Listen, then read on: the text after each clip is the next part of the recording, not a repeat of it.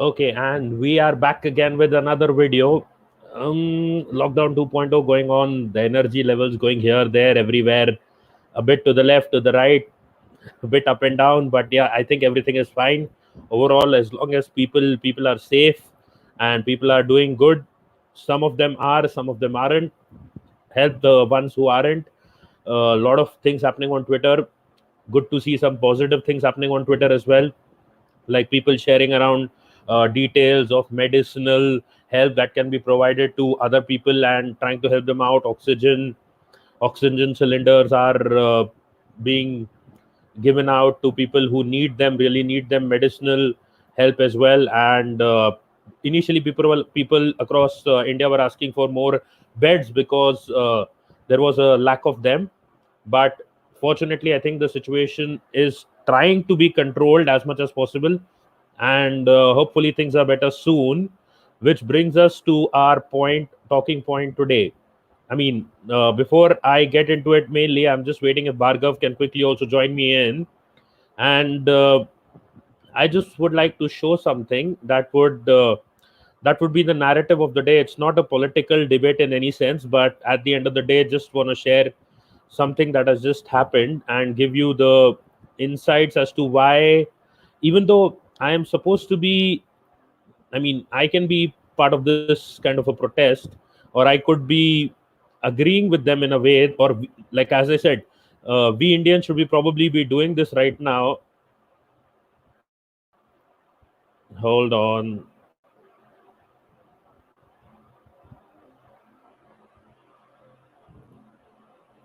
Let me put the sound on mute so that there is no copyright problem for any reasons.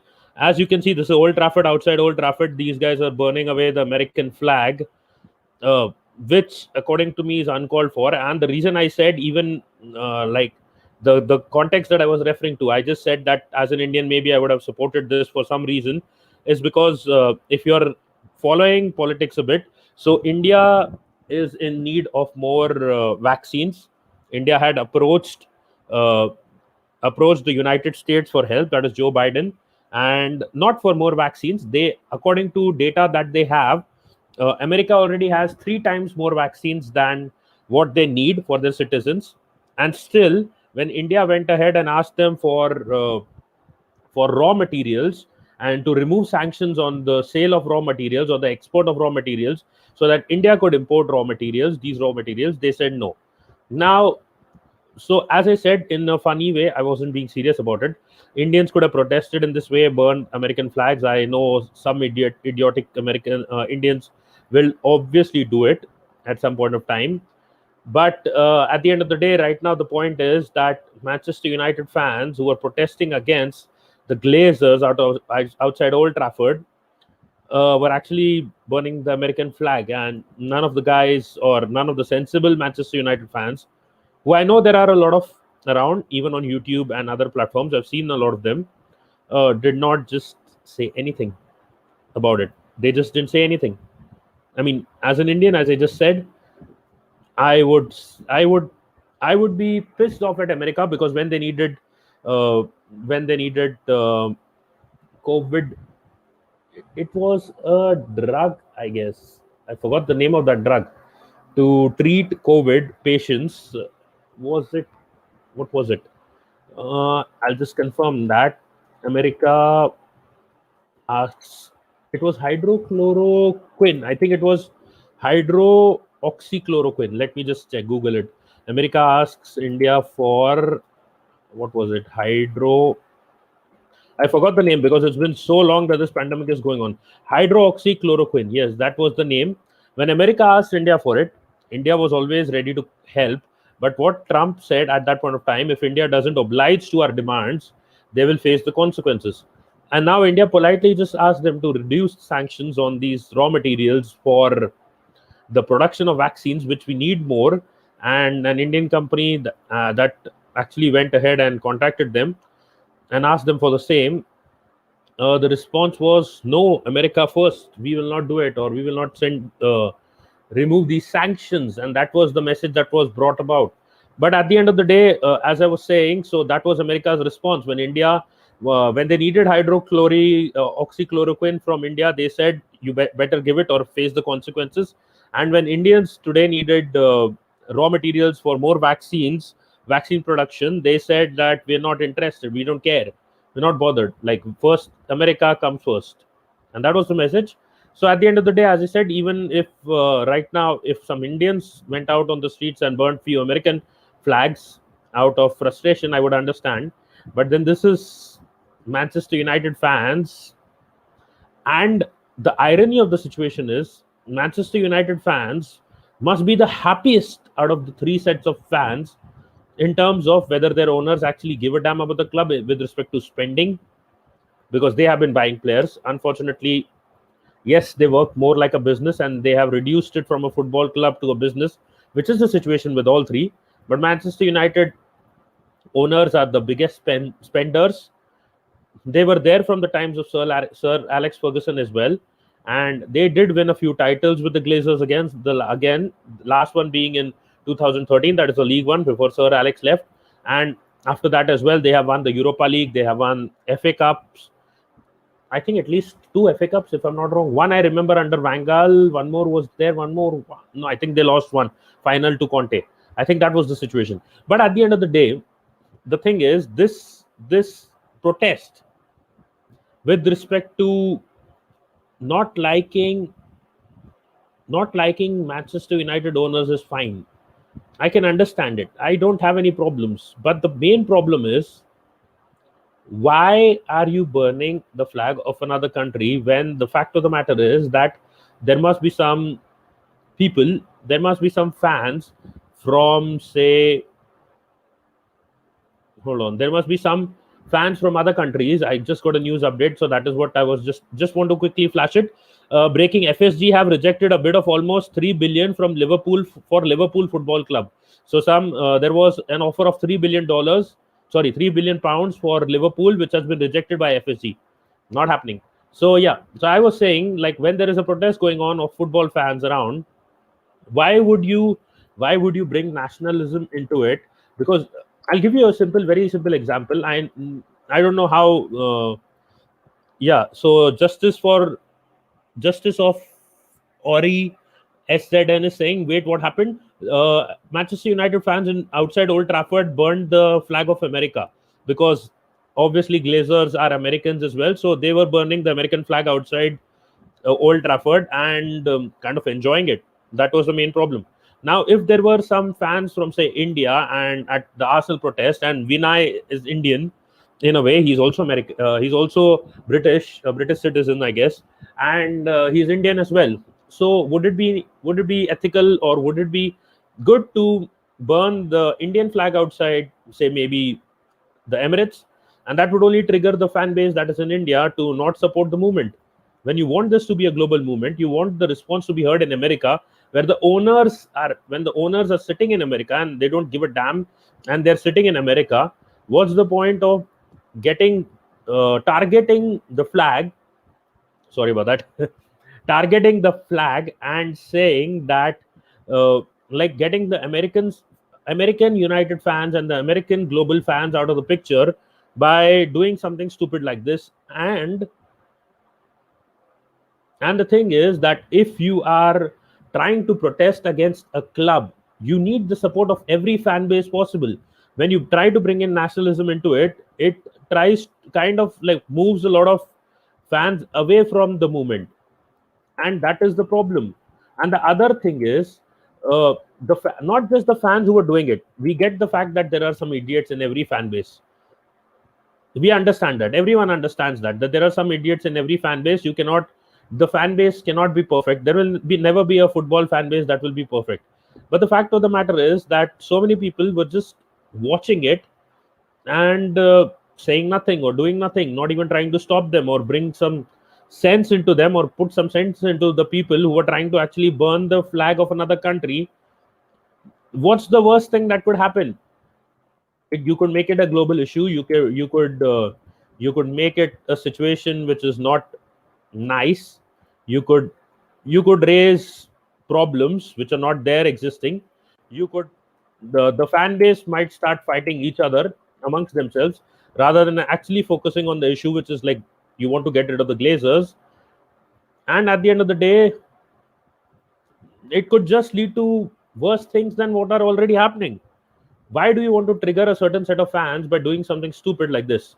I will be quickly showing you that video in a few minutes as well. And before that, I have one image that I would like to share with you as well. And that has been shared by the United Stand, I think. And it's been retweeted by another guy. So let me just share the screen with you. This is not this is not serious, but this is fun. So apparently the image shows, I'll show it in full screen as well. Apparently Luke Shaw was at the protest. I hope you guys can see Luke Shaw there in the background. He was there at the protest. This is only the funny side of things. But yeah, the serious topic about this is, as I said, you do not need to involve and include nationalism into an issue that is like much more serious and bigger, and then you don't know what could be the response of the fans. So that could be the it could trigger something else that you don't know about, and unfortunately they have gone ahead and done that, and it has demeaned the movement in a way. It has. Now, not all Manchester United fans are stupid. Most of them are, but not all. I'm just kidding, but what I mean to say is not all are stupid. And but what has happened, this incident is kind of stupid, and it is sad that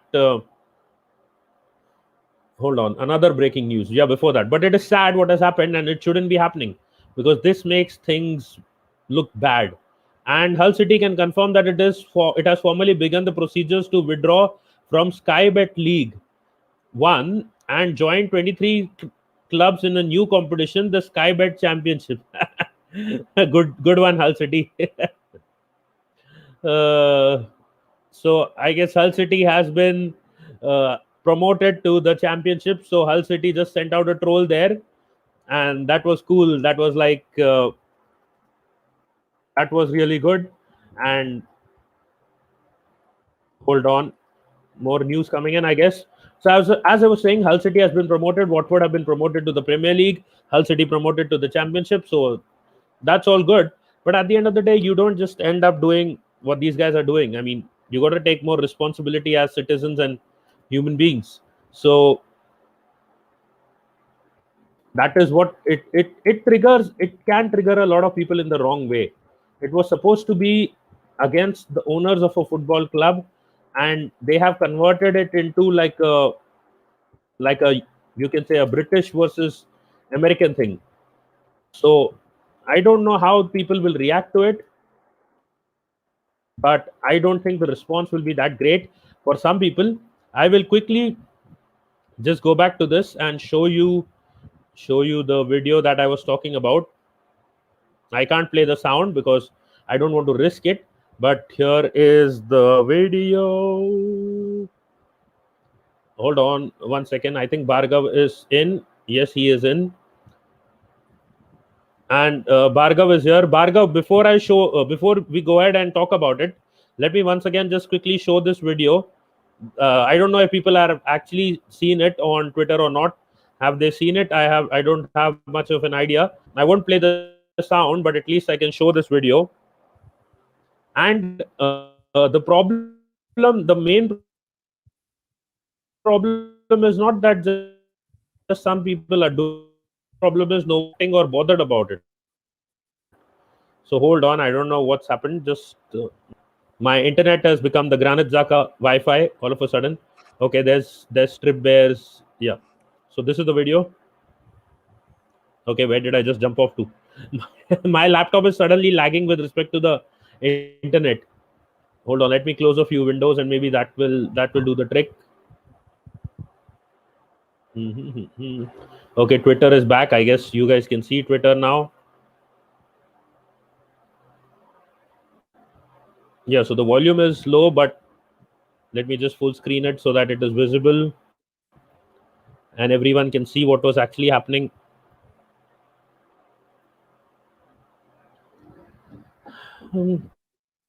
Play. Great. I think my Twitter has COVID as well now. My internet probably. When I played it the first time, it was fine, but all of a sudden now it's slow and it's laggy. Can you, Bhargav? Can Yeah, you I can do possibly that. share your screen? Maybe. Yeah. Okay. I think it's something with the Wi-Fi. I can even see the Wi-Fi symbol now. Are you able to Yeah, see we the can video see now it. We properly? can see it. So this is Yeah. outside Old Trafford. Yeah, I haven't put the volume up. This is outside Old Trafford, and they're burning the American flag just because the Glazers are from America, and that is their form of protest. And no Manchester United fan or no other Manchester United fan is even bothered about responding to it or trying to educate them or trying to stop them from doing something like this, which could just promote a bit more hate against communities. And as I said, imagine if Arsenal protesters outside the Emirates said that we don't like Vinay and let's burn the Indian flag. Mm. And what would happen? It would trigger a lot of global heat, and it even maybe there must be protesters from India as well, or maybe even Americans. If they were in the UK and they would have been Manchester United fans, they must have gone there to probably help and support the protest. So these guys are trying to make it about nationalism rather than get away from the main topic, which is like get the owners out. And they don't even understand that they're actually doing it. They probably were drunk. Like I could see some bottles of alcohol outside the Emirates at the end of the protest. For some people, it was just an excuse to get out of the house legally and just go get high. So I don't know. So now these guys have done it. There could be a bit of backlash. I'm not too sure about it. What would be the response of the fans overall? But it is what it is right now. And what did you want to add about it? Dude, that's disgusting, man. I mean, flag burning. First of all, it might be legal, but it is pretty out of order. But you're right in the sense these guys were probably drunk, partying with friends, and then decided to do it. I don't get it completely either because there's four people, like the owners of these clubs. I don't know how they're linking all of America with that. That's absolutely bang out of order. Second of all, uh, there's definitely that portion that I absolutely hate. I mean, it's really difficult to even watch this thing. I'll put it that way. Um, with the flag burning. Um, yeah, I mean that's probably what my view is. We're probably gonna be the only channel to talk about this, but it is. There's a lot of great people who are gonna watch this, and it's definitely gonna trigger them, and it's freaking out of order. I'm kind of pissed at the people that didn't stop it either. Yeah, and as much as people say that we are against racism, nationalism is a big evil as well. Yeah, And one of the big reasons for the Second World War itself is nationalism. yeah. And people need to remember that, like, I get it, this is on a small scale. But if no one talks about it, then probably it could grow. And if No, it we're grows, it probably could like get out of it's one hand. of those things like people stay away from these topics on these football channels. I mean, I wish the U.S. channels actually talked about it today and tomorrow. We'll see what happens with those. I get why why they may not, because they might not feel comfortable doing it, but for the most part, you have to look at this and be like, how is this acceptable? The second point is I know I've been hearing this whole week is about the Super League and like American owners. Um, the one thing is like I've always blamed the board on this one than the owners, and that's because people have been saying Kroenke out for like years, right? Yeah. And I get the fact that I get the fact why it's like an easy target because he's like the one making the calls on who to hire and whatnot. But he doesn't know the England's infrastructure. The people that are he's investing resources, looking at this, investing resources, and the people underneath him who actually know the infrastructure of England, they're the ones more to blame that in that sense. But I don't know. And Like for me the U.S. dynamic with the Kroenkes, Glaziers, and all the in relation to football ownership is a really difficult one because at times I think we don't really it's a really difficult one for me to talk about also because I just don't know because it is like they do I don't think it's that different than like any other foreign investor at any other football club. I think there are things it might matter a little bit more to people in like Gulf owned and whatnot. But at the same time, like, I mean, the dynamic is still the same. We're trusting people in England to wisely use the resources. So at the end of the day, the club's failure should come down to the mismanagement of resources at the board level, for me. Yeah, and I feel in the last 2 years, if you see, to be honest, it has been Raul Salier. I still get his name wrong. Sanilleri. Forget it. It's Sanelli? been Raul Yeah. Sanelli, who has been actually the guy who's hurt Arsenal more than Kroenke. Because why? When we gave him the money to spend on Pepe, go sign Pepe. He's made us sign a 30 million, 35 million odd player for 72 million. So which we could have had another player in that same money. The other thing is we sacked or we let go of our scouts for one purpose only, because we were thinking that we have Raul, we have Edu. Edu has Brazil covered. Edu has South America covered. Raul has Europe covered. Why do we need the scouts when we are going to sign his players? We had a system and a structure. We knew that we want to sign Raul's players because he has his agent network. He'll get us good players. And that is one of the reasons we let go of the scouts. Now, since Raul did something fishy, he got let go of. Yeah. Now we can rehire the scouts, but because of the pandemic, we are keeping that on hold. We are trying to get more South American players through Edu, which we can. Edu has, to be honest, done fair business because he's managed to get one. He's talked these guys into. I know Gabriel Martinelli, and he was one of the guys responsible for that deal. Pablo Mari has been a good deal, a great deal. He helped us get Gabriel from France as well. And the other thing is Thomas Partey deal also happened because of all these guys combined. So I think his business has been good so far. I don't see the need to criticize Edu about business, at least, of signing players. And yes, if you want to criticize the club with respect to that, the money has not been spent right. As I said, the last 2 years, the problem has been Raul has dumped us and used us more than the Kroenkes have. The money has been played around with by a guy from Spain rather than a guy from America. And if that 72 million was utilized better to probably get two players instead of Pepe, who's actually worth maybe say 30, 35 million, we would have been in a better position this season. Yeah, this is my problem with it, because I mean, there's a part of me that empathizes with Josh Kroenke on this in some ways, because he grew up here. He grew up in Los Angeles. I mean, the England infrastructure, like the footballing network and whatnot, that should be so we put Sinelli and Vinay in charge of that, right? I mean, that's what it seems like. For the most part, if Sinelli was the bad egg, it shouldn't be. It can't completely be on the Kroenkes on that one. I know Kroenke out is the big it's the big how should I say it? It's like a hot, it's like a hot issue. Like basically, you say Kroenke out, it triggers everyone to just be like, but people don't actually delve into the details. For the most part, I look at the board and I'm like, it's mismanagement of resources at that level.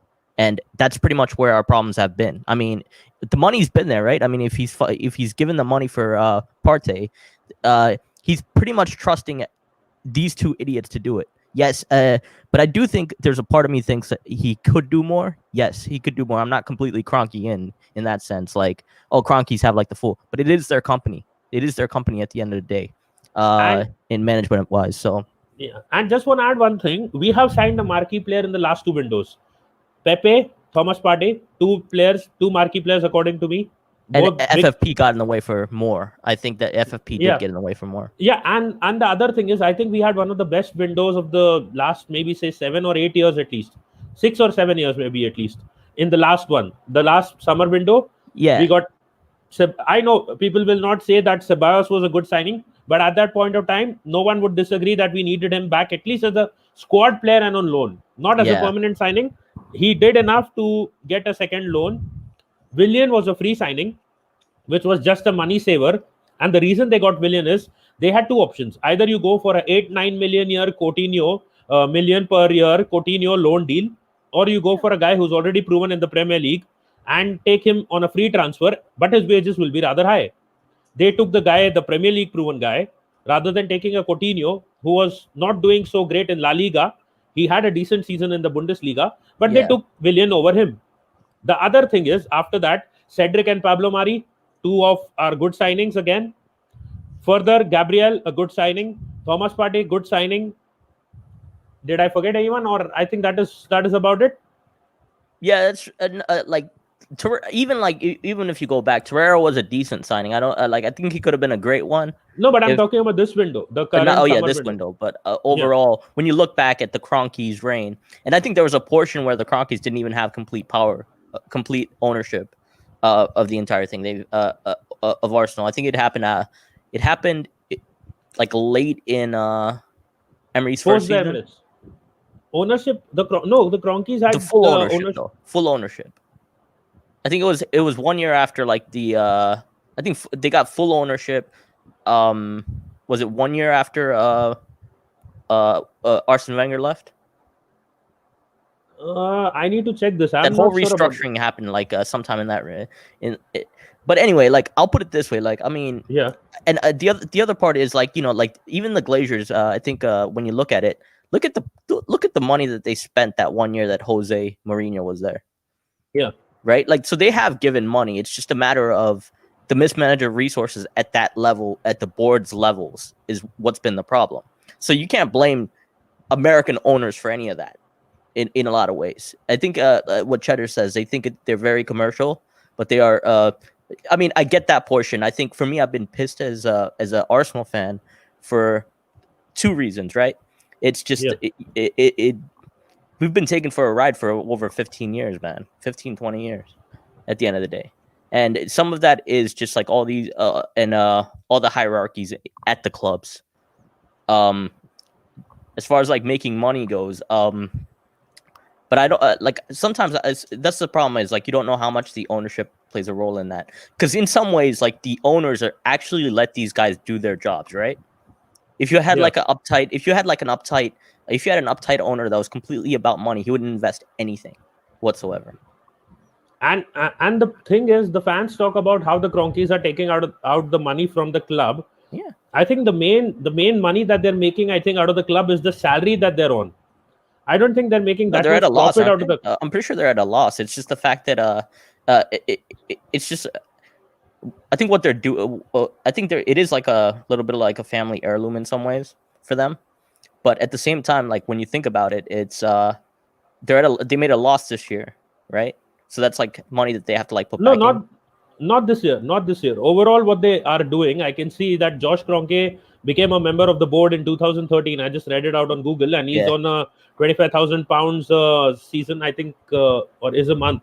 25,000 per season is his salary. So what happens is, when you are into a business, even though you may be the owner, you declare yourself like the COO or the CEO of the company, and you have a salary that comes in. So Josh Kroenke, being a part of the board, he has a salary of £25,000 per season. That is his salary. He gets that each season, irrespective of whether the club makes money or not. So that is like a company, like running as a company. You don't bother about the loss of the profit. As an owner, if the company makes profit, that is Arsenal makes profit, then you get a percentage out of it as well. Yeah. So when people say that these guys take money out of the club, the main money that they get is the salary that they're on. Stan must be on a higher wage, and as part of the board, as I said, Josh is on £25,000 per season. They have their own. They're set in life either way. I mean, I don't like. I mean, yeah.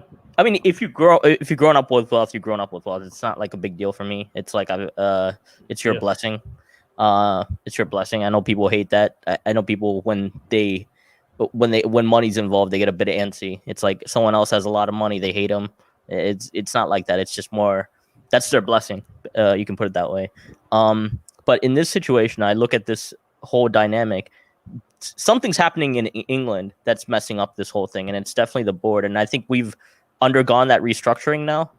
At the end of the day, like we've gone that it just hasn't been quick enough for the club's fans to like it, and and part of that is, and here's my biggest issue with this, more than like the ownership and whatnot, is the transparency. I think that's the one thing that the owners need to improve on.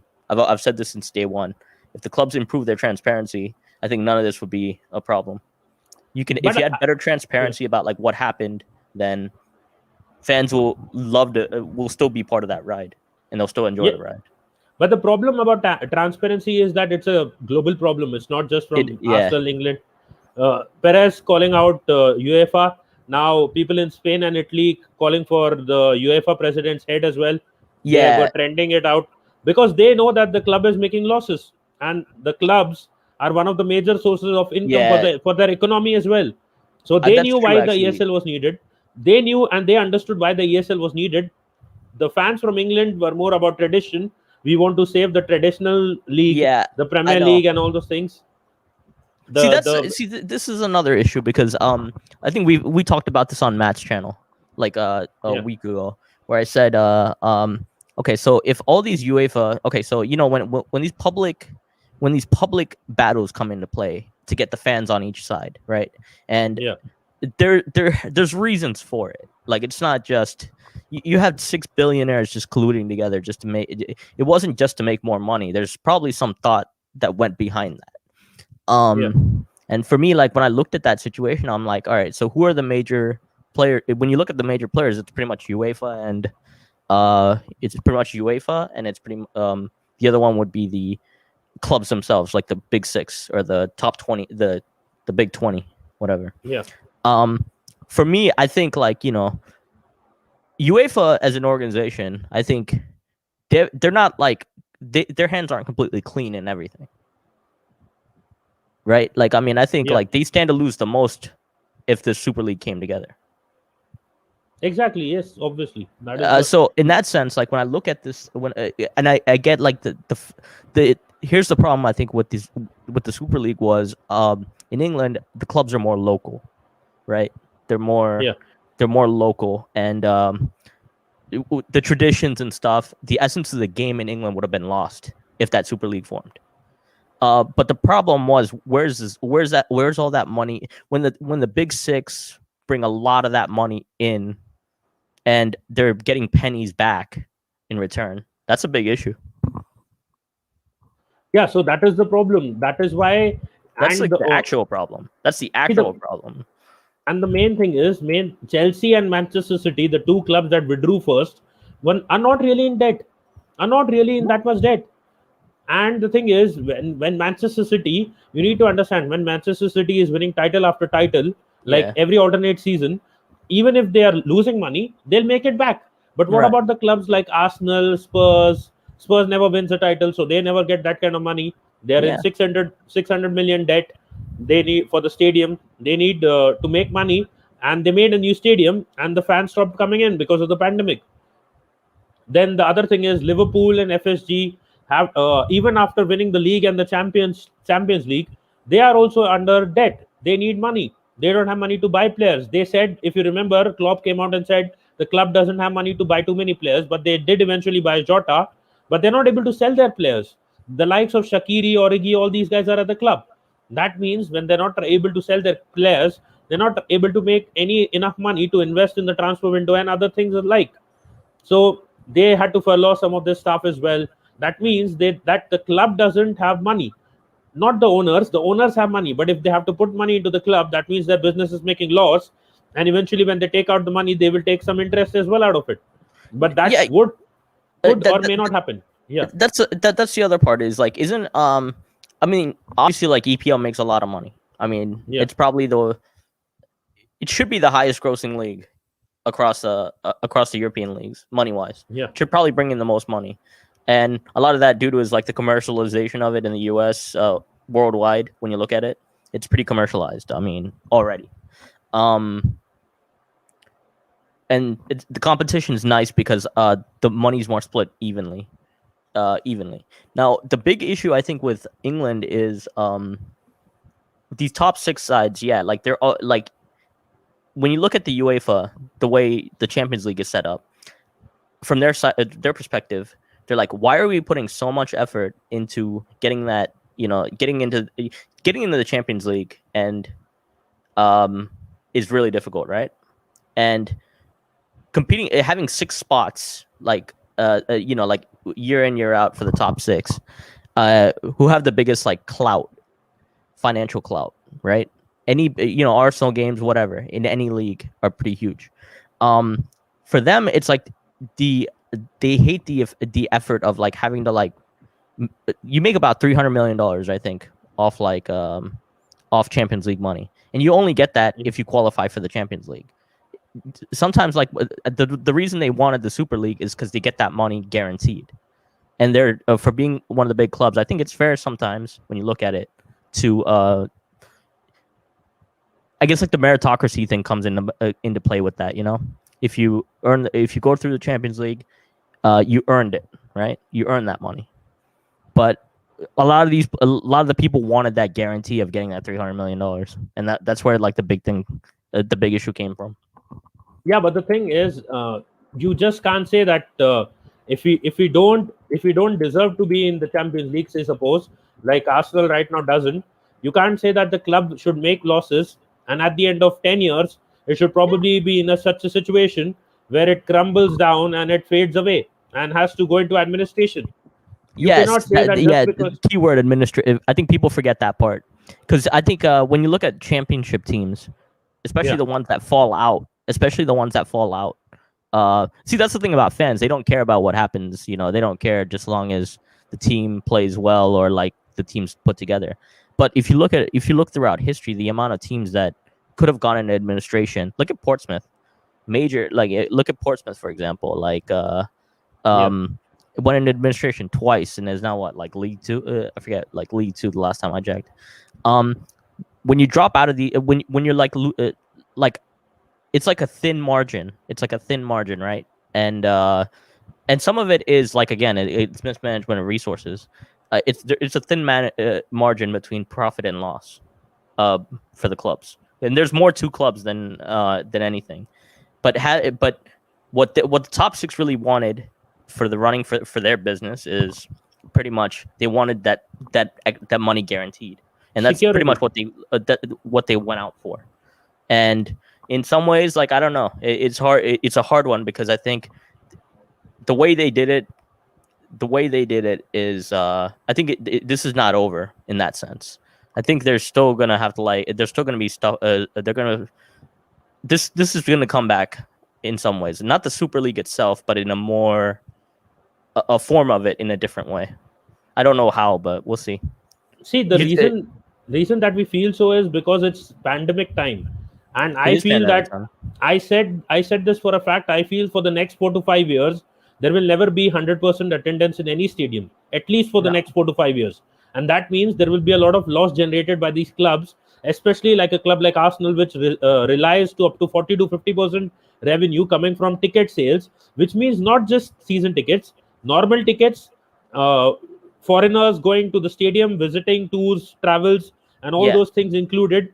The expenditure that is coming from the food you purchase, the jerseys you buy outside the stadium or inside the stadium, whatever goods and purchases are made, including everything, around 40 to 50% of Arsenal's revenue is coming from that. If that is the case for Arsenal, other clubs are also going to lose at least 20 to 25% of their revenue, if not more than that. Now the case is Real Madrid won 3 Champions League in a row, 3 Champions League. That means they should get around 150 million from that 3 Champions League win. They won a La Liga title as well. Let's say it was another 50 million to add to that. 200 million approximately. They are in a debt of 800 to 900 million right now. And last year, Perez said they had a loss of 400 million, which means that if they continue to do that, signing maybe say another player set of maybe say 100 million in the upcoming season, which they wanted to sign the likes of Mbappe, which was never going to happen for 100 million. They make another 400 million loss. The total loss will go to more than $1 billion, which is the same case right now with Barcelona, who are having a debt of more than $1 billion. Already clubs, it was confirmed that a club like Valencia was about to go into administration. So, and what people tend to forget, like I'll give the best example of Steven. I'm not saying anything wrong, but he just keeps saying that 3 million is all that it took to save a small club in England. You need to understand that small club in England will have an expense of say maybe £50,000 per season. A club like Arsenal may have an expense of 10 or 20 million in a season. So there is no comparison about the kind of level of expense and expenditure that the clubs have because of the level of, you can say, Expectations.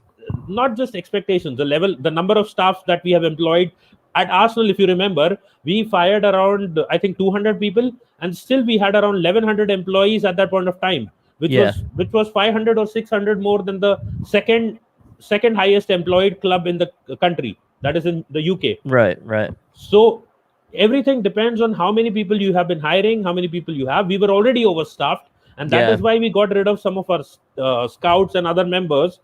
And also, as we mentioned, the fact that we thought that Raul would be the one who would be getting in our players, we did not really need some of them. People made that issue about Gunnosaurus.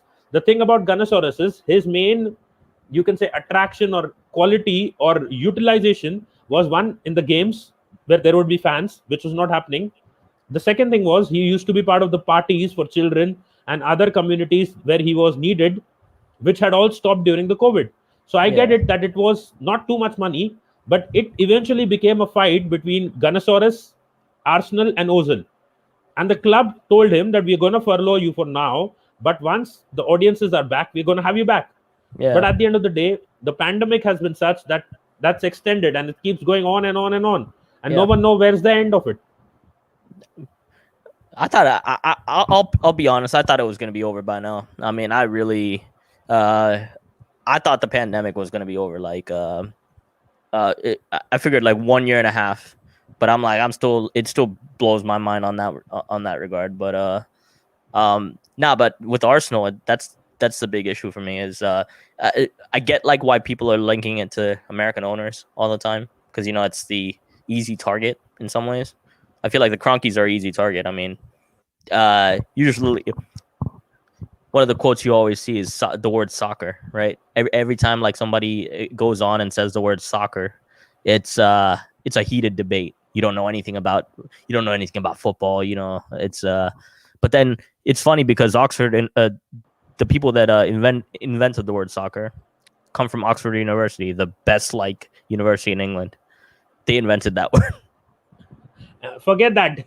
England, that invented cricket, won the first ever World Cup for their first ever World Cup recently, in the last World Cup, and they have only won Football World Cup. If they were so great at the game, they would have been probably winning. No, I'm not dissing England. I mean, I like England. No, I love the but team. I have been supporting that team every World Cup. I am being honest about it. But the Yeah. thing is, I'm saying when they raise that argument that Yeah. you are not from England, and why Yeah. are you talking about soccer or football or whatever way they want to call it, then that can also be a counter argument to that. I'm not saying that it should be. No, I guarantee you, I like my life here. I mean, but if I lived in the UK, I'll be a season ticket holder going to the games every week. I'll find Same a way here. to go. Like, I mean, away games we'll see because I don't like me personally. I don't like traveling.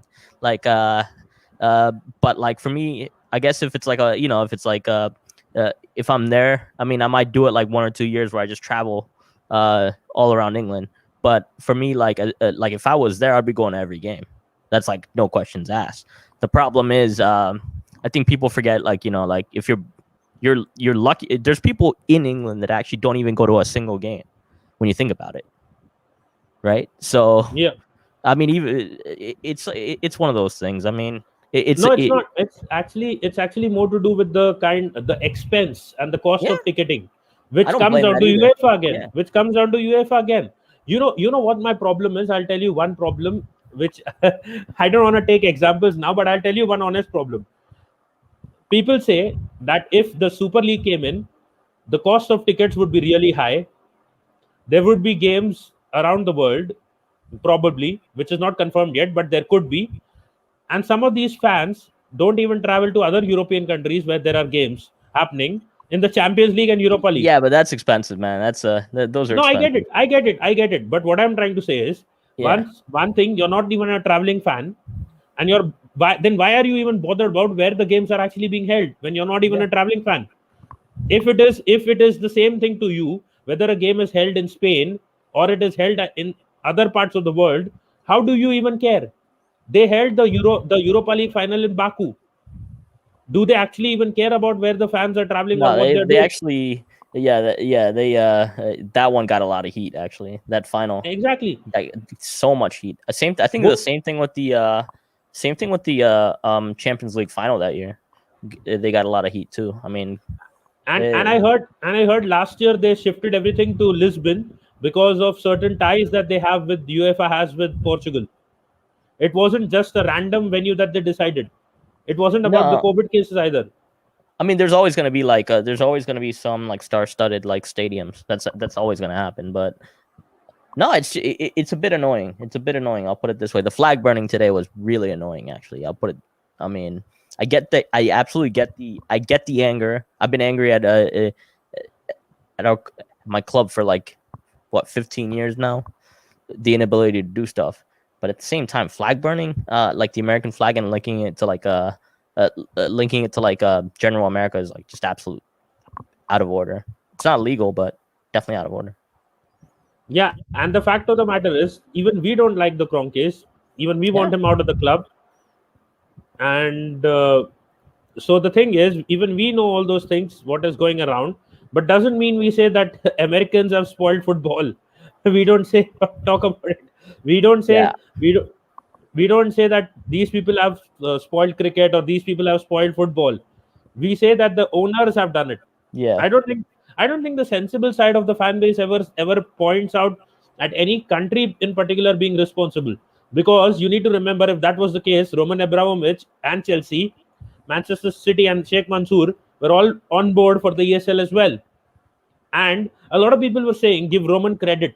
Chelsea were the first ones to back out of the league, the Super League. But the announcement was Yeah, made by Chelsea at the very end.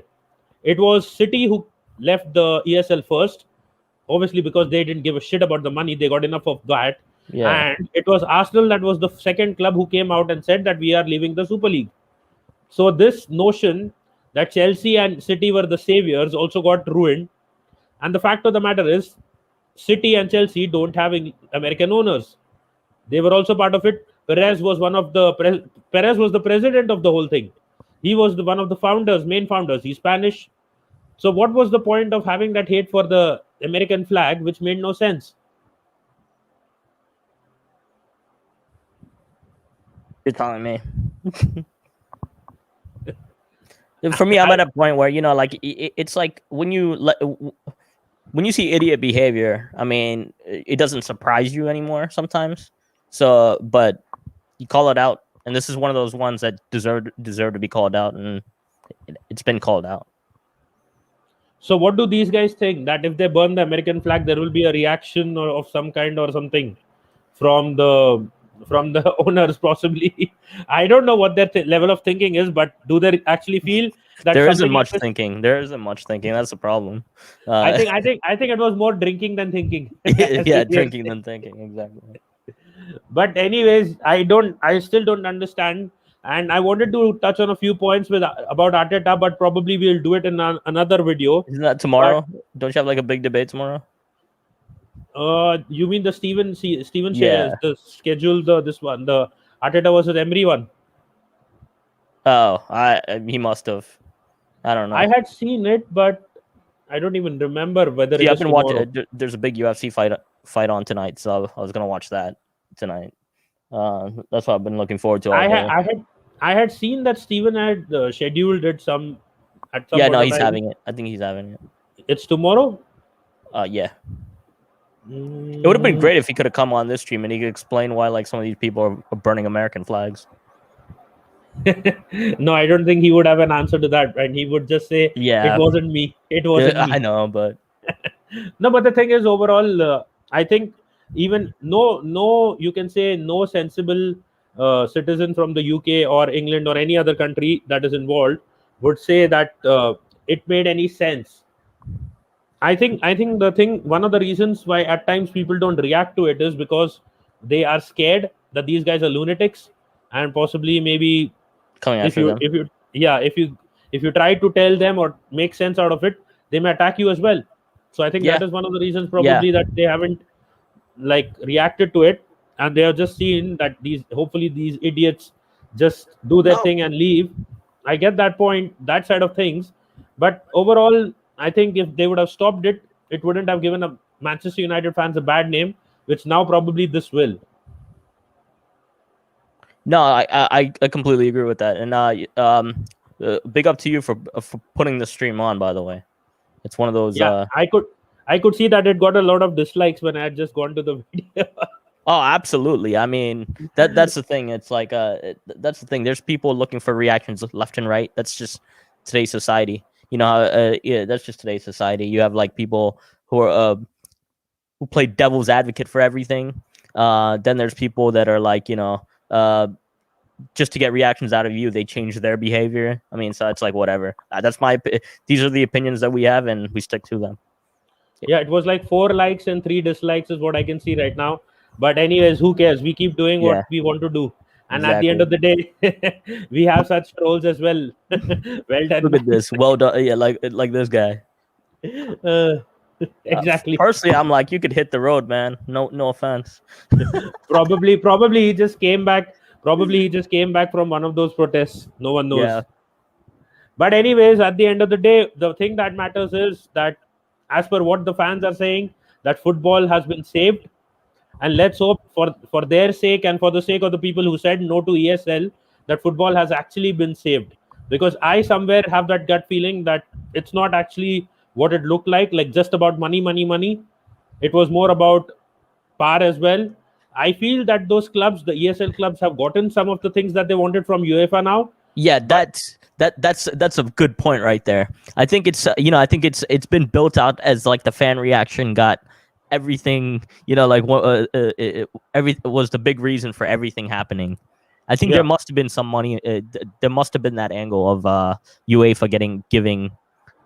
I think I think UEFA gave in to some demands of the Big Six. They must have done something. Because if it was fan power that got rid of the ESL, I dare the fans of at least these 3 or 4 clubs that are protesting, I dare you get rid of one single owner.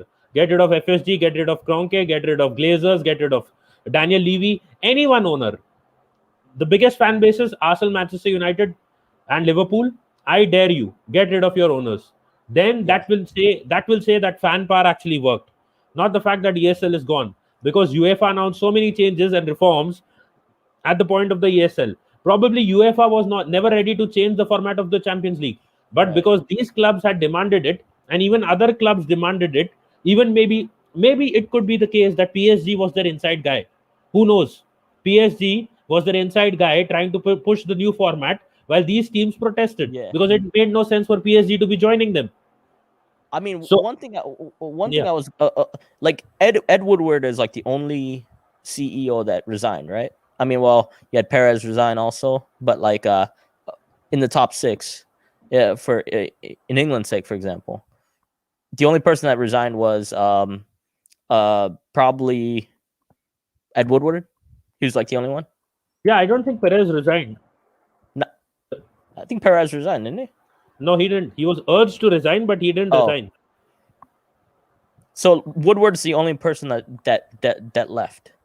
Yeah, and it came out in the media later on, 2 days later, that he resigned because he had nothing. He didn't want to be part of the club going into the ESL. And hours later, the club actually withdrew from the ESL. Yeah. So that was the story that broke a couple of days later, and he resigned from UEFA because Manchester United had made its move towards the ESL, not because he wanted to be part of the ESL.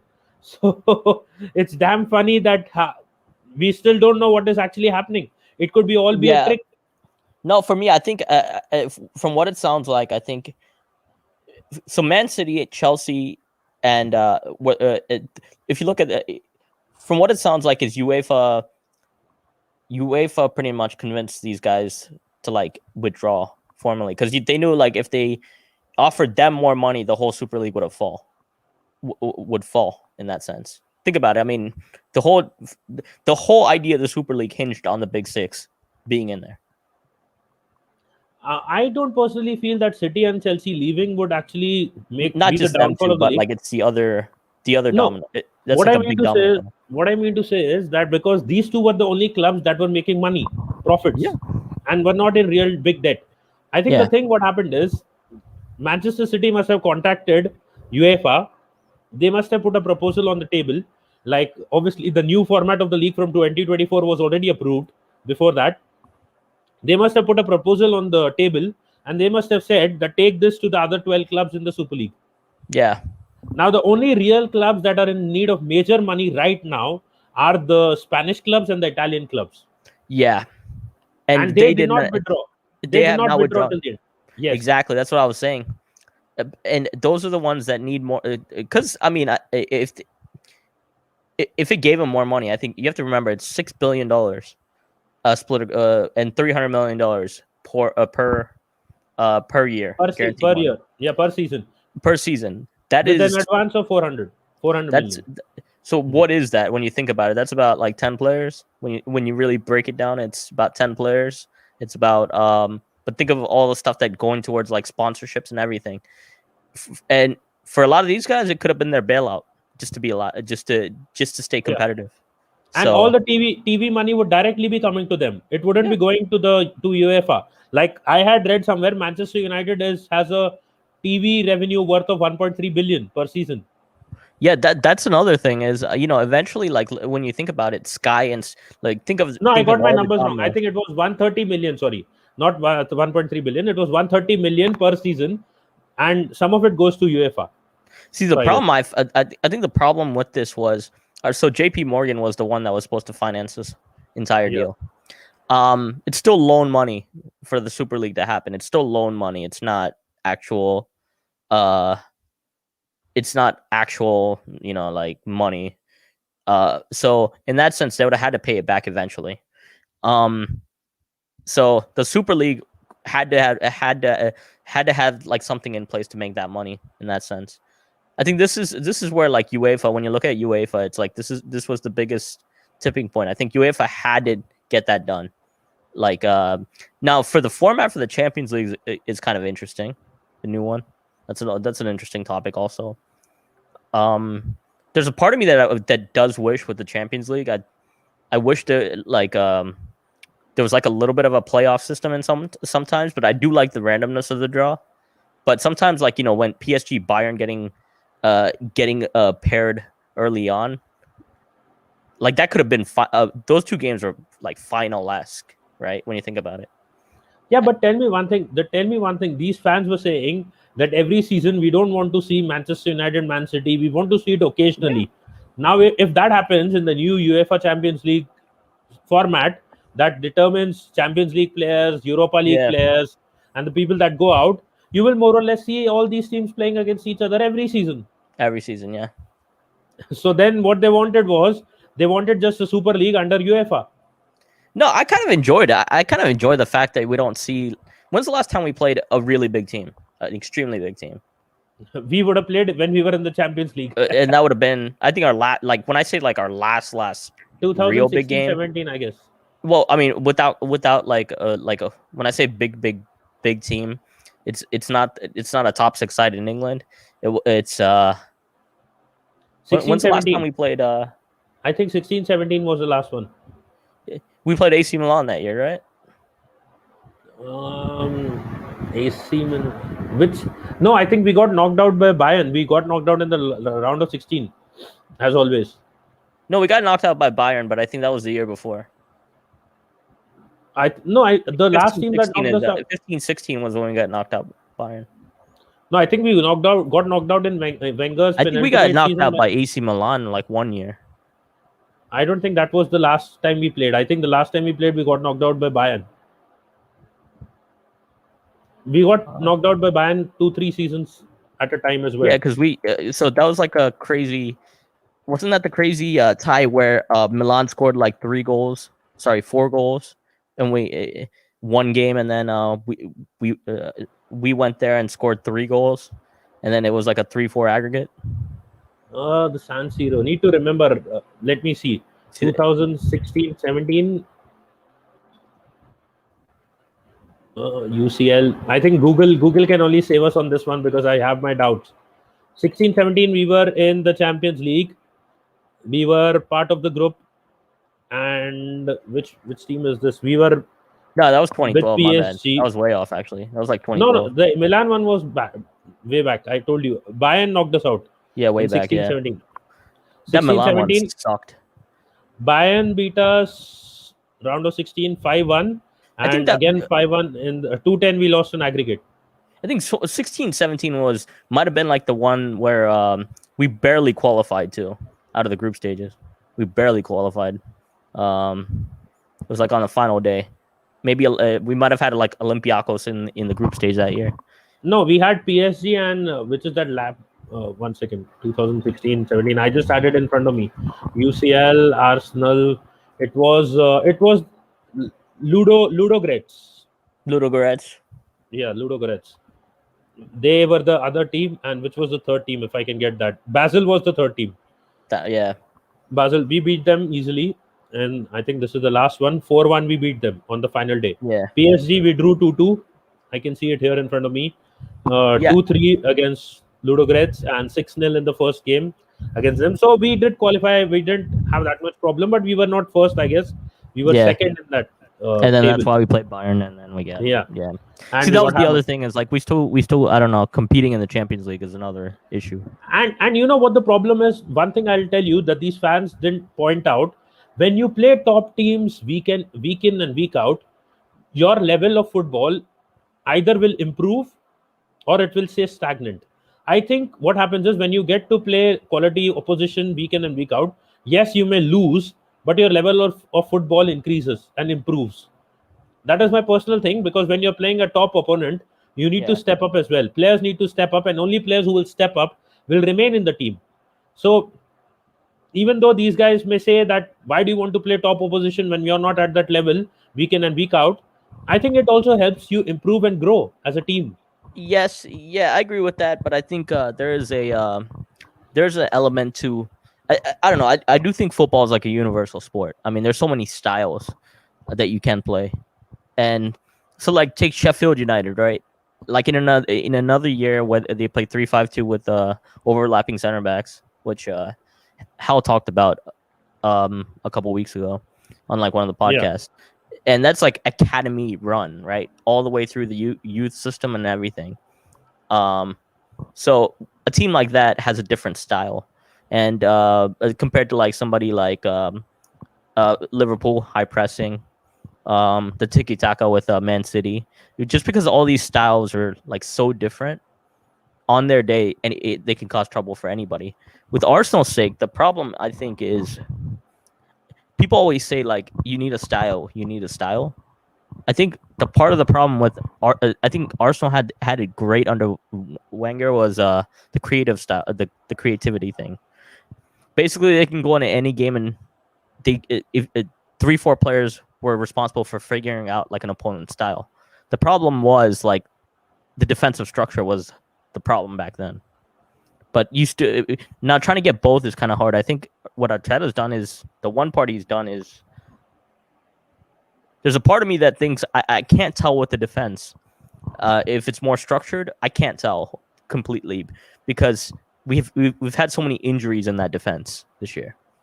But for the most part, in big games, it has done a decent job. It has held. I will say Sorry it about has that. held. We haven't been slapped 6-0 in games this year. Yeah, see, the thing is, the major problem, I wanted to discuss it with more guys online, but okay, let's just go for it. More, You know the what major- Steven's gonna say? He's No, see, the major problem is Arteta won a title in his first half season. If he Doesn't didn't win count. that, if he didn't win it, people would say, okay, he's not won anything this year. It's not his fault. Give him till the end of next year, and let's see what he can do.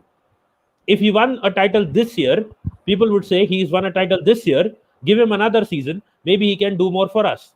Now, because he's already won a title in his first half year, they are expecting more, and they want a top 4 finish from him this season. Yeah, but I think he's gonna end up in the Di Matteo situation, Di Matteo, for Chelsea. Guy comes in, wins the Champions League, and gets lost the next year because the problem with Arteta is there's just nothing. The inconsistencies are one thing, right? But it's like game after game, it's the same excuse pops up. The players are. He'll make excuses like crossing accuracy and whatnot, like like crossing and whatnot. Now, for me, I still don't think he gets it right in big games. I think the problem with him is I think it worked really well at City because Pep did all the tactics, in the setup, and he did all the player development. So I think that's why the players absolutely love him in Arsenal, because he actually improves you in that sense. He actually improves you. But I think when it comes to like really big games, when he gets it wrong, he gets it incredibly wrong. And there's tactics side of it, like late substitutions. I mean, it's almost a contract that he only puts subs on after 75 minutes. Like, it's gotten to that point where like he lets you. The game is like if you play, you're pretty much playing till the 70th minute, no subs, and you're giving like players like absolutely no time to like even like come on and make a difference.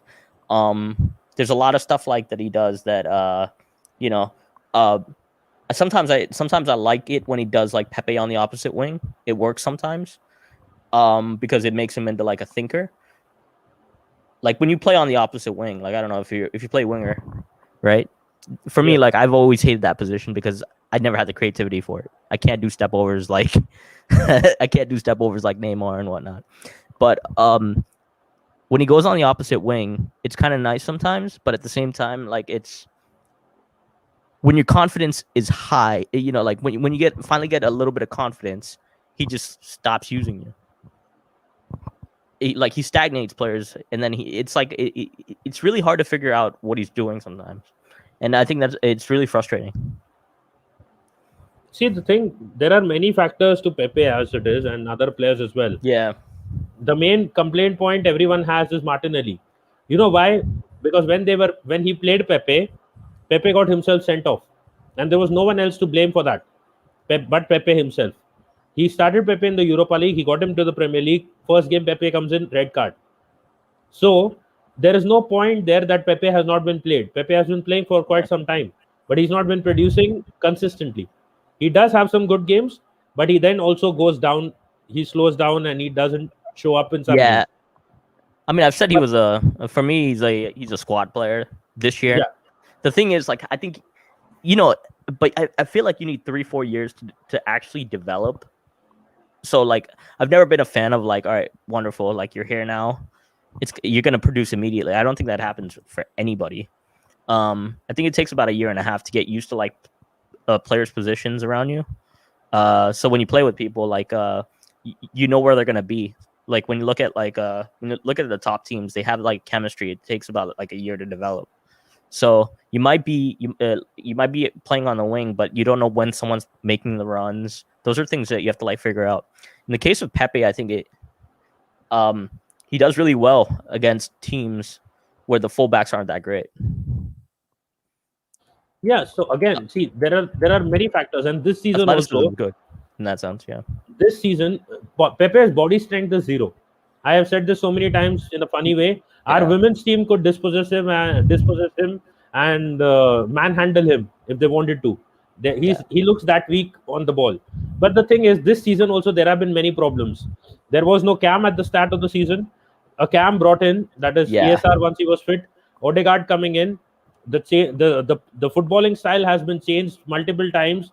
Even though I don't know why Steven still can't see the 4 formations that we have changed and the tactics, but there have been many things that have been changed already by Arteta, and I think he was always brought into Arsenal so that we could play a 4-3-3. It was never going to be a 3-4-3. Even I said that last season that he will start the season with the 3-4-3. He will not end the season with the 3-4-3, and that is why I feel that he'll not finish anywhere better in the table than what an Emery did. Not because he can't, but because he will be trying every formation first and then sticking to one. If you remember, he's not playing a 4-3-3 now. He's playing a 4-2-3-1, which is not played at City. So he has found his formation. All he now needs is one successful summer transfer window, because I feel the previous summer transfer window was one of the best, as I said, in the last 7 or 8 years, at least. So the now thing about City though is the thing about City is they play. For me, I think that is actually my favorite formation to play. What they do, because like you have that striker that drops down, and their striker is not an actual striker this year. If you look at it, it's not. Aguero's not playing. Even when Aguero's fit, there's wingers ahead of him. And for me, it took me a while to figure out why he actually did it. It's the mobility. He loves the false nine mobility, basically. But like when I look at the thing is, yes, he could go through all these styles, right? He can go through all these styles. I get that.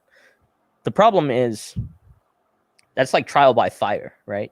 Basically, he's getting work experience. Just like go do this and see what happens. Like Not really. Because think about it. and Like actual even coaches, right? Actual coaches. It's all right. You're going into a forest tomorrow, right?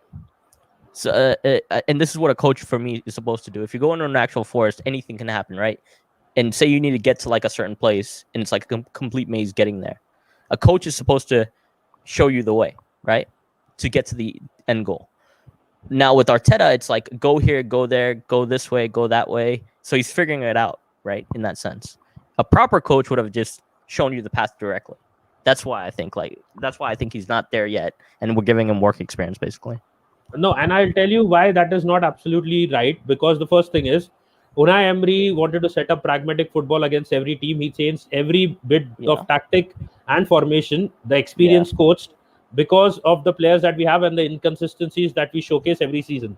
The second thing is, where did the formation change from a 3-4-3 to a 4-3-3? It was when Thomas Partey was bought. That happened at the in between the season because of the fact that the transfer window this time was on a different. It started late because of the whole season being pushed forward. Actually, I thought it was the. For me, I don't think that was the reason because it was. I think the reason was like Saka coming through. No, for me, I think that was because he was a left mid to like start the. He was like a left mid to start the season. Once Thomas Partey's deal was completed, the next game he started off with the 3-4-3, and once Thomas Partey was into the squad, it became a 4-3-3. No, because we played 3-4-3 at Manchester City. Sorry, Manchester United. No, that was at the start of the season. Just look at the transfer window. Trafford, just look at the transfer window, and if the left backs were injured, that was a different thing. He eventually then pushed Cedric to a left back position. That was a different thing. We had Kolasinac at that point too. I'm not talking about that point. I'm talking about the fact when, if you see, we started off the season. At the start of the season, it was a 3-4-3.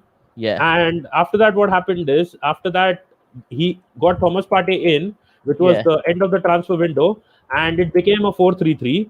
The 4-3-3 wasn't working because our creativity was being a problem. And towards the end of it all, when we got in ESR towards December, when he came into the Europa League, he played him a game and a half in the Europa League. Then all these guys had some issues, and he was about to bring him in anyways. I was saying it, Sankalp was saying it, that ESR would be playing for sure from January. So what he did was he got him in a bit early because of, I think, Willian had gone to Dubai or he had an injury, and ESR came into the team. Then it switched from a 4-3-3 to a 4-3-2-1 and a 4-2-3-1, and eventually he's been playing that. And what happened, one more thing that happened with the Cam coming in, what happens is most of your attacks were previously from down the wings. With the Cam coming in, it became more central as well, and you have both dimensions, wings and central. So that was a big loss. But then you can also argue, and I hate going back to this argument because I hate disrespecting the guy, but like because every time like his name is mentioned now, there's a ton of disrespect that comes in. The Ozil situation makes no sense then. If the Cam was the only thing that was missing, right? Not playing him for the first half of the season was an absolute joke of a decision. See, the thing is, that is more to do with the club. You remember the China I know, but like, yeah. But if they go on and on about like a footballing decision, again, it's I think most people know there was more to it. I think not just that, but also the thing that he tried Ozil. Ozil has his tantrums, you know it, backache and all those problems. He did that under Emery. I mean, I don't know. The thing is, I get that point of view, but at the same time, it's like, if you're like a big time coach, you can handle that, right? You should be able to handle that. Like, I mean, look at Alex Ferguson. Look at how he handled things. He just got rid of them. That is what Arteta did. Anyways, he didn't just get rid of them. He still played them. hold on. No, Adam will agree with me that Sir Alex Ferguson got rid of a lot of players who didn't listen He to got him. rid of them, but like he still Yeah, he he still did. he still got the he still used them No, he appropriately did. No, at times. but He used to freeze them out as well. First of all, it's we're talking different times now. Yeah, Because when Ferguson when Ferguson done some of his things, Bosman wasn't around. No one Yeah. heard about the Bosman ruling and so on. Yeah. But definitely Lee Sharp. I don't know if you guys remember Lee Sharp. He was a I've heard the party boy. Party boy come out through the 92 class of 92, and the story goes is that they had a house party with loads of girls and so on, and they kept it away from Ferguson, but Ferguson found out. So while the party was going on, Ferguson went to his house, and you had the Neville brothers, you had Giggs, everyone else, and he left all of them. But because at the time Lee Sharp was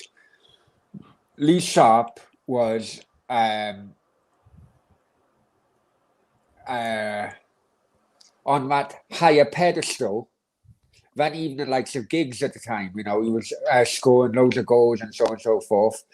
He just singled out Lee Sharp out of our party and dragged him home to his mum and dad. Right? Left everybody else. yeah.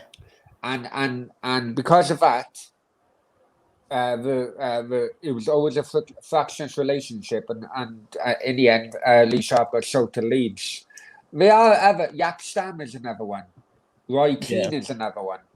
But the thing is, with Roy Keane was at the end of his career, coming to the end of his career, and he was getting a bit mouthy because Jaap Stam mentioned something in his book which Ferguson didn't agree with, and he was sold to Lazio within 48 hours. And didn't Wenger ban fish and chips and beer and smoking? All those things. And like Chesney was the best example. Arsene Wenger banned fish and chips, smoking and beer. Yeah, and he got rid of Chesney and Wilshere. Jack Wilshere as well for smoking. Yeah, Jack Wilshere. But that's a big one in England. That's a big one in England. Smoking. Wenger himself used to be a smoker when he came to hand, we all know that it's not good for you health-wise. It's not good for you. I mean, but I remember Socrates in the 1980s Brazilian team, great team, right? He used to smoke 40 a day. Best example, Maradona. It's a terrible habit. It's a terrible habit. I get that. I mean, it's what is it? Demonizing. It's not as demonized here in the States, but. But it really all depends how seriously take. You mentioned Maradona.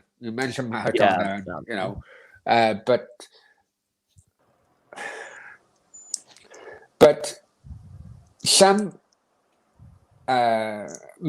recreational habits, let's call it like that. I'm trying to be so fucking, Yeah, let's call it recreational habits. Some recreational habits, if you have, a day or two of getting yourself back together, that shouldn't really affect your performance on the pitch. That's where I'm a bit dubious regarding recreational drugs, and recreational drugs are not performance-enhancing drugs, if you know what I mean. I mean, that's the thing with That's the thing with England is like your tabloids are just terrible. Like I think everything is.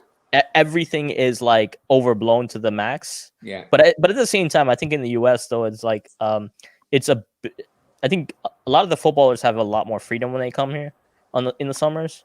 So they MLS, you mean MLS people come. Well, there's a lot more travel, and it's a lot bigger, and there's they like it's not the main sport anyway. So like it's a lot easier to play here than like in England.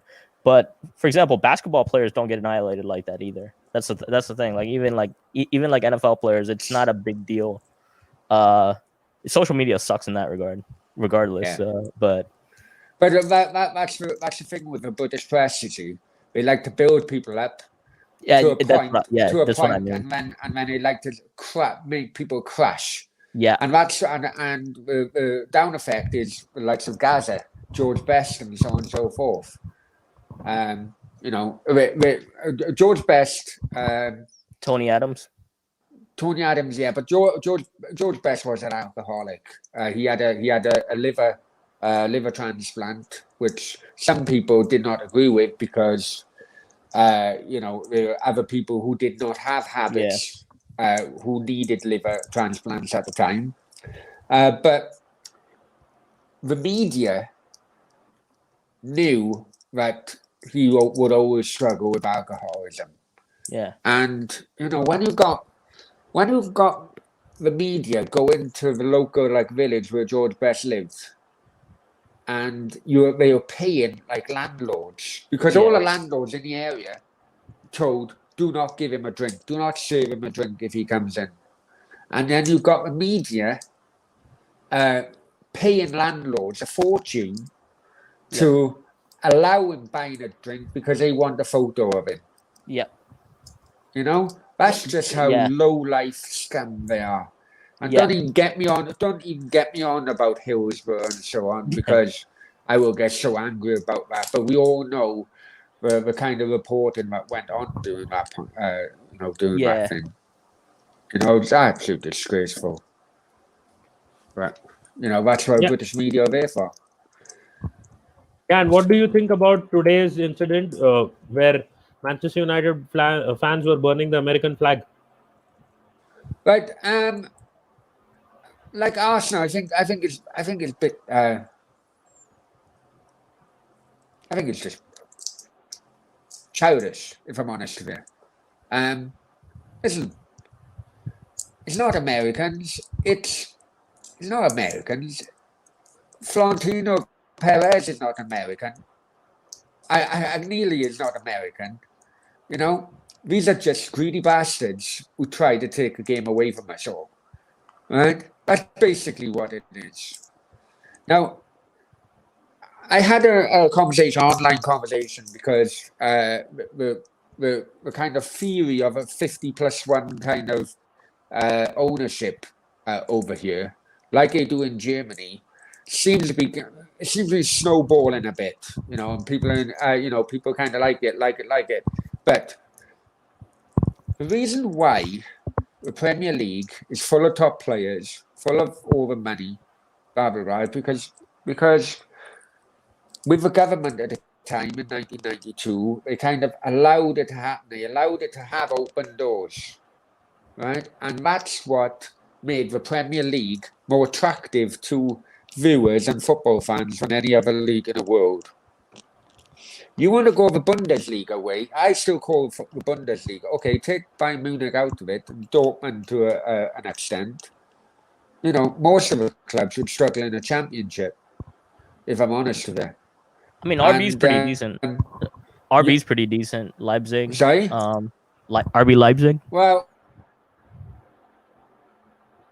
he dropped out probably. But the reason only Leipzig is surviving is because they have a junior club. First of all, Red Bull has a lot of money. Second thing is they have a junior club. You can say not a junior club, but a secondary club called Salzburg, which breeds young players. They sell it to Leipzig, or they sell it, and who sell it abroad. Those players are being sold abroad because of that. Dortmund is surviving because of the money that they make from selling young talents as well. Bayern Munich either buy some of their talents themselves, or some of the other talents are sold to other big players. So these are the reasons these three clubs are still doing well, and their levels of losses would be probably less than what it would be for other clubs. That is the same thing that I mentioned about Chelsea as well. You know why Chelsea probably joined the Super League?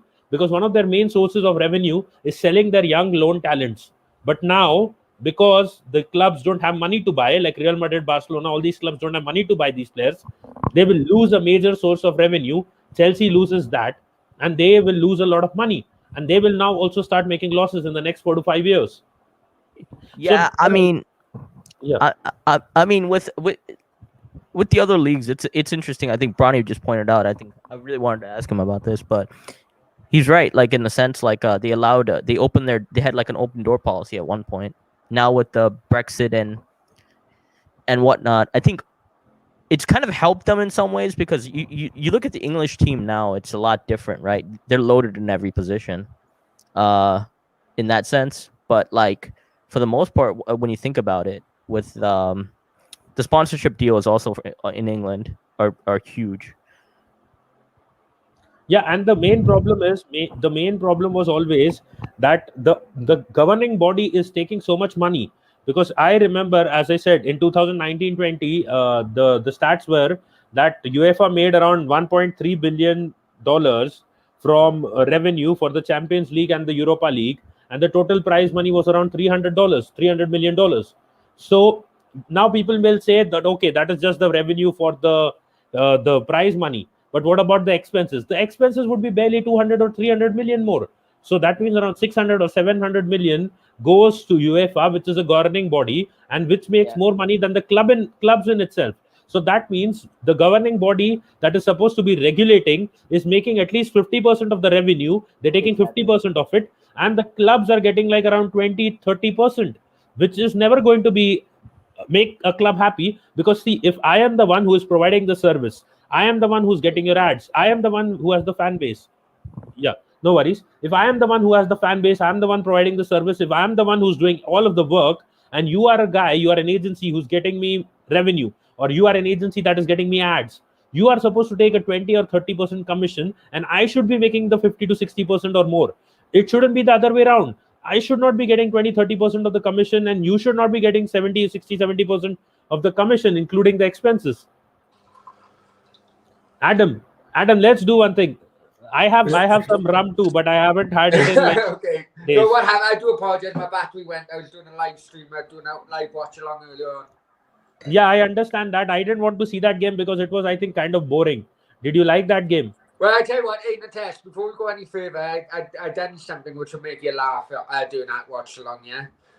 Because I needed a better internet connection, or I went to my local golf club to do the watch along, all right? So I said, at halftime, I said, okay, I'm going to the toilet. I'll be back now. So I went to the toilet, and as a man does, he does the standing up against the thing. So as I'm trying to unzip myself, my jean button comes off in my hand, and literally my jean shorts were falling off me. So I had to come back. I had to come back home, and my jeans were at one point. My jeans were down to my ankles as I'm crawling home with my neighbours watching me laughing. But anyway, come on, what are you talking about? Sorry. No, I was just gonna say that was the first time. That was the first time you didn't need a woman to do that. It happened automatically. Oh, Mrs. Putin is out the door. Mrs. Putin's gone. She's gone. I kicked her out. No, we were just saying, we were just talking about the fact that these German clubs, Bayern Munich is co-owned by the fans. Dortmund makes most of their money selling players at very expensive prices. Hang on. Dortmund went bust about 10, 15 years ago. Yes. And then they changed their model. Then they went this way.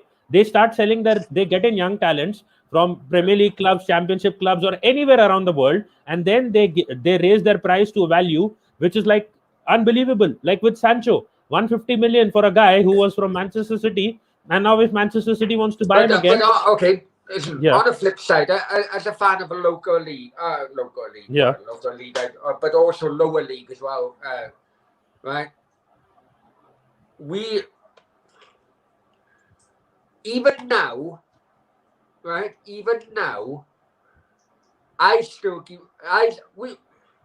in the 70s, right?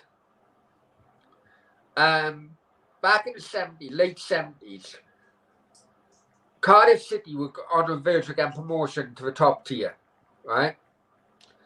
And within the last few months, as we were in the promotion kind of race, now bear in mind there was no transfer windows then, so you could transfer at any time, right? And during the last few months, we sold John Toshack to Liverpool for a lot of money. A lot of money back then, because the owner you are right. Lower league clubs have to do it. It's kind of that model.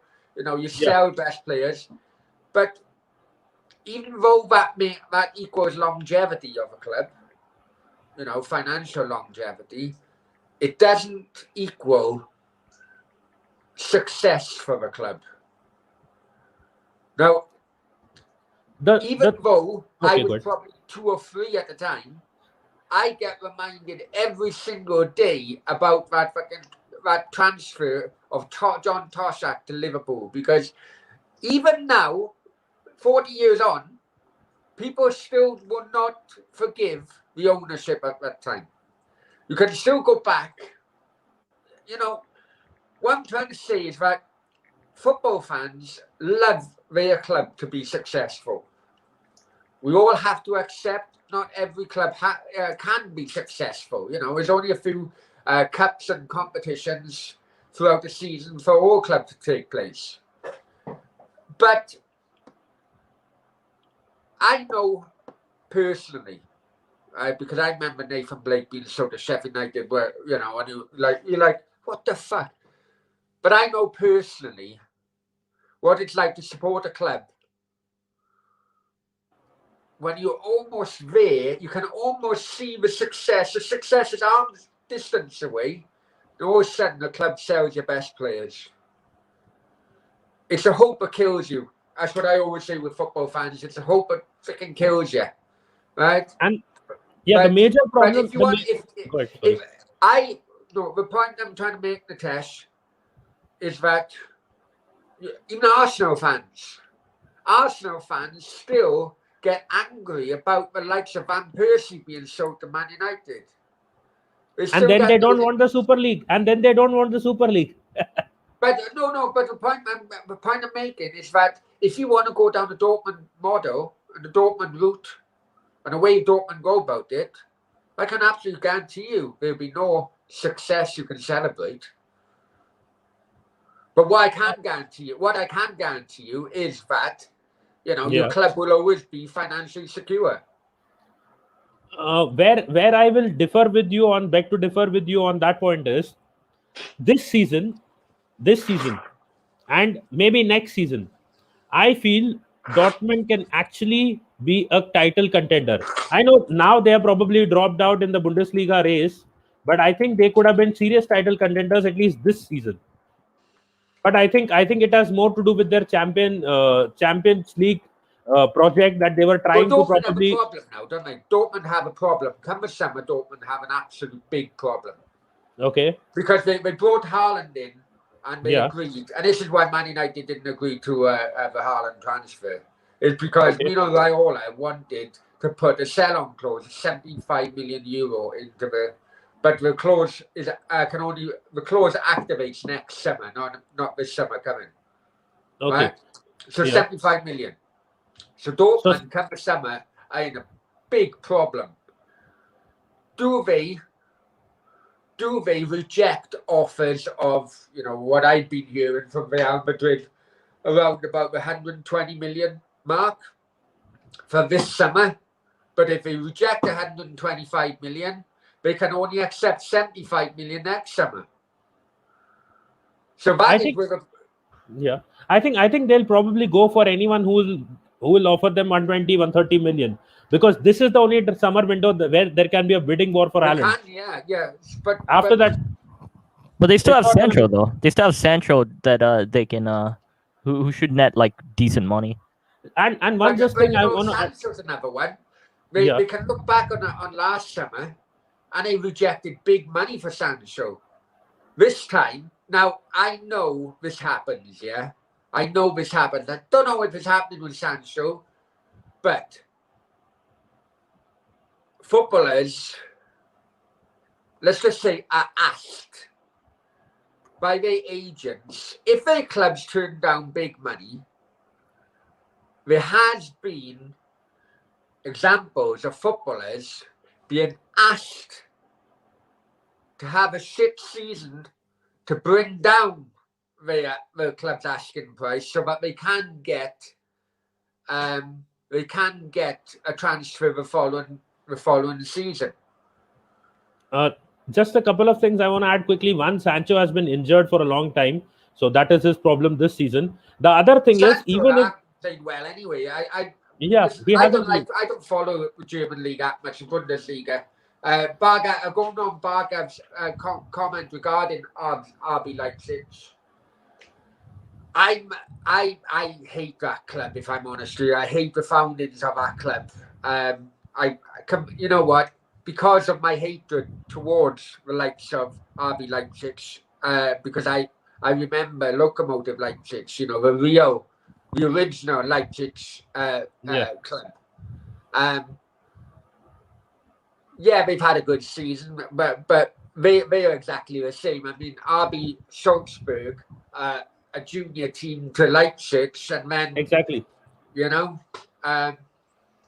Any Is players that would Schalke be, totally relegation? Are they getting they are relegated? relegated. They are already relegated. Oh, Schalke is wow. relegated.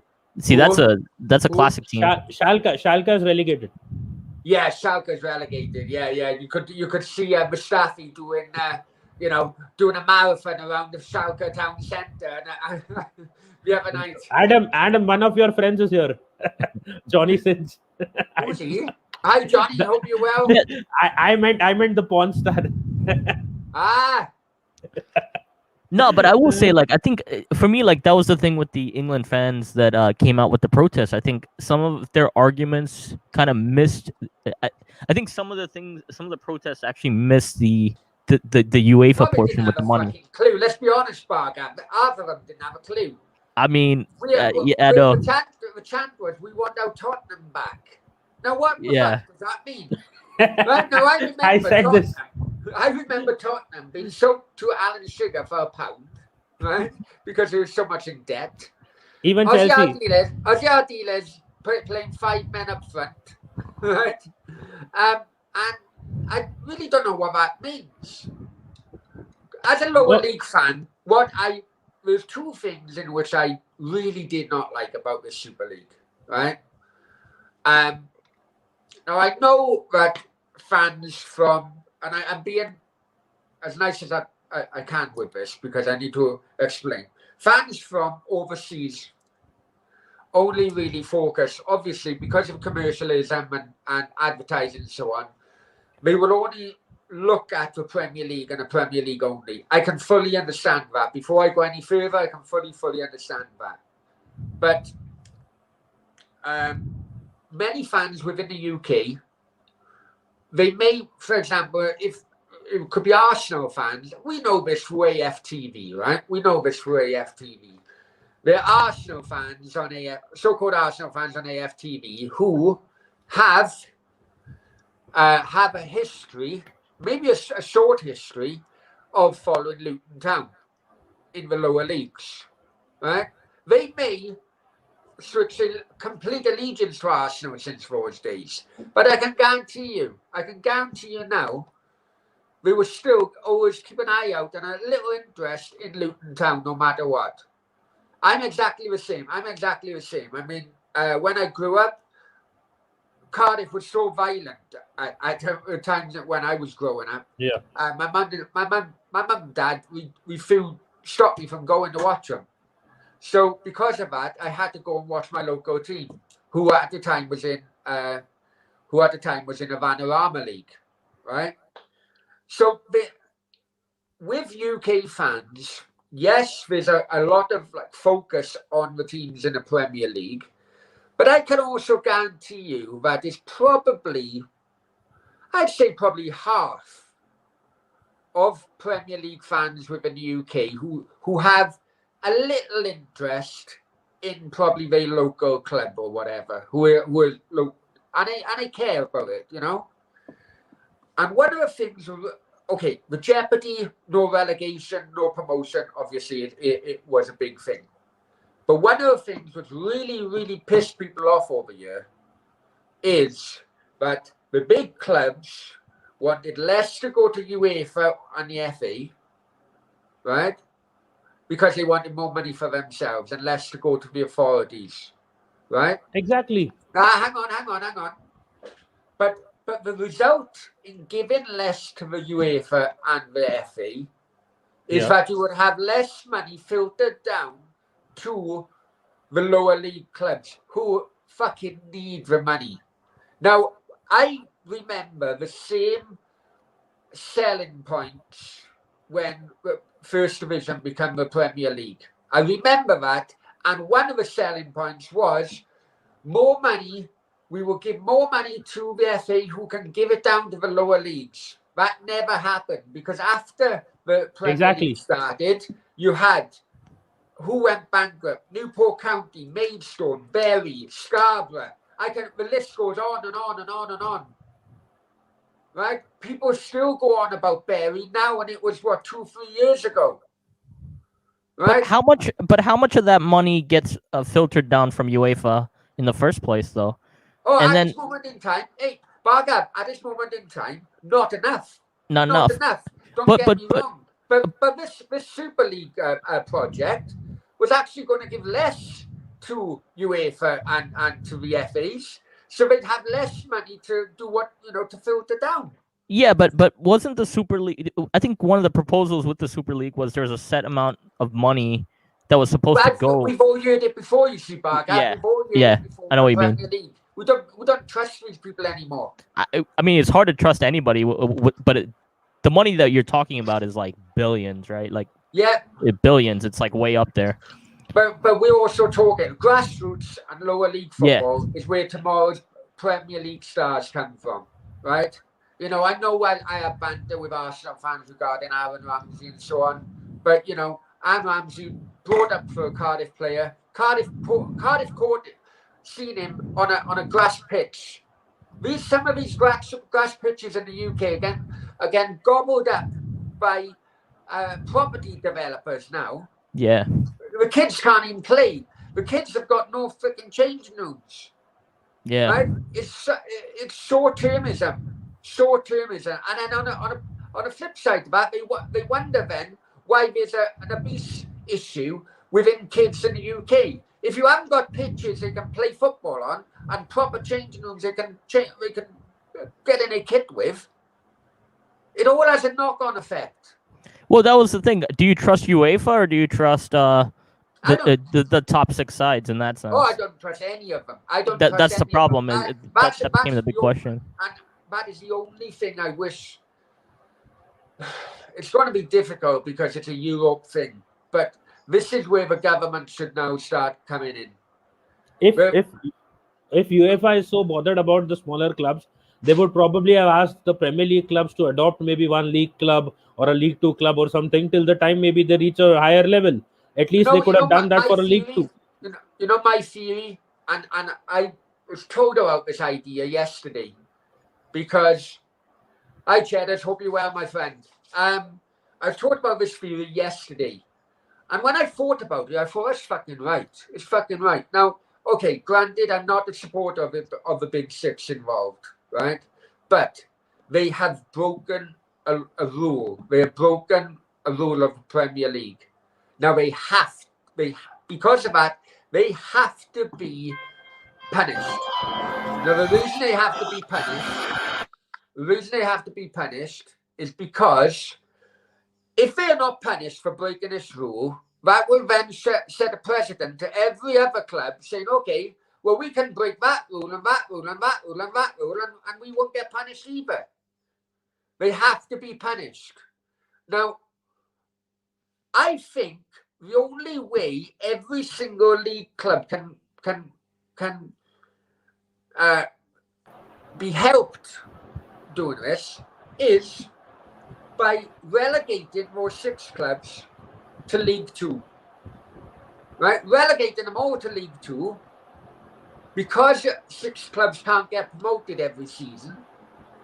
Right? Every club, when they play in a league game, home and away, they would have a massive payday. And that is the only reason, that is the only way every single club could be helped. Imagine a lower league clubs, they're playing home and away, maybe only for one season or so. Home and away against Liverpool, and that could set them up for the next 10 years. 2 points there. One thing, remember why these clubs were going for the ESL? The money. Sorry? Why the clubs were going for ESL was the money, and because they wanted to recover their losses. If you actually push them to League 2 and they lose more money, they will definitely go back to the ESL. Second thing, one more thing, what happened to the fact that clubs having to earn their right into the Premier League? When they say that clubs need to earn their right into the Champions League, then you're doing the Yeah. same thing to clubs who don't deserve to be in the Premier League. People say, yeah, just one last thing. People say that Arsenal doesn't deserve to be in the Champions League. If we go into the Champions League, we'll be hammered by all the clubs in the Champions League, but still not get relegated.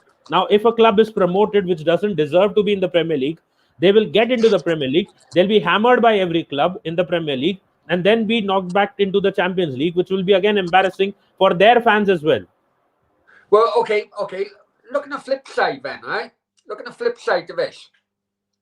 There's rules about clubs going into administration. If you have going into administration, you get docked like 20 points or something, right? Yeah.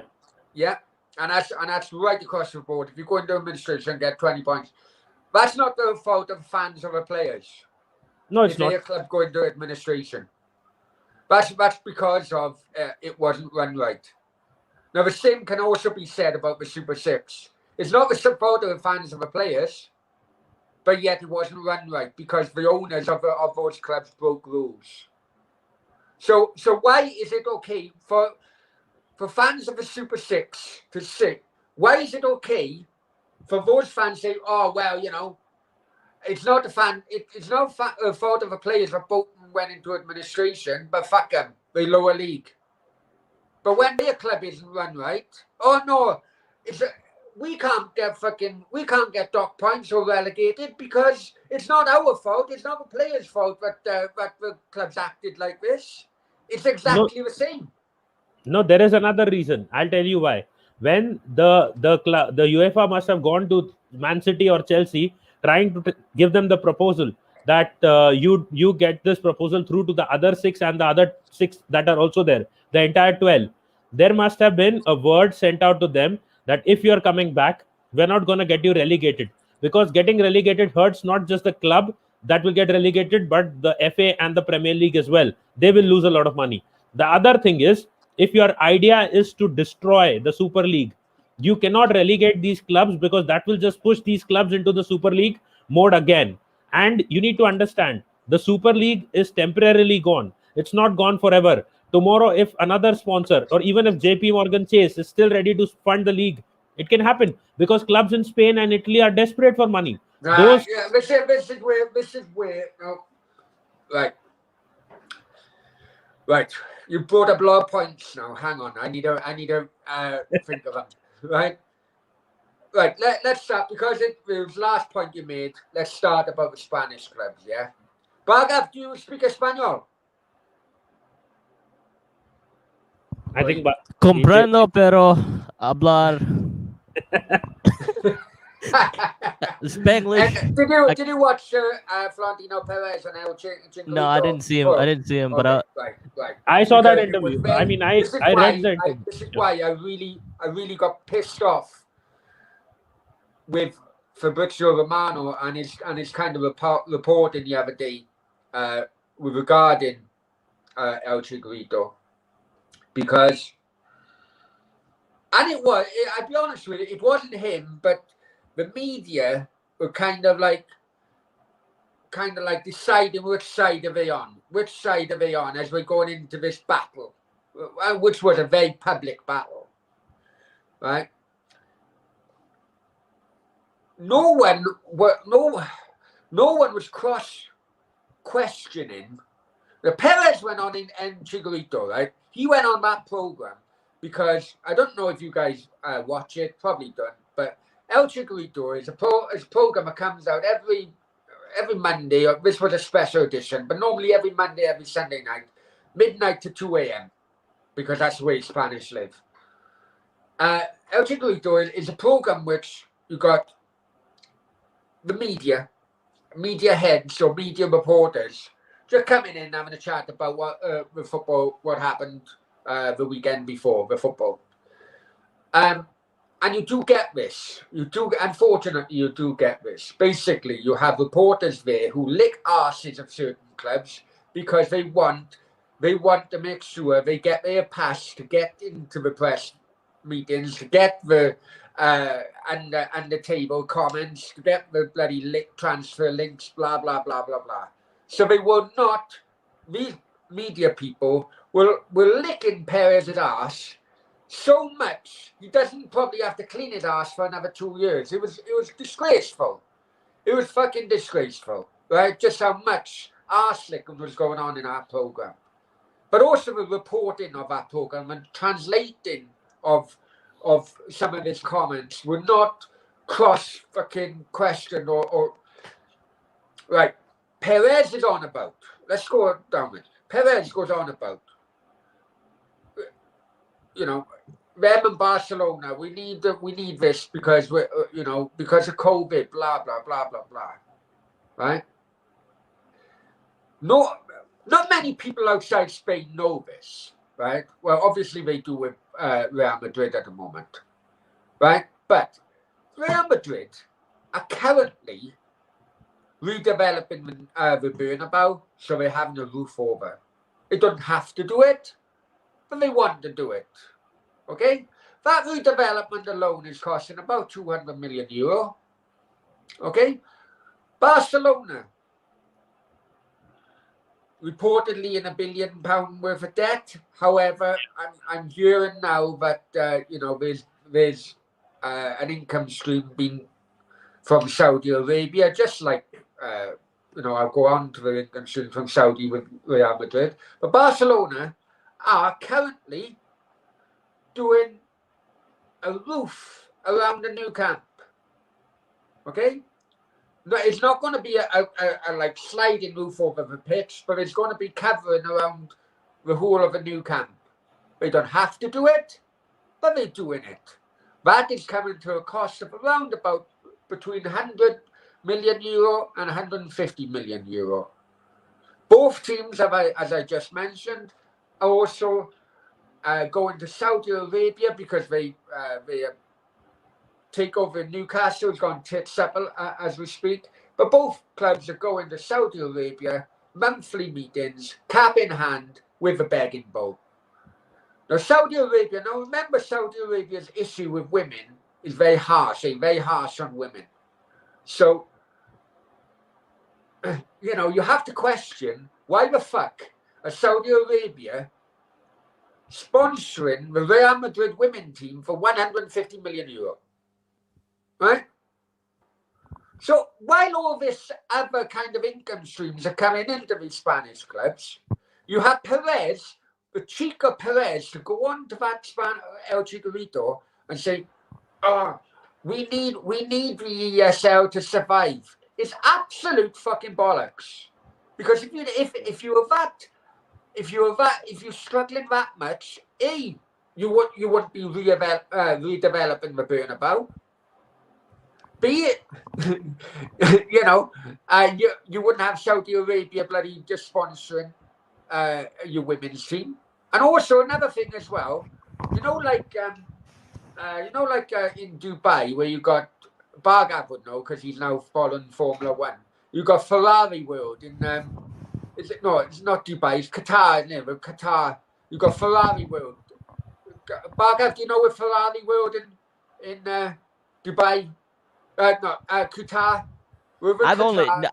I've only gone through Dubai through Qatar. to the airport, but Qatar, the Formula One. Qatar, yeah. Right, as it's going around the right, you got basically a theme park, Ferrari World. Yeah. Right. Real Madrid and Florentino Perez has come to an agreement with Saudi Arabia. They're going to have Real Madrid World in Saudi Arabia. They're going to have a theme park. No, hang on. All this is going on, and yet you were pleading poverty to the world, and El Chicharito is an absolute fucking disgrace. Absolute disgrace. Yeah, no, I do agree with. Actually, I actually did not know that part. Actually, that's actually pretty enlightening. And another thing as well. Many people in the UK think, oh, look, Barcelona and Real Madrid, they're fan-owned, they all have a vote, blah, blah, blah, blah. Let's go down that model. I've lived here 4 years. This is the only time in 4 years I have seen both clubs go on the presidential race and so on. Right? 3 months ago, the campaign was starting to move. Boom, boom, boom, boom, boom. Then, because of what's happening on the pitch, Florentino Perez and his campaign all over the fucking place. Within 3 weeks, the campaign come out. We're going to have Mbappe and Haaland in the summer. The following week, no, we're not going to have Mbappe and Haaland. We're going to have Ronaldo back. The week after, no, we're not going to have Ronaldo, but we're going to have Mbappe. And then next year, we're having Haaland. The campaign was all over the place. As a result, he was losing in the polls. Then, lo and behold, this is how much corruption is going on. Then, lo and behold, he remembers that back in 2012 when he was president, right, that he made an alteration to the election kind of how a candidate can put his name forward and so on. And as a result of his change back in 2012, neither of his opposition during his election campaign could stand. And as a result, he's been now sworn in for the president into 2025. That is third-rate African nation bloody electioneering. And yet this is the same guy who is calling out representatives of UEFA saying, we don't know how much these people are being paid. Well, I tell you what, Mr. Perez, you tell how much Saudi Arabia are giving you in backhanders. It's absolute fucking corruption and not hypocrisy. Sorry, I know I'm going on, but well, No, the but- thing is, I look at that thing. All right, so the streams of income is definitely true all across of Europe, right? Like, I mean, they have globalization. That's part of the game. yeah. For the most part, when you think about it, the problem I have is, all right. So with the Kroenkes, we were talking about this. It's mismanagement of resources at the board level, right? That should be what the protest should be aimed at, for the most part. Like when you look at it, like Vinay, I mean, the money's been given. It's Vinay, but you had Sinelli and like Vinay and like the middleman getting all this money, and they didn't use it appropriately. But why is it? But why is it aimed at the American owners or owners in general? And it's narrative, unfortunately, which is put out by certain media. Who? Let's be honest, it's a narrative put out by certain media. The godfather and the don of all this has been Florentino Perez. Yeah. You know, but I have a theory regarding the Kroenkes and all that. You know, as an outsider, maybe my theory is absolute fucking bullshit to an Arsenal fan. But I have seen their lack of investment over the years, as have many Arsenal fans. And if you have no jeopardy of not investing, e.g. no relegation, there would be nothing stopping the Kroenkes pocketing that 3 billion or whatever in the back pocket and still not investing because there's no jeopardy. Because there's no jeopardy, they'd be happy to finish bottom, last, no problem at all, because they just pocketing the money. A couple of things about that. Yeah, just want to add two things. They'll have Natesh playing centre half, they'll have Vargas playing out in the wing, and they'll have me fucking, you know, as on a subs bench. Do you know what I mean?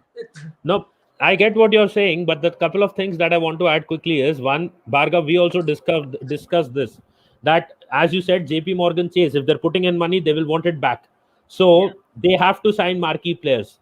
No team in the Super League can be without marquee players because the numbers and the money will be made by the number of views and the hits that their matches get. And this has to be a criteria that will probably be put by JP Morgan when they are putting in the money. That if I am putting in this much money, I am expecting this much return. And the only way it can come is if and only if clubs sign big players. If that doesn't happen, on the other hold on, hand, let me just finish. okay, Let me just finish. Yeah. The other thing is, Kroenke's problem is that when we talk about this, Wenger was always trying to make a profit for Arsenal Football Club as a business. He tried to get rid of that stadium debt, and he was bragging about the fact that yes, I have done it in such a way that I have gotten Arsenal rid of all the debt. And how he did that was not by pushing for more and more new players. Only after the fans started getting on his back, that was around the time when they got Ozil, was the first major signing in like 6 or 7 years. till that time, Wenger was saying we are going to get our club back to where it was in 10 years or 12 years. Just Okay, look but at on the project. Yeah, can I just say that? But let's be honest. During those yeah, during those years, the Conkeys weren't 100% owners. yeah. They weren't. But the thing No, is, they the weren't. club No, would they have weren't. spent. Because it was a battle that went on nearly 10 years, wasn't it? Between him and Yes, Behrman and Uzmanov. So what normally happens when you and the other board members. Yeah, have a battle within a boardroom and a power battle within Yeah. a boardroom, what normally happens is that a club they don't really have the funds to spend because most of the funds goes on legal fees against one half of the boardroom against the other. That's the problem, and I know what you're trying to say, and that's why I do disagree with some of the Arsenal fans claiming, "Oh, we've been waiting 16 years or whatever it is from the league title." Realistically, you've only really been, for unfortunate for Arsenal fans, but it has happened many clubs. Although, if you have a big separation within the boardroom and boardroom battles, that's never good for on-field finances, unfortunately. So, the majority of the 16 years without the title should be put to one side because when did the Congress take over? About 2017, 2018? Because Uzmanov went on to Everton then. yeah. That's So what Barca was saying. realistically, Arsenal fans, they need to focus on from the moment they had 100% ownership to now. But yeah, the other thing that I was talking about was one more thing before Bhargav steps in. The other thing that I was saying with respect to this is Wenger never got players even if he had this money, because I remember that interview. You remember where he had Giroud and he had Walcott who was injured, and he said, "I have Sonogo. I don't need a backup striker. We have Giroud." And what happens if Walcott is not fit? We have Sonogo.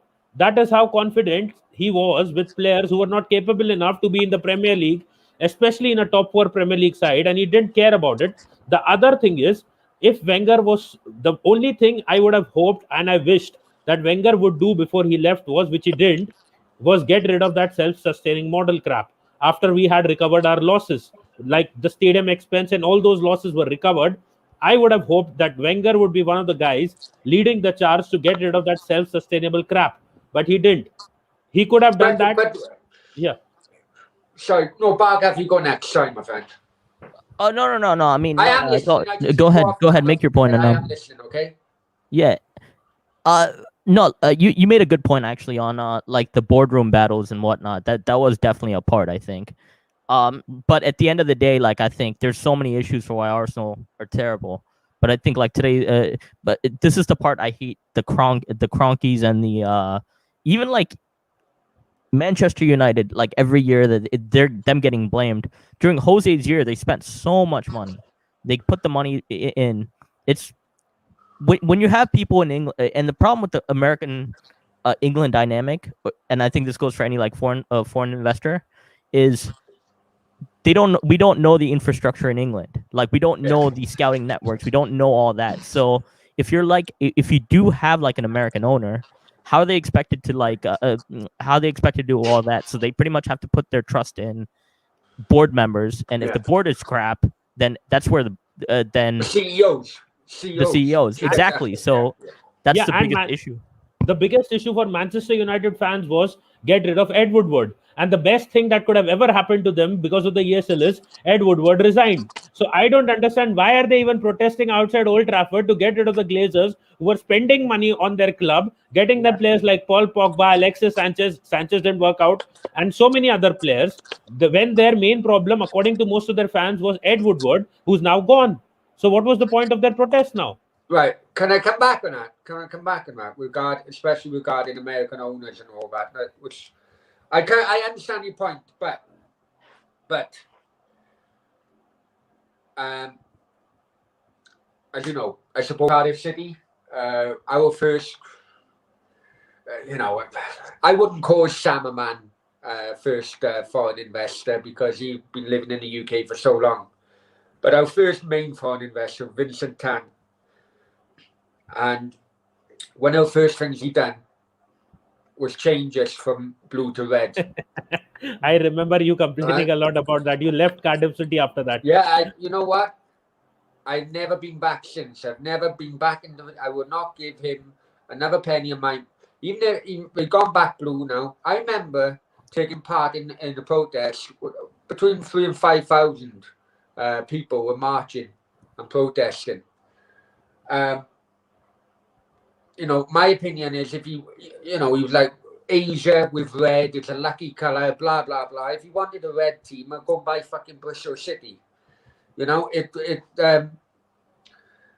really hurt me. It really hurts me, and this is the problem.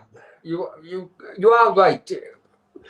They don't really do it doesn't really seem like do their due diligence before buying football clubs. They just think, okay, it's a cash cow, right? This is another revenue stream. We just, in all fairness, the Leicester owners who are from Asia somewhere, they are fantastic owners. They go into the communities and they invest in the communities and so on and so forth. And this is one of the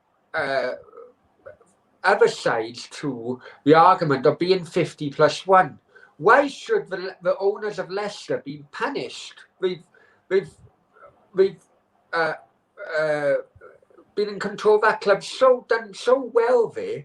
Why should they be punished because of leeches who've been running other clubs? Yep. That's the kind of counter argument to the 50+1 type of sector. And you know what? Just a funny point there. You know why the Chelsea fans and City fans are not complaining and protesting now anymore? Because their teams have come back to the Super League. Because they have been winning titles. Roman has been putting money. Sheikh Mansour has been putting in money. So they complained before when they were going to the ESL because they were winning things and they didn't want to leave the Premier League. Now they won't complain about it. Even though their club wants to leave. I would agree with you regarding Man City. Okay, I would agree with you regarding Man City because I remember Man City, of Main Road and how, Chelsea's a different thing. I'll tell you why Chelsea's a different thing. When Ken Bates sold Chelsea to Roman Abramovich, Chelsea were 48 hours from going bankrupt, complete bankruptcy. That was how, Ken Bates sold it for £1 to Roman Abramovich, and there was no other buyer. And had Roman Abramovich not come in, Chelsea Football Club would not be in existence, right? So I can kind of like I'm not of a mindset saying, oh, look at Chelsea fans, they started all this, blah blah blah blah blah. No, let's be, for people who can remember, the owner who started all this actually saved Chelsea. He actually saved Chelsea. I remember the campaign Save the Bridge, and all his supporters would have to put in £1, save the bridge. And in fact, I just brought this up on one of my previous streams, is that I didn't know this until about 2 weeks ago, actually, right? Is that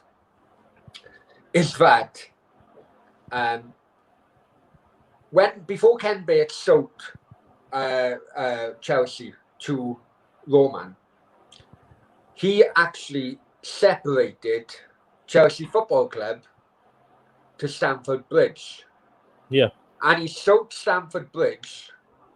To someone else. He didn't sell it. He gave Stamford Bridge to the supporters group of Chelsea, right? Who then set up their own company. He leased it to them. They leased it back to Chelsea, sorry. So they leased it back. So basically, the Chelsea Football Club then pay rent, like West Ham do with the London Stadium, right?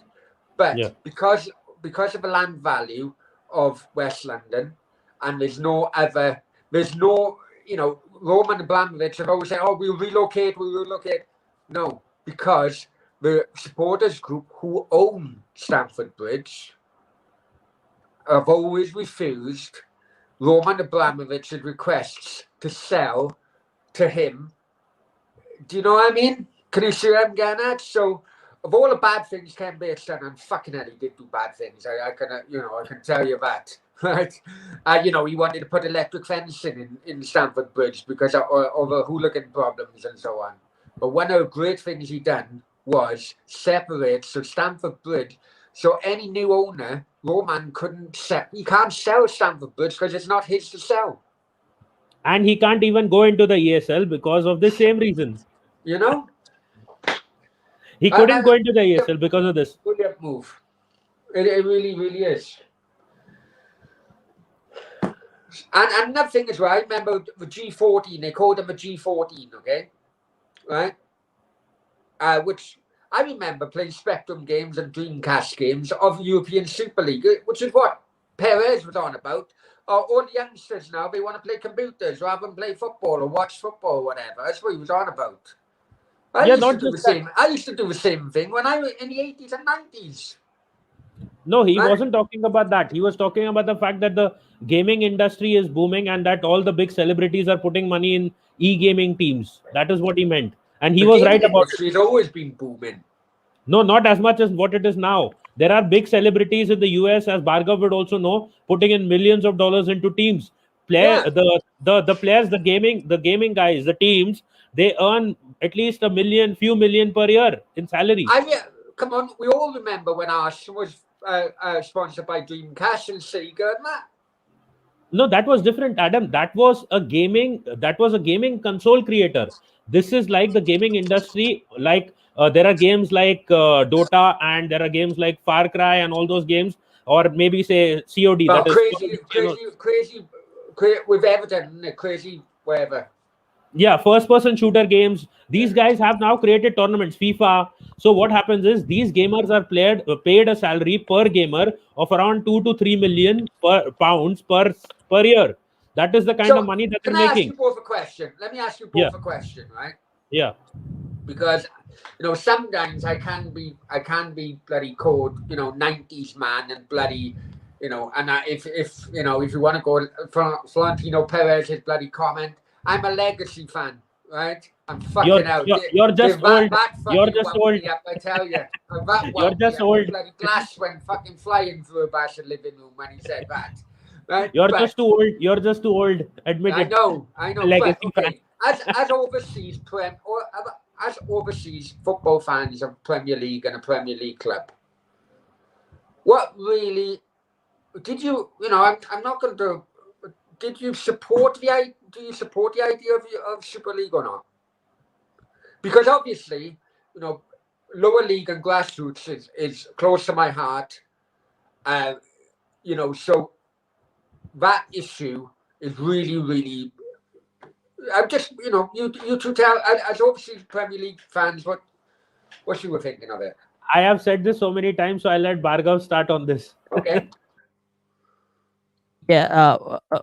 What's the question? I'm sorry. I was trying to see.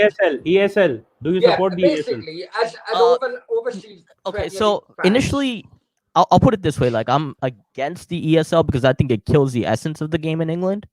But like, I think this is the part that this is like a two-parter, right? Like, is the financial portion? There's a financial portion, and there's like the essence portion. And so a lot of the Americans, I think, we don't get that part that in England. The local clubs are a big deal because here we have the NBA teams in big cities, which people end up following. So a closer model is more like college football, but that's also a little different because like you have your local colleges here who do it's pretty similar to that. But the thing is, because basketball and like football are like way more like NFL and like. Hey, you're talking to someone who got married in Miami. Yeah. No. But I guess like that's for like people that don't know. Like it's like so England, for example, you have it's a different lifestyle completely. England, Spain, and whatnot, where like the local clubs are like your like support systems basically, right? Yeah. Like your weekends are completely like your local clubs are probably matter a lot more than people underestimate. But for me, like I think the essence of the game would have been killed if the Super League came in the way it did. Because like you said, like the top 6 getting the power. On the financial portion, I still don't know if I still think it's going to come back because It will. the biggest issue is in a different format. I feel like it's going to come back for some reason because on a financial level, $300 million guaranteed and no relegation. That's the part that they really wanted, right? That's the part for the Super League. The whole reason this whole Super League thing happened was because that was the sticking point. Because a team like Arsenal, like influential clubs, wanted that like guarantee instead of competing year in year out. Okay. So am I for the Super League? Absolutely not, because I think football stays, like the essence of football stays. You know, there's still going to be kids going to the park practicing step overs and whatnot. The essence stays. But I think for me, like the Super League, I just don't. I'm kind of against it just because it kills the. It kind of kills the current competition style and like entertainment value. Entertainment value. I don't know if you agree or not. No. Go on. Oh, but I do have a question actually. Can I ask one question on this? Yeah. What if the Super League did happen, right? Yeah. And obviously, I think everybody wants the people like the players to be the big. The players want. Everybody wants to see the players get paid more, right? Like naturally, No, these guys. no. They're already paid enough. They're already paid but enough. think about it though. These guys are the ones taking all the risks, though. When you think about it, like you could get injured at the dime. You know, it's we only talk about like the big players getting paid, right? How does this affect players in general? I think the top earners are going to get paid even more because of the Their because price tag and the value. the price overall. tag. But I think would it also kill the transfer market though? Would the transfer market change? I tell you what, Bargaff, yeah. I know, you know, every time I say this, you know, it does come across as if bloody I was working for a football agency bloody a few years ago. But you know, as years are going by now, it's getting longer, right? I worked for a football agency. Well, during the time in which Aaron Ramsey went to Arsenal, so you're looking around about 2007, 2009. It was on a part-time basis. Right, it was basically helping out a mate, because anyway, that's another story. But even back then, you're now talking, 15 years ago? So you're now talking, even back then,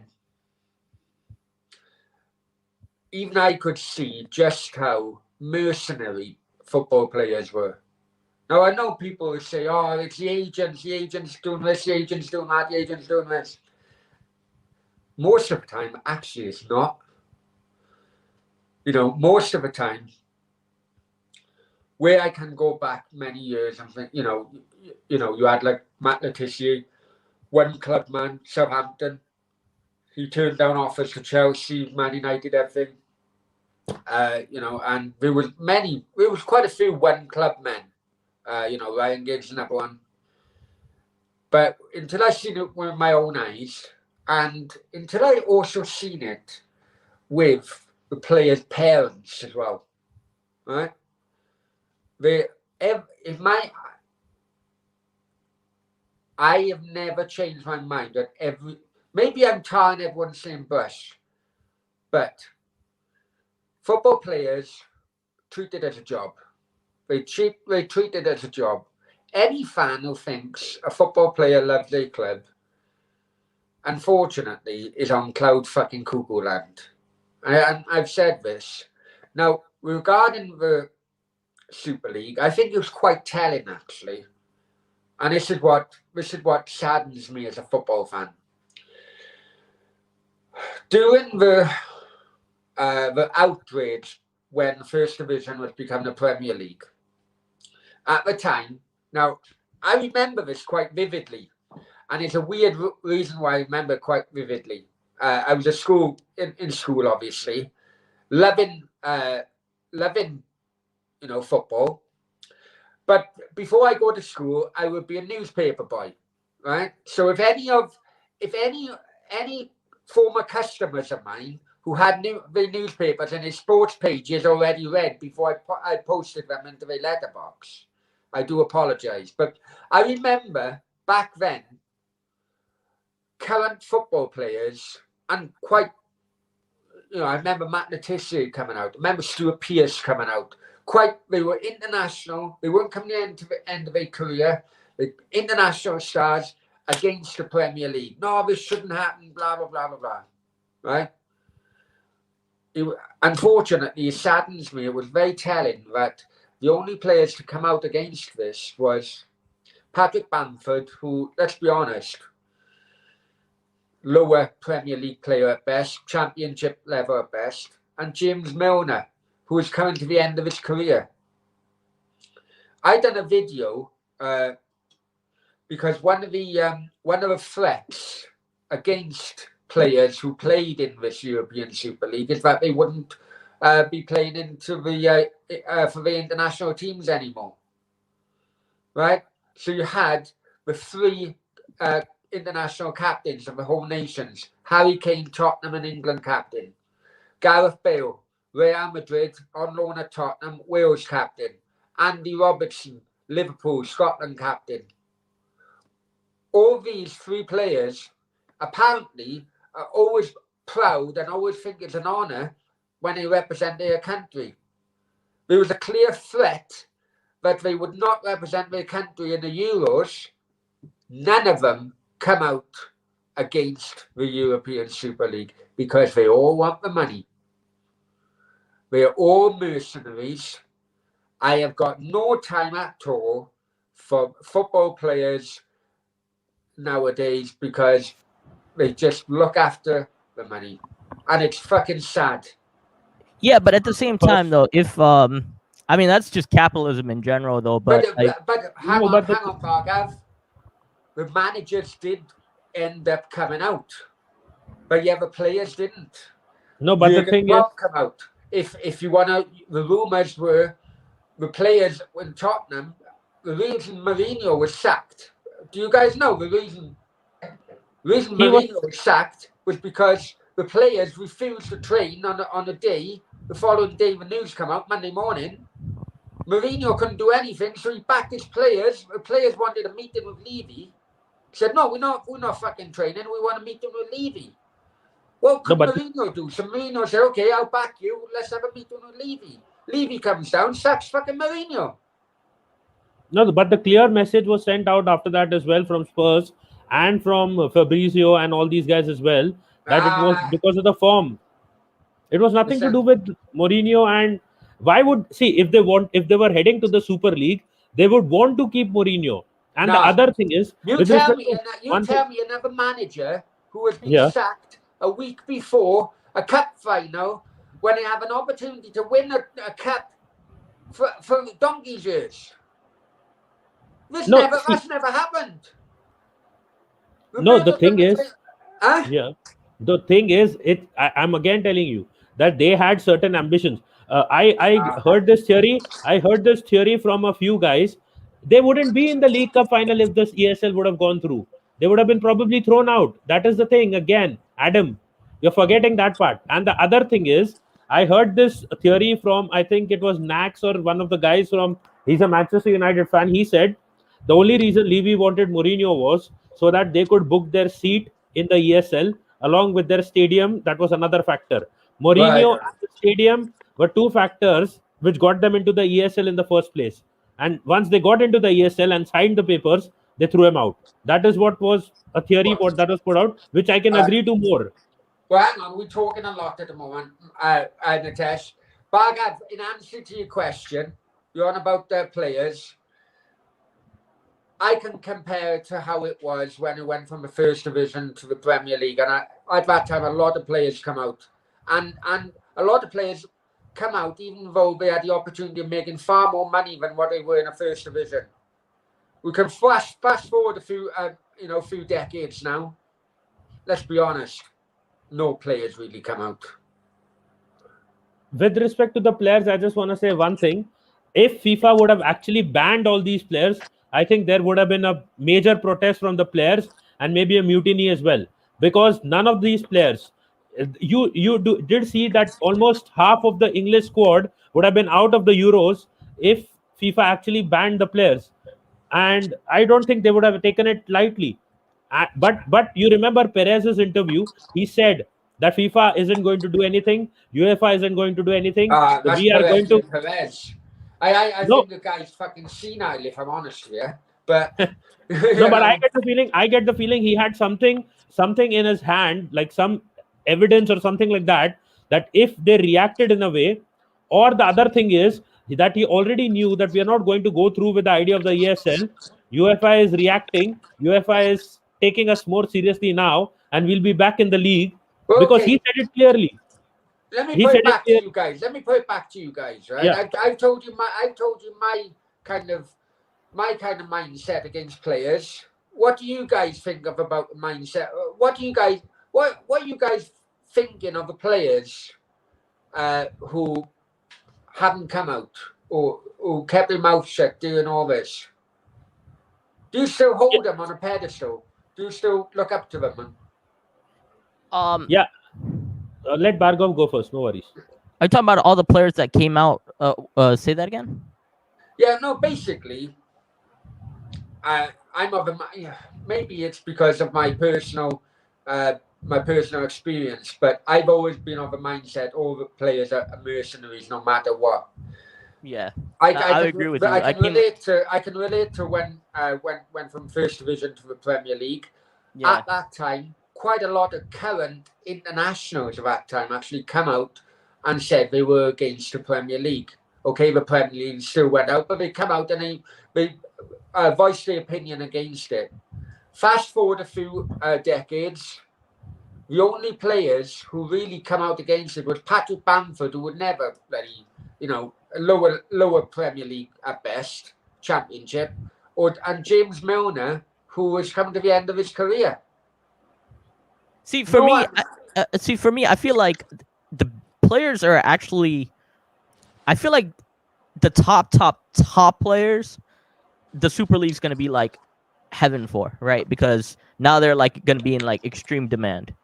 But I feel like the mid-level players, right? I don't see them as benefiting a lot from this, because like money wise, like a Neymar is always going to get. They're always going to get their money in that sense. But as far as like the players that came out in their against it, I think for me, like it depends on like what they actually said, like in their reasoning for coming out, and I guess that's to be determined in that sense. Yeah.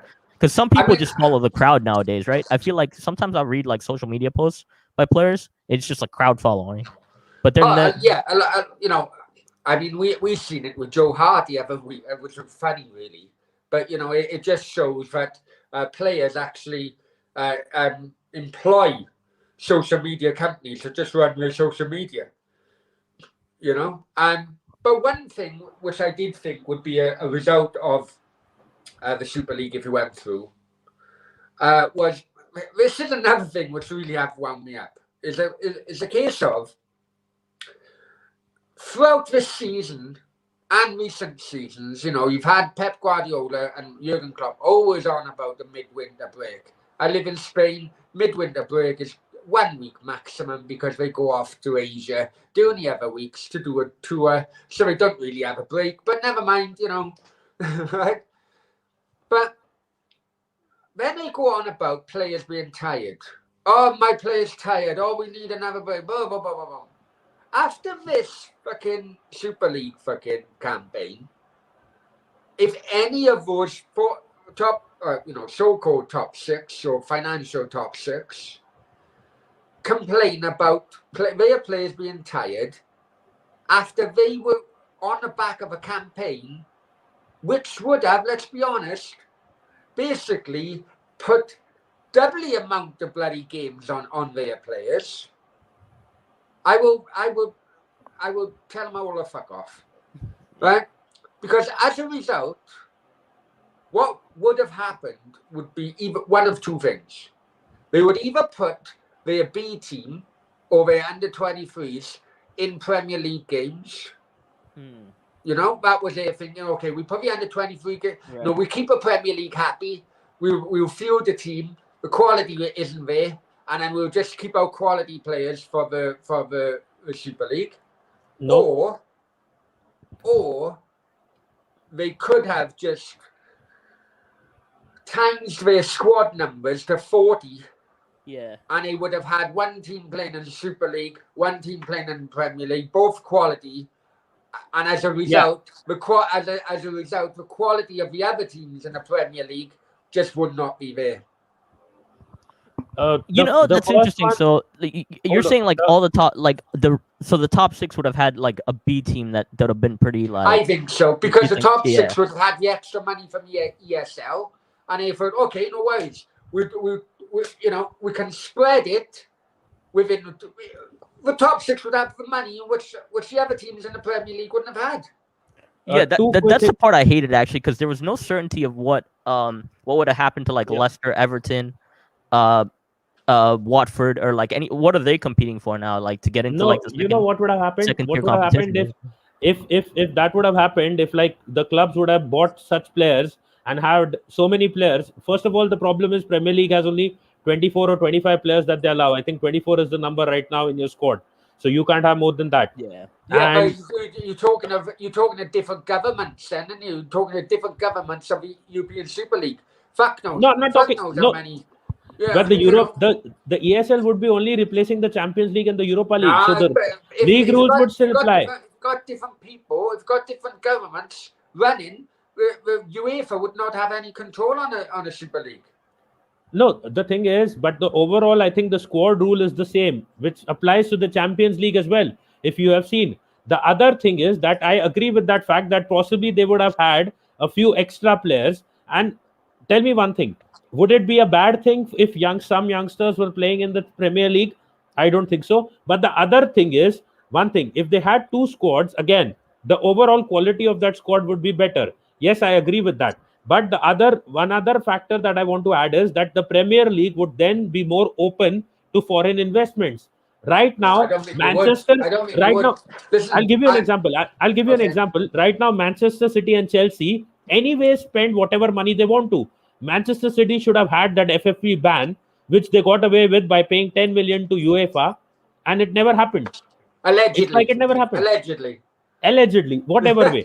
So they end up they spent 200 million on their defense alone 2 seasons ago. 200 million pounds on a defense. So as it is, Manchester City and Chelsea are anyway spending money like they're playing the Super League. The only difference would have been the other four would have also had enough money to spend and compete with them. This is why these clubs. Okay, but if you're an Yeah. owner, Yeah, if you're an owner of Everton, Aston Villa, Yeah. bloody Leicester or whatever, yeah, let's be completely honest, right? Let's be completely honest. You know, if you had a Jack Grealish, right, and these Super Six or whatever you want, it's nothing super about them, right? But these clubs offered twice as much. yeah, There's no way. You know, I live in Spain. I do kind of follow the Spanish La Liga, with Malaga being Segunda Liga, and bloody my local team Marbella FC being in the. I have no argument against the fact that lower leagues need the lower league structure, the EFL, need to they need to progress as well. And the reason I say this, right? The reason I say this, I talked to Steve, my mate Steve, yesterday. Over here in Spain, you got La Liga, which is obviously the top league. You got Segunda Liga, as Bargav knows. Segunda, second league down. So we're championship, right? Now, everything after that, now there's two things which the EFL should bring in. After that, everything is part-time or amateur, right? Right? That by doing that would save wages for clubs who are just bloody the way. Some clubs are hitting 90% of their income on player wages, right? Yeah. At that level, right? So it has to, and also as well, they have to be. So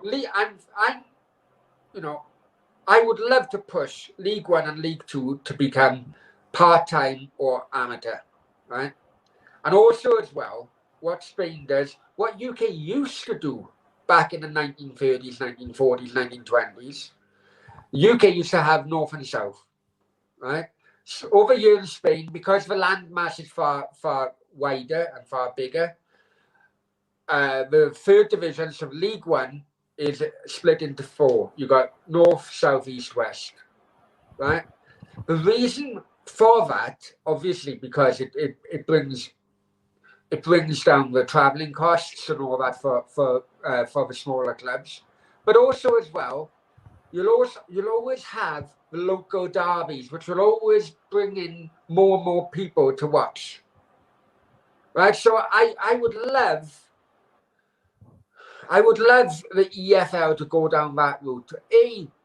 Push, that would also help smaller clubs survive. You got less outgoings because none of your players are full time, right? And you got less outgoings because you haven't got like the Plymouth playing Carlisle, which is bloody round trip of fucking 1,000 miles in a league game, and vice versa. I am not against progress. I'm really not. Some people may think that because I'm an old fucker and I hate bloody change. But there is examples like over here in Spain, which can help the EFL, and as a result, help the FA. Some of these clubs may not be going. The FA could still then give the clubs the same amount of money in which they're doing at the moment. But if the clubs are then told, right, they're all part-time players and they're travelling distance, if you've got less outgoings, the clubs could then survive on the same money as coming from the FA. That's interesting. So, but what you're saying is like, you want so if there's a cap at like league, The third tier down. the third tier down, Yeah. then it would actually encourage all the clubs to like merge. You pretty much have to merge with other clubs at that point for survival, basically. And then you pretty much gotta hash that out, and then so then you can kind of like get more quality in those tiers. Yeah, I go to Barga. Whenever I go to Marbella, right? It's a third tier, right? Okay, it's third tier south. But I remember watching Cardiff in a fourth tier and a third tier, right? At that time, very recent, I say, very recent, 10, 15 years ago. But all Salmon was paying these fucking players full time, obviously. Penny plays thousands. I've seen some of the contracts, right? That's another thing. No, but what happens? Because he wanted to get out of that tier so quickly and get into a championship. He's paying way over the odds. He was lucky that he got away with it. Some of these clubs don't get away with it, e.g. Bury. Yeah. Right? But if you put a cap, if you have a put a cap on, right, all these are part-time. I go to Marbella and I paid go Marbella. The most I paid to Marbella is a Copa del Rey game against a La Liga club. That's €5. For a league game, it's €3.50 for a league game. When I was watching Cardiff 10, 15 years ago at the same level in EPL, because all the players are full-time professionals, I would pay minimum 20 quid, 30 quid. That was back then. See, in England, that's the thing. Like, I feel like, the semi-pro and professional designation isn't as clear in England. I'll say one thing. When I wanted to come to England, or there were plans being made before the pandemic, I think, if I'm not wrong, I saw that a ticket of a game between Arsenal and Chelsea was being sold for around £1,200 on a website. So that was like we were planning, and I think it was just a Premier League game at the Emirates, if I'm not wrong, and which is equivalent to the whole season ticket, more than the season ticket holders' expense for one single game. So you can understand that the kind of money that these clubs can make out of it. that is where I was saying, when I was saying that I don't mind the ESL coming in, is if the ESL ensures that they will be giving maybe say a small percentage to UEFA and FA, which they can spend on these grassroots clubs. The reason I said that again was because what happens is, when I am suppose a club, I have the fan base, I am the one who has the players, I am managing everything. You are a governing body and you are giving me some advertisements or some kind of profit benefit. If you are taking a commission of say 15%, 20%, 25%, I will be fine with that.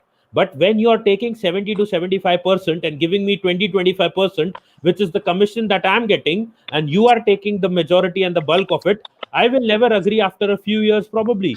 I will If I can eventually come back say- on that, bro. If I can come Yeah. back on So is this true? Is this true that they have binding contracts though? Is that part true with the that. Hang ESL? on, if I can come back on Natesh's comment for a minute. Yeah. Part of the good owners bloody test is that you sign up to that, Natesh. You sign up to the fact that you understand why so much money is going to the other organisations from the Premier League rather than yourself. You accept and you accept that lower league and grassroots need the funding, right? Whilst I understand your point, hang on, Bargav, you come back on that. Sorry. Yeah, no. If these are binding contracts, now we're gonna have legal arguments based. You're gonna have like legal fees now, right? Legal court battles now, Yeah. because Perez have said that. He so if said- those are so those are like binding contracts. I mean, which makes sense. Otherwise, this would have like no validity to it. Well, I tell you an Yes, interesting yes. thing. Perez said it's rumored over here that that every club who's pulled out at the moment is going to be sued for 100 million. Now, But then- Josh Kroenke, apparently Josh Kroenke has now come out because is it Josh Kroenke or maybe the Liverpool owner? One of the owners have come out. Oh, I think it might have been like hang on, it may have been Josh Kroenke because he had a meeting with certain supporters groups. Oh the yeah. forum. The forum. And one of the questions were, where is this fine coming from? Is it coming from Arsenal Football Club? Is it going to come from another company?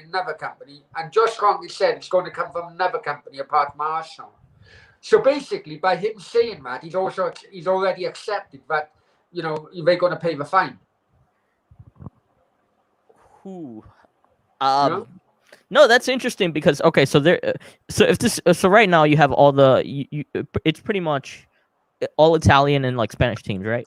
The way it is with the ESL, Sorry, I didn't hear about it's all that. it's all Europe. It's all like is it pretty right now? What is the European Super League right now? Well, members as it wise, stands,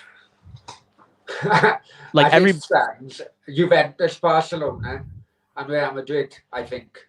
Dortmund are in there also. No, Oh wait. Oh yeah. German clubs were never in it. No, No, Dortmund German- isn't. and German then the only, you know, people praising PSG. Let's get something right about PSG, right? The owner of PSG is also on the UEFA governing body, Yeah. right? So let's get something right, you know. But yeah, I mean, now Florentino Perez is on about going to South America and getting the likes of Boca Juniors and everyone involved. Yeah, that's the thing. You know, the weirdest thing is with PSG not going there because they need the money to keep both They're probably Mbappe. going there and after Neymar. the Qatar World Cup. Yeah, they will, and they are part of Bein Sports as well. They own that channel, Yeah, the broadcasting. After the Qatar World Cup, they'll probably go in there. But going back to your point, it's basically it's so much fucking corruption. It is so much money. I'm dead against the burning of American flags. I think it's childish. I think it's immature because people like that just listen to certain YouTube channels Yeah. because they haven't got a fucking brain to think of a wider picture, right? It's just be, and I'll be honest with you. No, but- that's why I said like it might be legal, but it's definitely out of order. I mean, and it's pretty much part of a larger thing, pretty much linking it to Americans. personally like most like 3 I owners loved it. representing an entire I nation. was on the Wow. Arsenal fan circle last night. You know that show, Yeah. No Way and everything. I loved because basically yesterday it was me and Mrs. Putin, me kicking her out, chucking her fucking clothes out on the on the sidewalk last night and all that, and she can fucking have it, right? But anyway, that's another thing, right? But so I didn't really see the kind of I didn't really see the protests in that depth, and then you know they asked me on the Arsenal fan circle. I just think it's. I just think it's a good show, by the way, the Arsenal fan circle. I love it, honestly, but it's the times kill me. Like, Yeah, it's, kill me. especially when Sam has, especially towards the end of the show when Sam gets going, like he has like Southern accents and everything. But I do feel sorry for, because I've been over there. Maybe it's because I spent so much time in Miami and so on, but I've seen with my own eyes just how good the American people are, and just how passionate the football fans are as well. Yeah, that's what I used to tell people. It's like everything, right? And okay, I've only now realised this. You can kind of link it up, right? A few weeks ago, before the Slavia Prague game, Arsenal Slavia Prague, I was on I had a Czech ambassador to the UK on my channel, right? And he did say, look, I'll come on, but on condition that we don't talk about the Slavia Prague Rangers game. Okay, no problem. Then he brought it up. Then he brought a little bit of the issue up. But I know myself. Look, Bagav, I've been a fucking bad boy in the football over the years, yeah? I hold my hands up. Do you know what I mean? Yeah. I got no issue at all. But at the time that was society, because I do think that what happens in society does reflect in a football ground every now and then, right? I do think that, and so I can't come across as a hypocrite. But what I can come across is that I know through my own eyes that a handful of fans or a small group of fans can give every other fan of that club a bad name. Yeah. Right? And I know the hooligan element in Cardiff during the 80s and 90s were probably about 1,000 to 2,000 strong. Right? Right? But in the press and the media, and thank God we didn't have social media during that time, I'd be fucked. But right? But you're talking 2,000, 3,000 people tarring 20,000, 30,000 people with the same brush. It's ridiculous. It is simply ridiculous. Before that Arsenal Slavia Prague, you had a handful of Slavia Prague, handful of Slavia Prague photos with flames, 7, 8? And what wound me up is that every Arsenal fan, after and before that game, was tarring every Slavia Prague fan as a racist. Right? Fast forward a couple of weeks now. Right? And they're now, from the same club Arsenal as well, there's now theories and mindsets that Arsenal fans hate fucking Americans for what that one guy fucking did. Yeah. Yeah? Well, here's the thing with it. Here's the thing I always told people about, like, about U.S. fans, right? If you're a fan of soccer in the U.S., right? Go with that. Yeah. People ask me how you become like an Arsenal fan, and I say it doesn't start with being an Arsenal fan. It starts with watching the international tournaments first, because don't forget we get like a large amount of the immigrants from Mexico, from Brazil. And we have a lot of the South American crowd here too, so it's pretty big, like in local. Viva Mexico! Yeah, the Dos a Cero chants like coming out, like I mean, when Brazil, beach soccer is a thing here too. Like I mean, we kind of stole that from Brazil, but beach soccer is a thing. So a lot of the so you start with the international tournaments. I remember me in the summertime. I was watching Euros, women's international soccer, and I used to watch all of them. The Champions League games definitely are the other part. Like when you watch the Champions League games and you watch Yes. like teams going toe to toe. So when you start off, when you getting into when you become a fan, you start with those, and then you choose the club afterward, and then you go to the EPL. Yeah. You dwindle down.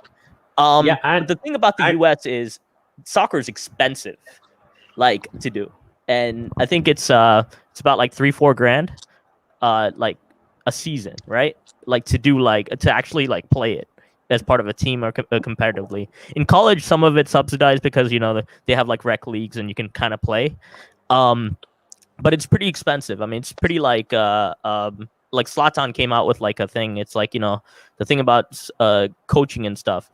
I'll give you an example. People make one of the camps here. It's called IMG Academy. It's about $4,000 to attend a camp, and they have like a pro come in, and they make about that much money. And a lot of that phenomena comes from people in Britain that have come over here that like capitalizing. But Talk no, about I talk see about- it exactly here in Bargab. I see it exactly here in Spain. yeah. Right. I'm miles away from Madrid or Barcelona. 5 hours in the thing. And it's not just Real Madrid, Barcelona. I've seen AC Milan come here with soccer schools. I've Yeah. seen bloody, it's unfortunately it is what it is, really. But I mean, the point I'm trying to make is like if you're a soccer fan in the U.S. though, you tend to be very passionate about the sport on a different scale. Like Yeah. I think the culture is a bit different. I think like when I look at like when I see like when I talk to people on these podcasts, like European podcasts, it's more of I went to this club locally, or I grew up on this club, I was raised on this club. Like I saw Steven, he's like I've been an Arsenal fan all my life. I've gone to the events, etc. So I guess this is a bit of a divide also because I think the U.S. Foreign fans I think get a knowledge of like the tactics and like the understanding of the game a little bit differently. But then when you go to the Also fans, as it's like a well. local passion. also as well, Bargab, is and I don't blame non-UK based football fans not knowing this because, quite frankly, it does appall me that the clubs, because they want to appeal to a global fan base, there is a horrible kind of narrative to kind of wipe out the history and the history of how clubs were created and a history of how many, I would probably say half at best would know, but Arsenal actually started off in South London, and like history, because even though Britain have tried since the 1980s to get away from the working classes, everyone become middle class, and the country prosper in that way. People are very, very still close to the ancestral root. You got take Cardiff, my team, right? The city of Cardiff was basically built upon the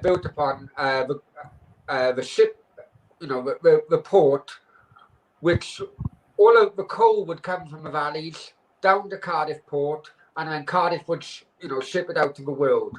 That's how Cardiff progressed. So, yeah, no worries. West Ham was built on ironworks, the ironwork workers, so on and so forth. Millwall exactly the same. Liverpool, the Dockers. It was the Dockers football team. Manchester. We were minors. Miners, Newcastle. Middlesbrough. And so it really angers me actually, but because the downside to globalization, the Premier League, is that they want to wipe out the history. Yes, that could be good in attracting global, but it doesn't attract local. I'm still proud I'm so proud of my grandfather, my great-grandfather, going down the mines, risking their life every day to get the coal out, to help my family over the years, to help the local economy, to help. Yeah. We are so proud of that.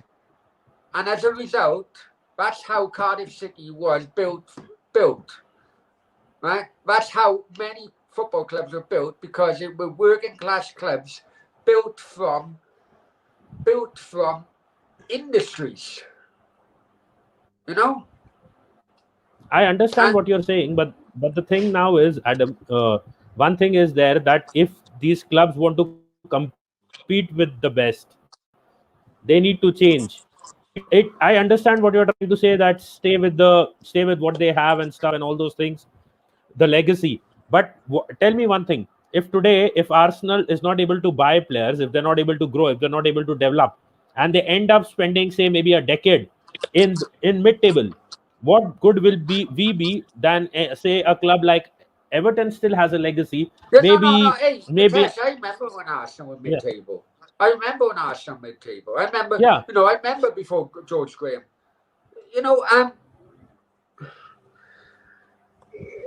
I keep on saying this, and it really fucks me off, because people don't.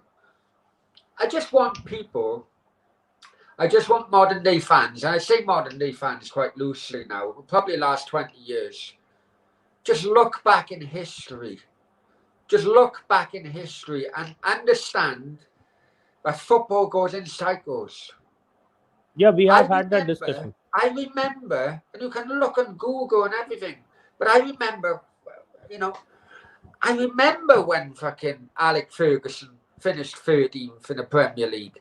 Not Premier League, sorry, the old First Division. He was about to get sacked. Fans picketing, we want Fergie out, he's fucking rubbish, Yeah. boom, boom, boom, boom. Right? I remember that. But the problem, unfortunately, the problem, as I say, probably unfortunately for both Man United and Arsenal, right? Normally, a successful period, if you think back, Liverpool's successful period from like 81 to 85, then Everton took over 84 to 88, then Arsenal took. You're right. Normally a successful period would be between 3 and 5 years, let's just say, right? Yeah.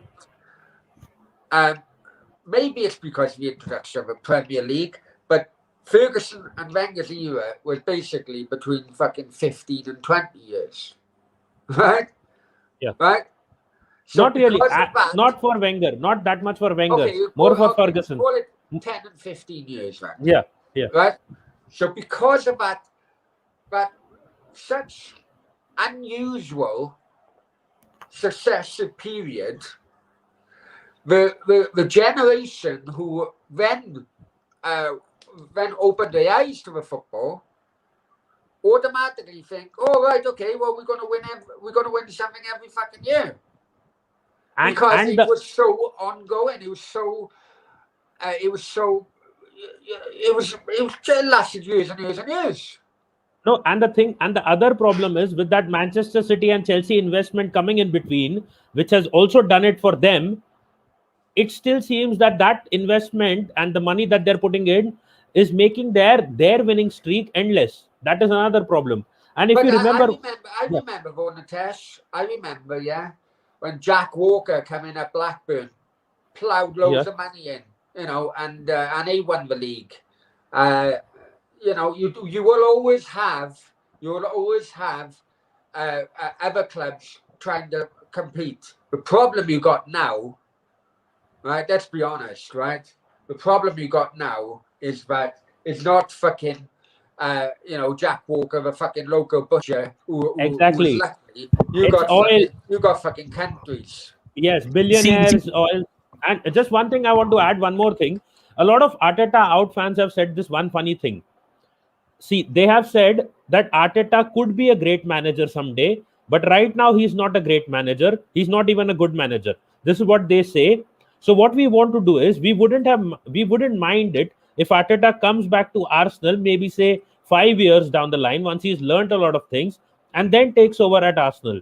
The point I just want to raise one point here is, if Arteta was that good, that he was like maybe a Simeone, he was maybe a Jurgen Klopp, he maybe was a Pep Guardiola, the fuck he would come to Arsenal? He would never come to Arsenal. As simple as that. If that was the case, if these top managers wanted to come to Arsenal, they would have come when Wenger was about to leave, but the club did not have the money. The only way that we can get a very world class, high quality manager was if we went into the ESL. The ESL gave us 300 million or 400 million as an advance and an assurance of 300 million, out of which even if 150 million was given to that world class manager season after season, he would be happy and he would agree and sign a contract with Arsenal. Without that money, no big manager is going to sign for Arsenal. Not in at least 10 to 15 years. Hang on. Yeah. Right. The Everton manager, fucking what's his name? Ancelotti. Ancelotti turned Arsenal down, right? Mourinho Same turned reason. Arsenal down because Same reason. Yeah, because they knew they had no money to play with. Yeah. But I go back to my point earlier on, Nitesh. Right, well, 2 points actually earlier on. You know myself. I was always, as a non-Arsenal fan looking into it, I was always, listen, give him time. You can't, you have to give him time, blah, blah, blah. But the last few days, I'll be honest with you,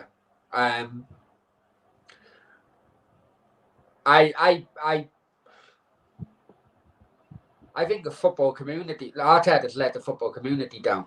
And the reason I say that is because every football fan, no matter who they support, knew that Arteta was lucky not to have fans in the ground, let's be honest, right? And also lucky to have the type of board in which they have, in which seems to be backing him non-stop. But he wasn't getting, as every week went on, he was getting less and less support from the fan base. Let's be completely honest here, right? Now, whoever is Arteta's fucking agent or PR guy or anything like that, Arteta lost a golden opportunity during the last week or so because he kept his mouth shut. He kept his mouth shut about the ESL until 2 days ago when it was already fucking done and dusted. Had Arteta come out during the time in which it was, the fireworks were going, then how many of those Arsenal fans who were protesting yesterday, how many of those Arsenal fans would have changed their mind on Arteta, because he was backing their campaign? I'll just add one quick thing to that. Thomas Tuchel, Klopp and Arteta were three of the managers who were said to be ready to resign if Arsenal went into the ESL, though that was the story. Let me just finish. Klopp said that he was not in favor of the ESL before the ESL was announced. Once the ESL was announced, in his post-match interview, Klopp was actually hitting back at Gary Neville. That's all he did. So neither of the three managers said anything. Pep said something about it. Some other managers said a few things about it. But anyways, Bhargav, what was your point before we continue with this? Was it related to this? Okay, so I mean, I was talking about like the foreign. I'm going foreign off camera fans. for a minute, but I'll be all right. I'm listening. I was listening. I was talking about the foreign fan thing. So one of the hardest things to reconcile for me is, like I said, like I think a lot of us, like foreign fans, the one thing we can't do, we can learn I think we definitely can understand the history a lot better. But obviously, like some of the traditions and stuff, chants and stuff, like unless you go to the games every week, those are things that you don't get as often, right? And it's a hard one because sometimes, like I look at it, and obviously, like I grew up in Orlando, and I guarantee you, if I was in England, I would go to every game and be a season ticket holder, right? A quick update, just one sec. A quick update. It is reported by the Telegraph that Spotify founder Daniel X Arsenal Yeah. interest is genuine, and he's plotting a takeover. Let's see. I don't know. Yeah, well, he needs to sort out his own fucking company before fucking he goes into anyone else. No, I don't think the Cronkies are selling, man. I'm pretty sure like the Cronkies. I don't think he has the money. Why would you sell? Why would you I sell? no, I don't think. Hold on, I don't think he has the money. It's just a PR stunt for his business, current business. Yeah. No, Yeah. but No, he has the money. He has the money. Spotify. No, I don't think so. And you can't. No, I don't think so. Hey, even if you haven't got personal wealth to cover it, right? What you can get is the likes of JP Morgan and other investment banks to help you cover it. Yeah, that's basically how it is. It's very much like Conor McGregor. Conor McGregor have now come out about Man United in the last. He said that before, yeah, but he doesn't have the money unless there are No, 4 or 5 but if you've got the personal wealth and if you've got, you can. This is why you had the likes of Gary Lineker and all that being the face of a group of backers. Yes. For when Leicester were taken over. Very much I understand what you're saying, Adam, but I'll just add one thing. If suppose an owner, like anyone, I'm not saying Conor McGregor or this guy or anyone, buys a club with a bank loan or a debt, he will spend most of his money paying back the debt rather than putting anything into the club. You need to look at Those are priceless assets, man. Those are priceless assets. Glazers, right? The Glazers bought Man United, right? On debt. Because the banks, it was all backed by banks. Yes, right? yes. And how long did they take to clear that? Hang on. Right? Okay. So they bought it by debt. Now, if you go on a mortgage, right, you can have 2 mortgages. Right? I know I'm digressing a little bit, but you can have 2 mortgages. One is a mortgage, you pay your mortgage off plus interest, right? Or 2 is you just pay the interest only. So the mortgage is still there after like 25 years or whatever, right? Right? So come 25 years, when you pay all the interest, you need to do a lump sum to pay it all. Exactly. Yeah. Right? So that's basically what the Glazers done. They didn't do the mortgage. They didn't do the deal with a bank. They just done an interest only. So they pay the bank the interest. The debt of buying the club is still fucking, in fact, it's actually increased. Right? Exactly. But because of the way Woodward is with a commercial, and Woodward is a fantastic commercial fucking person. He really is. Right? He's helped create the company Manchester United Limited or whatever, grow 10, 20 times commercially.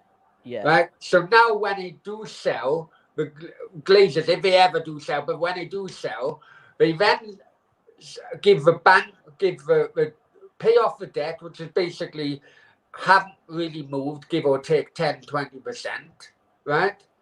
But then they got the massive profit in which commercialism for the last 15 years has helped them grow. That's where they make massive. So, but the only way like the Conor McGregor and everything, they may not have the personal wealth.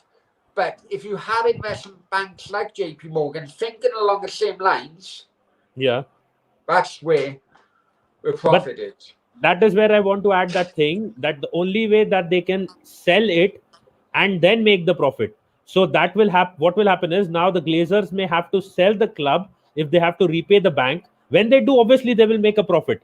But whom they sell it to is also important. Apparently, and I'm going on newspaper reports, but if he were to sell it now, right, with the figures involved, even though they bought it on debt, right, Man United were very, very.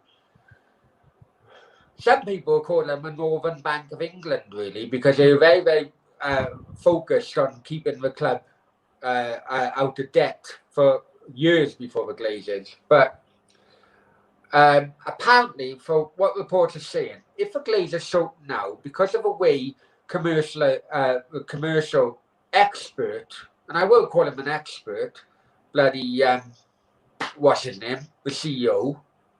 Ed Woodward? Ed Woodward. Right, with the likes of Aeroflot, who deals with Aeroflot and Chevrolet and everything else. Apparently, if he were to sell now, after paying off the debt, which they originally took on when they bought it, they'd make 700 million quid. Wow. Yeah, because You know? the total, I think the total evaluation Because of they Manchester United capped is the debt, didn't they? The lowest capped 3.5. debt. The evaluation of Manchester United is 3.5 billion, if I'm not wrong, right now. But think about it like this, though. All right, take the UFC as an organization, right? Yeah.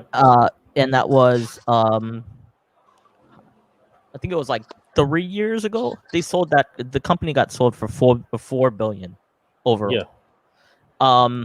Now you don't think Manchester United could pass that? No, the thing is, no, their total evaluation is 3.5 billion. But the only the thing that I'm just trying to say is, I don't have any problem with this model. But the only concern with this model is that the only way that the person who is investing the money, whether he's taking a loan from the bank and putting it in, the only way his major profit will come to him will be when he sells it. Like the Glazers right now, Yeah, I agree.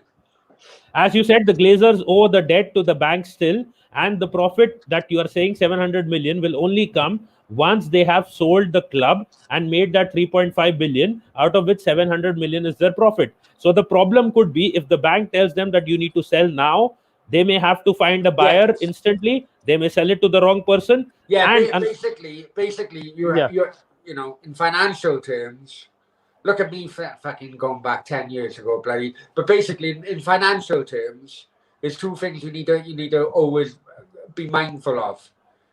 You need to buy anything when borrowing is low, so that when a borrowing bloody goes up, interest is low, so that you can get a good deal over the whole borrowing period, and also as well, as Nitesh did say, it is.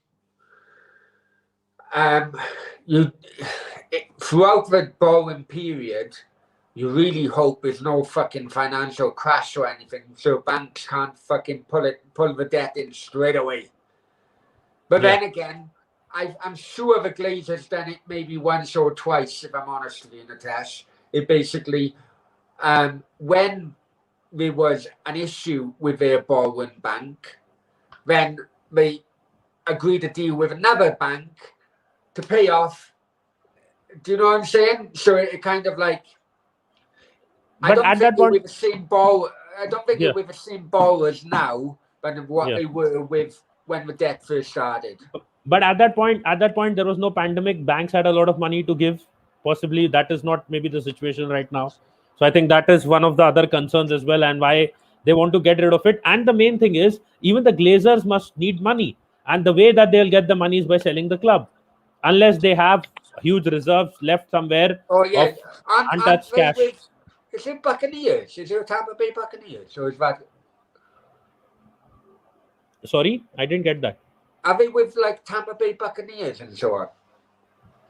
I think they have some teams in the US. They are. Well. They also own that. It's like Kroenke. He owns like 5. He owns like there's 3-4 teams part of that collection, and then it's like so they have the Glazers. The Glazers own the Buccaneers, who just won the Super Bowl. And so if they can use that money, then they can possibly pay off the debt. But listen, right?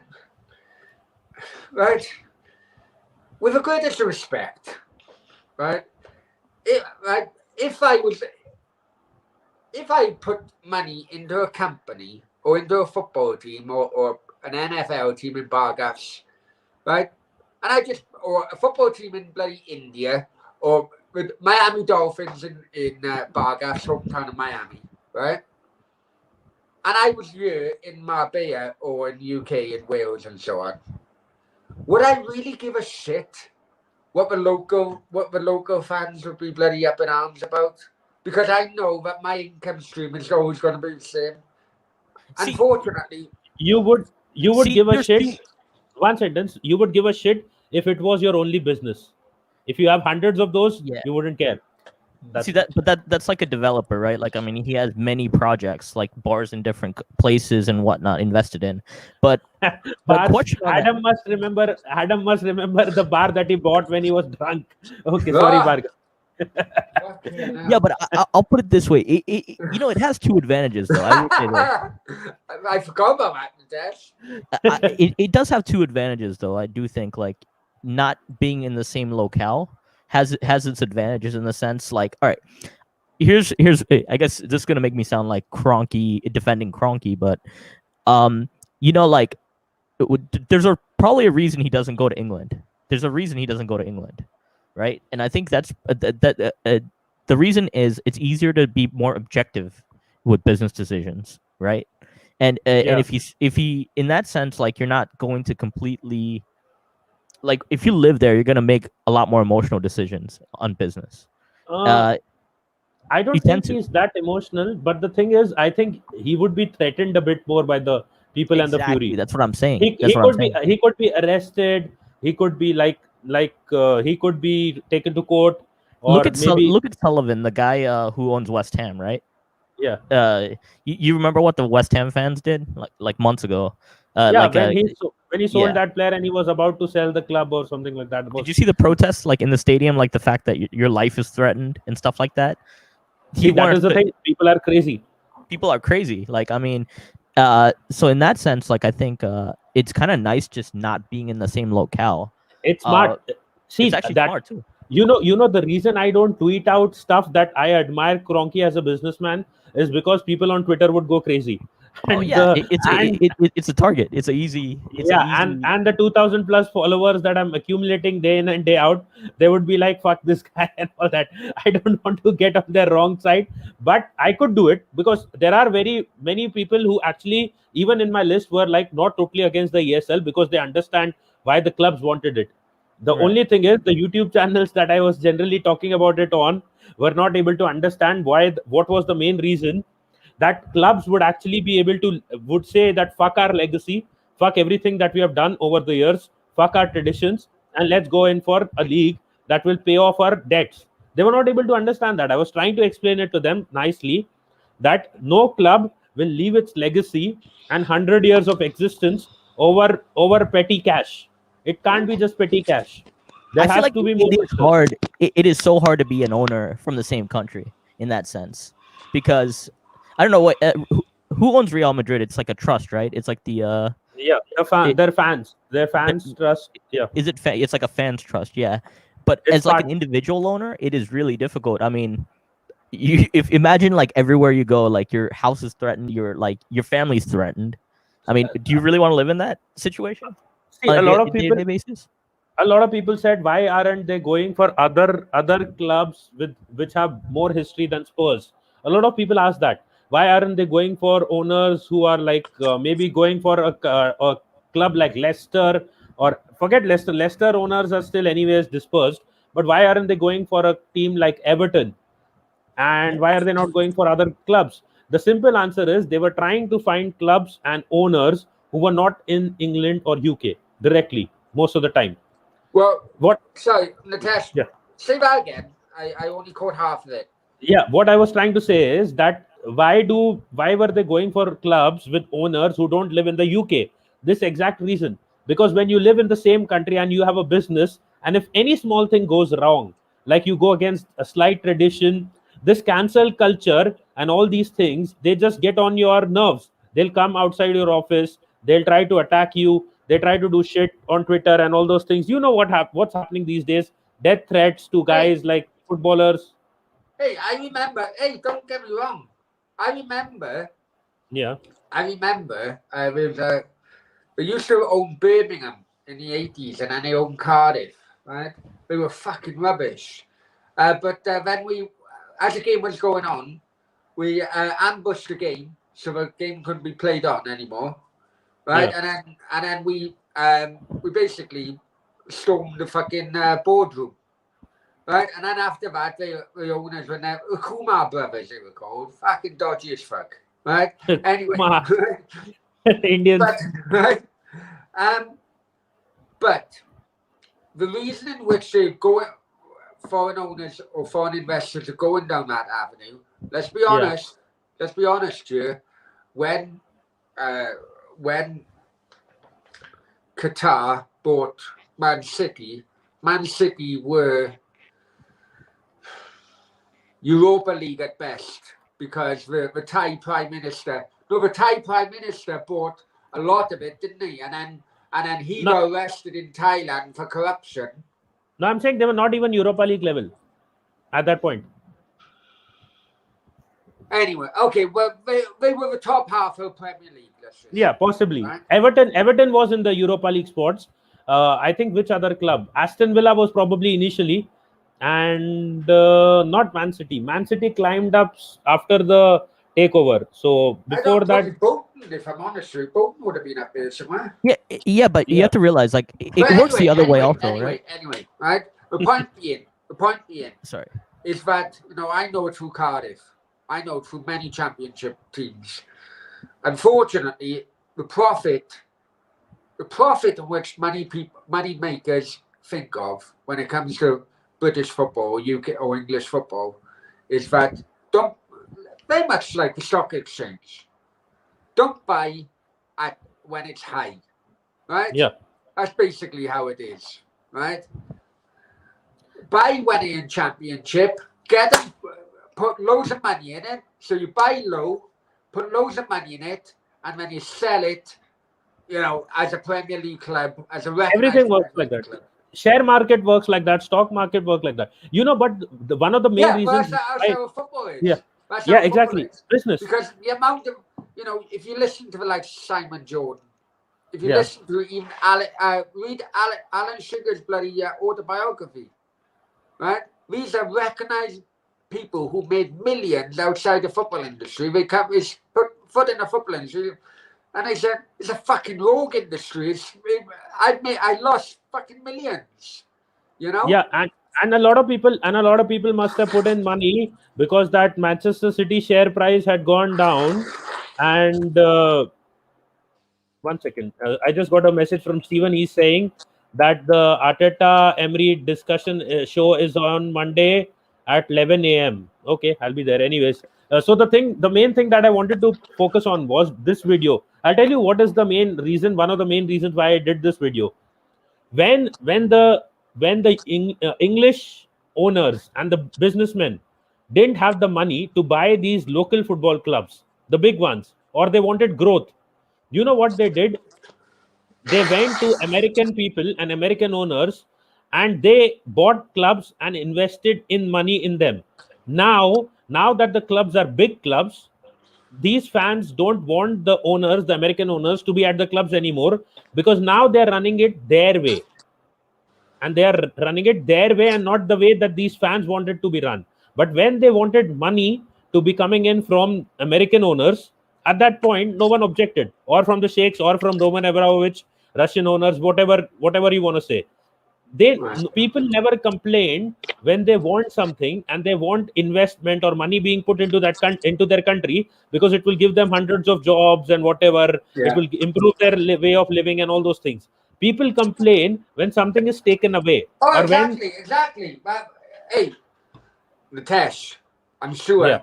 right? No matter what fucking promises during every election of every country, yeah? No matter what fucking promises, right, the different parties put out in every single country, the bottom line is voters will only vote for you if they think they'll have more money in their pocket, selfishly, if they have more money in their pocket than they would if they voted the other guy. That's basically how it is, right? Basically how it is. Everyone is very selfish regarding that. Yeah, hey, don't get me wrong, Nitesh. Throughout this period, the last week or so, the amount of hypocrisy which has stretched from supporters of football clubs to media like TalkSport and bloody Sky Sports and so on, right, to pundits. I'm going to pull back on Guy Neville and Jamie Carragher, if I'm honest with you, right? But, there have been other pundits. Ray Parlour was one the other day. Ignore him. He's not worth talking right now. But anyways. No, that guy's not worth the time. That guy's not worth the time. But the point I'm trying to make is that the amount of hypocrisy has come from certain areas within this last week. It just shows just how just how many different narratives there are within the anti and pro ESL Super 6 vision it is for the future, unfortunately. Can you know what I'm saying? I absolutely agree on that, actually, because this is one of the big reasons I had difficulty this week, because trying to process it all. You have different perspectives on everything, right? And some play devil's advocate for the hell of it. Some don't. I get, like, and it's also based on how you enjoy the sport. Also, that's a part of it. Yeah, exactly. Yeah, I get that. No, I mean, go yeah, ahead. go ahead. No, I was just going to talk about the Ray Parler incident. There was nothing to, like, inviting a guest and then embarrassing them, trying to poke at them, and all those things. I mean, when you do the same thing, I sent out a tweet in a parallel universe. Robbie would have said probably, like, Ray would have said, I hear that you guys got a lot of clicks last week talking about the ESL, which everyone else also did. Everyone, when people were talking about ESL, it was viral everywhere. The other thing he said, that you guys make a lot of money when Arsenal loses, which is, a lot of people get a lot of traction when Arsenal loses, because fans come on every channel to troll the Gunners or the Gooners, both.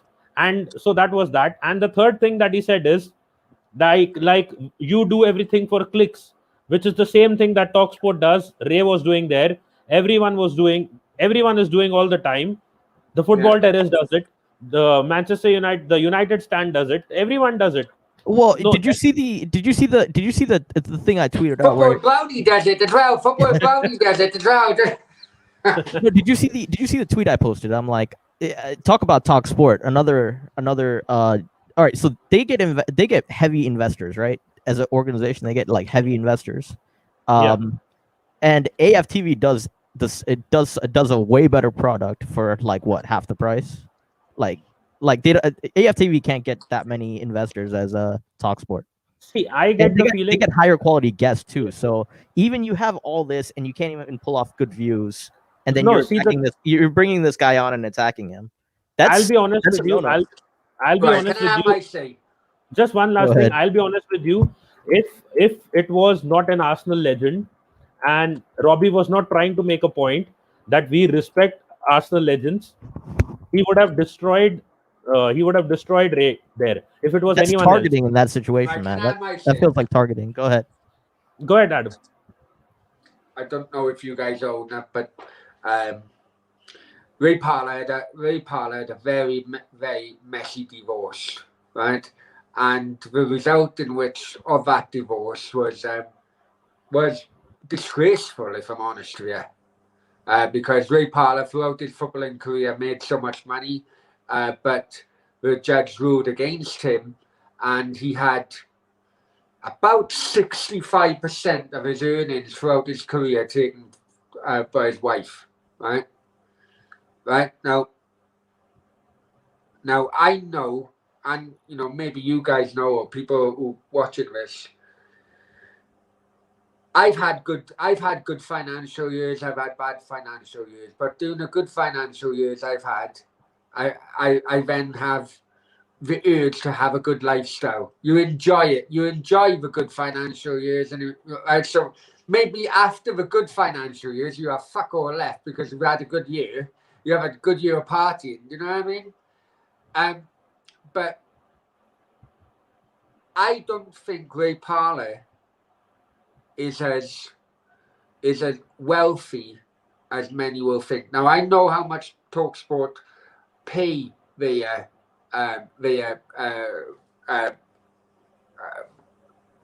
people they got on their channel. It's none of them are on less than $100,000 a year, right? And that's pounds, right? None of them.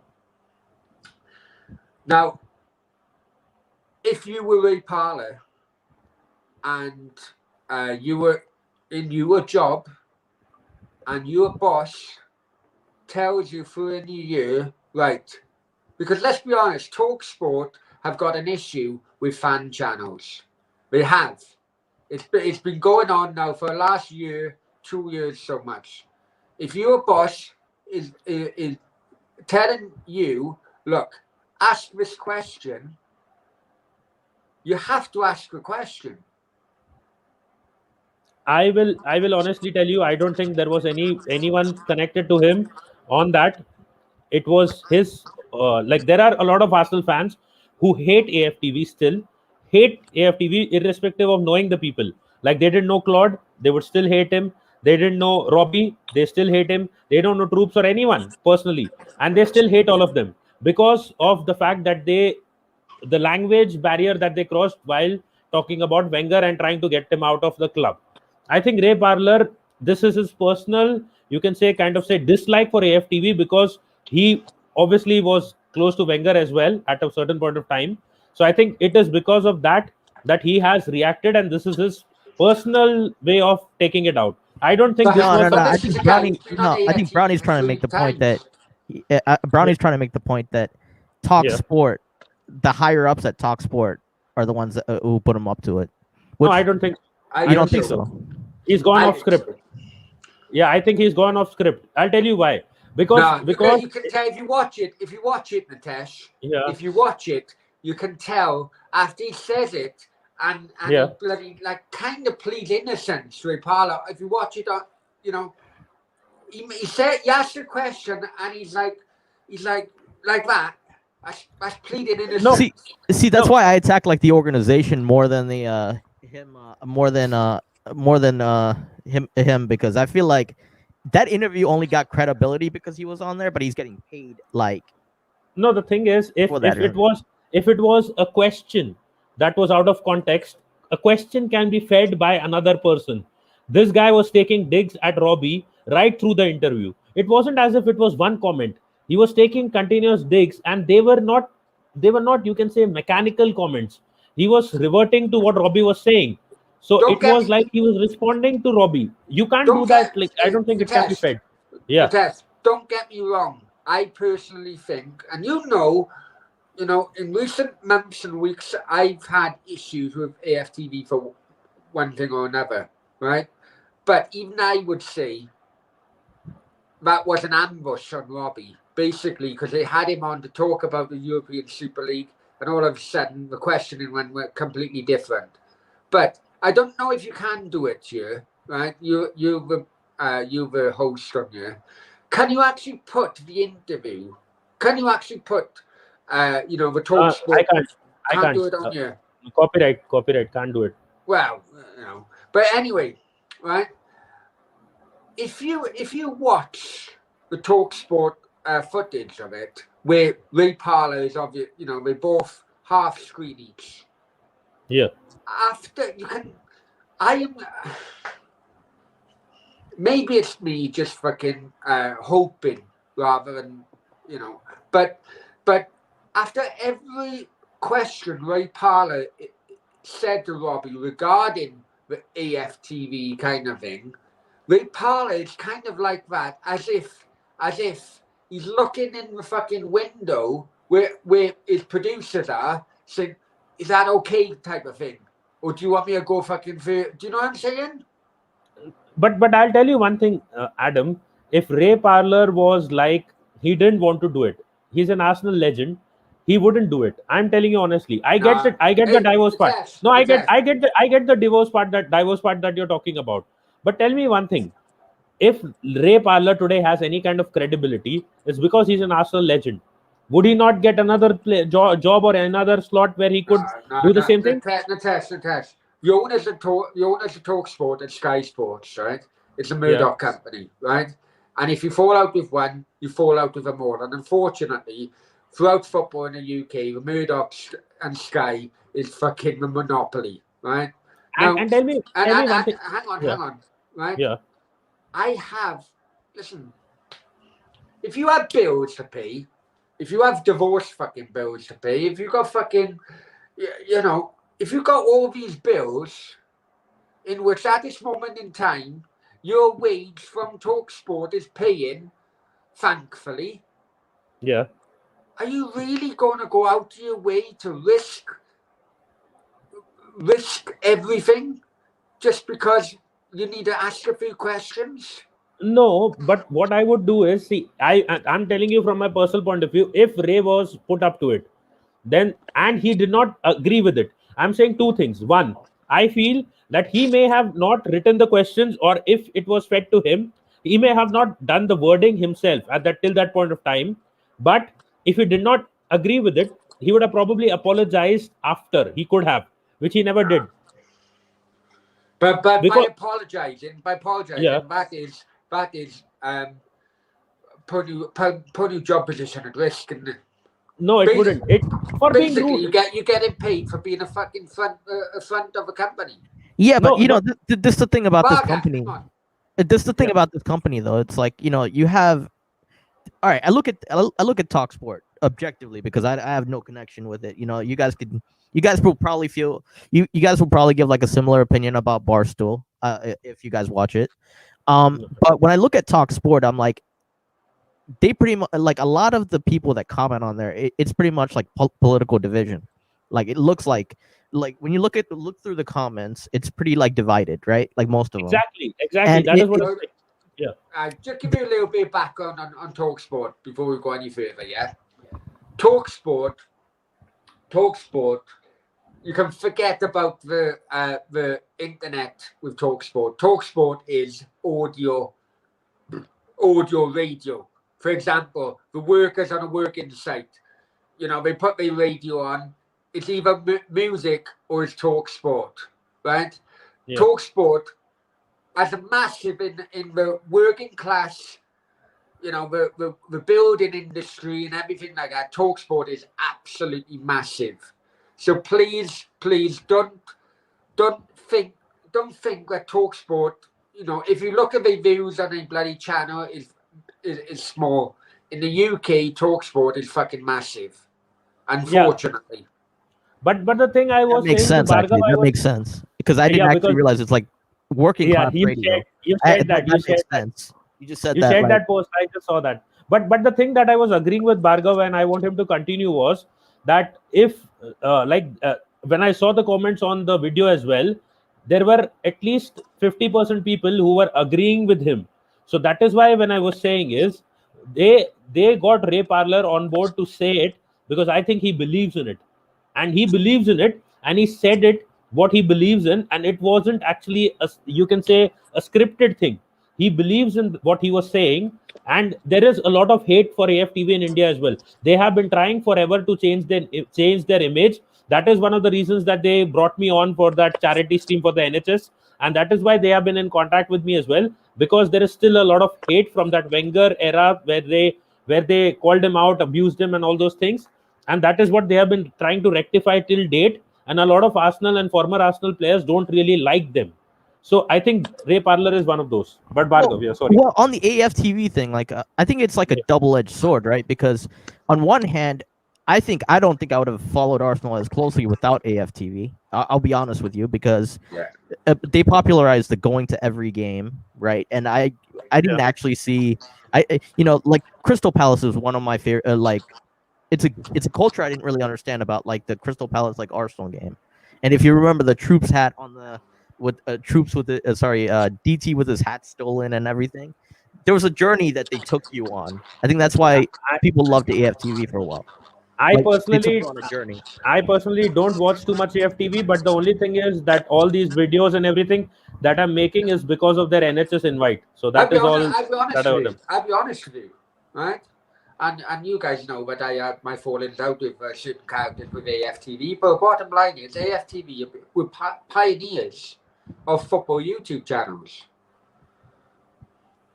Yeah, That's exactly right. Because I think there's, if I look back on it, like obviously you're gonna look at the Man United one, the channels wise, but like for me, like when I look at AFTV, I'm like they were the pioneers of this whole like football fan. No, actually, how it happened is, I'll tell you one thing. The United and the other channels, I think they came before AFTV, and AFTV also Arsenal Fan TV at that point of time. Robbie was reporting boxing. If you remember, he was a boxing reporter. I had seen that video of him. But what happened is, once AFTV went viral, AFTV spoke to all these other fan channels, got them on board as well, and they have grown ever since. Because Robbie is part owned, like the West Ham Fan TV channel, like Chelsea, because of the way Arsenal or AFTV exploded, and you are right. It was a few like Claude interviews and things like that helped it explode. Yeah.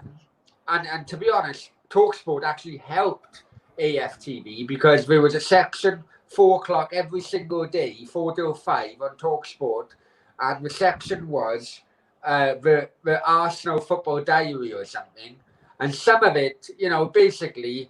Some of it would be so anti-Arsenal. It would be a lot of like Claude complaining and all that. Yeah, But- Talksport within the working classes is fucking massive. If you think of, a carpenter going in his van, going to a job, they would always have Talksport on. But was the Claude thing before AFTV or after he left AFTV? Sorry. That was in the lockdown. Yeah, See, I that's think see, Claude for me, being like, on Talksport was after he left AFTV. Yeah, I'm talking years ago. I'm talking bloody. see, that was the best part about AFTV. They were pioneers. They had some like good stuff. What they ruined themselves with is like I don't think they handled the Claude situation well, and that was the thing for me that was like the sticking point. Because I mean, No, I know. This hate is not about Claude. It's about Wenger.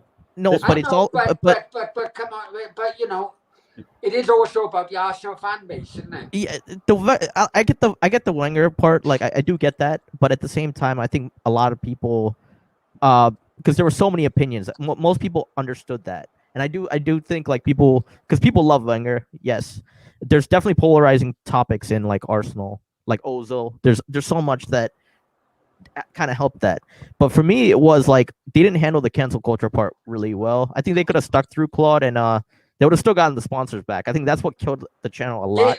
To be honest, I'm being completely honest because that was during the COVID because none of them could, none of them could attend games. Yeah.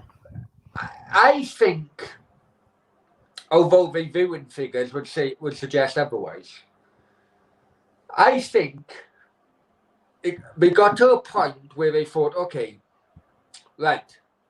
Character A, character B, character C, and character D bring in our most views. So let's constantly keep them on our channel, right? When they done that decision, it kind of like went from a fan channel to a bloody soap opera, if you know what I mean. By having bloody... you made characters basically from fans, and then you dropped the other fans because they didn't have any, they didn't have as much views as like. That's why Sony was damn pissed at them. And the other thing is, during that NHS drive, I remember Troops and the Spurs guy. I think both of them were drunk. Troops was literally sloshed. He was gone. He was high. He was fucking high. It was a NHS donation drive. I think it was for COVID, or was it for something else? I think it was for COVID relief, or I'm not remembering exactly. So the 24-hour one, the 24-hour. Yeah, one? the 24-hour one. 24-hour one. So Troops was literally sloshed, and I was thinking to myself, I am supposed to be on a donation drive, even if for 5 minutes. I feel kind of nervous. Should I also, looking at Troops, go and have a drink and probably talk to Robbie then? And my thing was that it was about 7:30 a.m. or 8 a.m. in the morning, and I was seeing before I went to sleep, these guys being sloshed and on a donation drive and a charity stream, and they're absolutely drunk, abusing each other and talking shit while they're expecting people to donate money. So that is how AFTV was. But at the end of the day, if they got the money that was going to be given to charity, I don't think anyone would complain. Well, that's the thing. Like, I do think like there's some of them that with like YouTube's difficult, right? Like, I mean, when you have a large audience, imagine if we had 40,000 people watching this stream, it would be way different, right? There's a little bit of pressure that comes with that. So some people actually need that to perform like well. So I mean, it's whatever, I guess, like on that one. No, it wasn't about that. It wasn't about that. It was like they were celebrating something, so Okay. they were drinking from the afternoon, and Troops said that I was so drunk that I forgot that I was going to come on stream, but I've just come on now because like I had committed to this. and he was absolutely drunk. He was shouting in his own room. I think someone was in the other room, and he was like doing all weird stuff, lying down on the bed and whatever So- he was doing. You know what turned me against AFTV, and I'm not an Arsenal fan, but it definitely turned me and made me look at the wider picture and can fully understand why the Arsenal fans were against it at Goodison Park. What turned me was that Lee Gunner and Kenny Ken video after Baku. That's what turned me. I thought it was an absolute fucking disgrace. What did they say in that? I don't- For anyone, like I didn't see it. Because that was an AFTV interview, wasn't it? It was, it wasn't. It was an AFTV. But basically, what they've done was they done a watch along. They done an AFTV watch along while the Europa League against Chelsea was going on. Okay. Babs was in charge of the camera, Okay. but he basically done an ambush on everybody else, really. But it was deliberate, right? He put the camera upwards, and Kenny Ken and Lee Gunner, was saying, how much have we got in the super chat? Because basically the deal was whatever they get, they bloody get, and yeah, they had a few hundred quid, and you can see him commentating. It's disgraceful. If anyone wants to know, look into my previous videos about 3 months ago, and I highlighted it. So they were counting. Hold on, they were one sentence. They were just counting the money that they made out of the Arsenal loss. Okay, got it. Yeah, see, one thing I've always wondered is Arsenal's point of view, right? They see AFTV, right? On one hand, it's really good for increasing the popularity around the world, right? As a fan, because it makes you feel like an actual fan, because you can't get the going to the games just from just watching the game, the atmosphere that comes with it, and that's what AFTV captured really well. The part that they probably hate is the fan channels hold the club accountable now, way more. That's why legally the club were going to take Robbie to court, because it was going to be called. It was originally called Arsenal Fan TV. Then they said no. We take you to court, you drop your Arsenal. So they had to go then AFTV. Yeah, there is another Arsenal Fan TV, so that is why. No. But that's why the thing. was the club were taking them to court?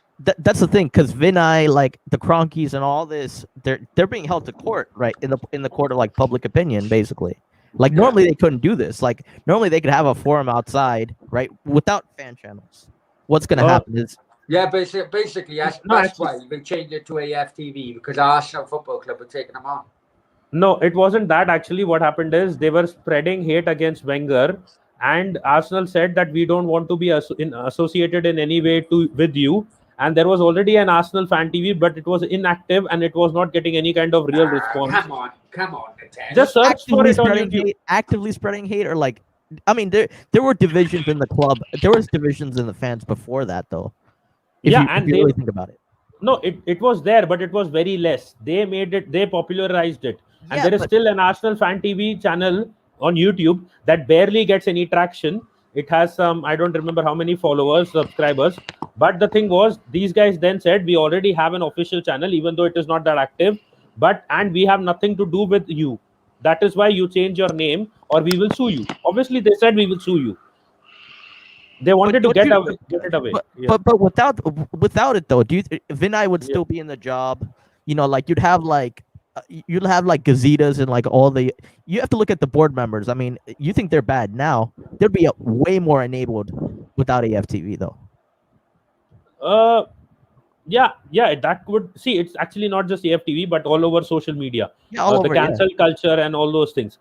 Trust me, AFTV didn't do much in terms of getting Wenger possibly, but that was it was when people started boycotting stuff, which was hurting the club. Those were the things that actually impacted the Wenger exit.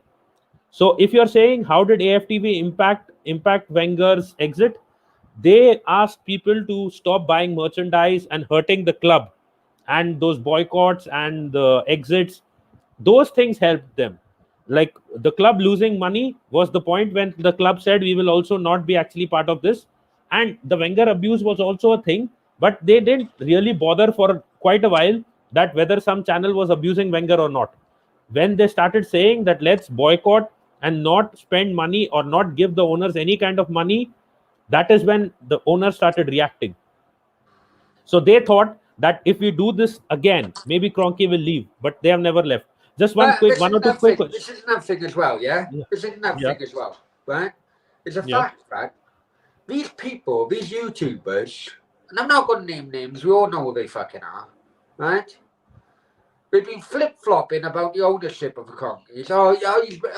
They are right. They just giving money to wrong people. You know, we've just paid wrong, you know, blah, blah, blah, right? Now, because they've seen the fan base go dead against the Kroenkes, they're jumping on the anti-Kroenke bandwagon. But yet, when they jump on the anti-Kroenke bandwagon, they're still wearing the Arsenal merchandise and so on. I've never seen so much fucking hypocritical fucking wankers in my life. I have not worn a Cardiff City piece of merchandise for the best part of 15 years. You know why? Because I hate the fucking owners. Right? I get what you're saying. See, I get what you're saying, but the thing is, I don't care if Adidas or anyone bloody pay up 80% up front or whatever else. Right? The bottom line is, if I don't pay, and if others don't pay by the merchandise, then Adidas would say, well, fuck you, that was a rubbish deal, we're not going to renew it. I can just honestly say one thing to that comment, that your comment, that at least I get my goods from China. But anyways, quick updates. First, burning the American flag is not respectful in any context whatsoever. It is crossing the line of sport and passion from Melina. And Relentless is saying Arsenal burned the flags too, the American flags. So we saw this video of Manchester United fans doing it. I did not see it personally. If people are late coming, but we condemn it again. No, I'm not saying. I'm saying I'm trying to say is we condemn any people doing it. Yeah, I know. Listen, with new people coming into a chat, we'll all have a say about it, and then we'll move on from there. I think that would be the best. I think we have talked about it in the first half, and we have even shown the video that has gone viral on Twitter. So we talked about it, and even if any Arsenal fans did it, we would say that is stupid and it should not be done, because you have the beef is with a few owners who are American by birth. You cannot do anything. See, I'll give a little comical story, right? Before that, I want to give a one-liner. An asshole does not have a religion, country, or caste. An asshole is an asshole. So at the end of the day, if you think Kroenke is an asshole, you need to understand it doesn't matter where he comes from. That's it. Right. Yeah, you can give this. Let me give you, right? You know when and it is still laughed about to this day, right? When Vincent Tan, a Cardiff owner, when he turned from blue to red, right? And I mentioned about the protests and so on. One guy, because Vincent Tan lives in Malaysia, he's actually Chinese, right? Right. So one guy went on Welsh TV and said, "I'm burning a Malaysian flag," and some of them were, "Why the fuck? He's fucking Chinese, you daft cunt." You know what I mean? So that is the stupid part. Like, what is the point of burning the flag if you want to burn images or mannequins of the guy? It's not even mannequins. I don't remember the exact word, but something like that. I think they make in India, they make puppets of those politicians and people whom they don't like, and they burn those. If you want to do that, do it to the man. I mean the puppet of the man. But why are you burning the flag of the country? If there were some Arsenal fans from the US, like, part of your protest or protesting online or supporting you online, there are a lot of American YouTubers who are Arsenal fans. They must be thinking, what the fuck is going on? Similarly, Manchester United fans, so many fans from the US must be thinking, what the fuck is going on? Why are they burning American flags? We are also Manchester United or Arsenal supporters. We are supporting the Kroenke out cause, even though he lives in our country and he is eating our money as well. They must be wondering, why the hell are these fans actually burning the flag of the US, which has nothing to do with Kroenke, apart from the fact that he lives in US and that he's an American. I mean, with that said, you shouldn't be burning flags of other countries to begin with anyway. Any place. Yeah. I mean, it's like heritage. culture. Like there's so much It, there's so it much that tar- goes with that. the problem is, as I said earlier on, it tars everybody. Tars everybody with the same brush. And there is a link, if you think about it, right? Before Slavia Prague and what happened to Slavia Prague Rangers? Before Slavia Prague and Arsenal, you had a handful of Slavia Prague fans holding up a racist banner. Before that, every Arsenal fan was tarnishing Slavia Prague fans have been racist because of a handful of people. Right? There are Right? idiots everywhere. That Yeah. happened. Let's be honest, that happened. Right? Now, the roles are reversed. A few weeks later, you got Yeah. Arsenal fans who were in at the Emirates yesterday tarnishing every American because they were fucking conkies. A handful of fucking conkies. It's ridiculous. I said there are idiots everywhere. If America hadn't stepped into World War II, these guys would be probably speaking German. So that is the thing. Whoa. You step back, you take that back, my friend. No, I'm saying if America we hadn't won the stepped into Battle World of War Britain. II. We won the Battle of Britain, my friend. No, but you need You to are remember right. that You are it right. was. You are right. I just don't like fucking accepting it. No, but the thing is, why do you want to get nationalism into such a thing? This is exactly how the dictatorship came into rise in the first place. But anyways, let's not get into the political side of things. Here there was a question by Bobby with But same. yeah, what's this about? What's it about Ronaldo? He's on about Ronaldo. Yeah, he's saying that Ronaldo is about ready to take a pay cut and accept a salary of 330K a week, and he wants to go to Manchester United now. Probably. Why on earth would he want to go back to the Prem? He's like done everything there. Yeah, He well, probably I feel like MLS is like more. MLS to Miami is probably more likely. Hold on 1 second. I'll just send the video in and the link that I have Yeah, to just the send the person in link. the chat Just because send the link to him. yeah, because I can't play it again right now, but I'll send it and you can just take a look. Everything is there. everything about Ronaldo. Listen, you can't take away what Ronaldo done in his playing career, Yeah. right? But everything about him off the field Thanks for coming on. is an absolute fucking fake. It's so fake as you can. It's ridiculous, right? Now, a lot of it is very much like gigs. You guys know that when it come out to gigs, I knew about everyone else. The amount of abuse I had on social media from Ryan Giggs fans, Wales fans, Man United fans that, oh no, it's nonsense.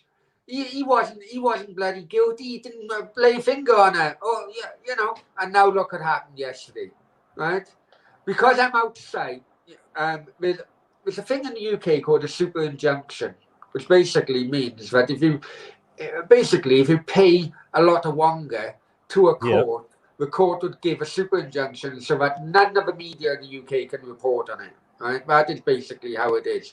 But the downside to that is that people outside the UK that's where the loophole is. And that's why on my YouTube video, I just fucking told you exactly what it was. The guy fucking it's a woman beater. But, you know hey, Brownie though, think about it though. But like, you know, like look at the 4 biggest like stars in like sports, right? I mean, like across the board, right? Except for Messi, who's like the real quiet one and like Family Guy, who doesn't do many interviews whatsoever.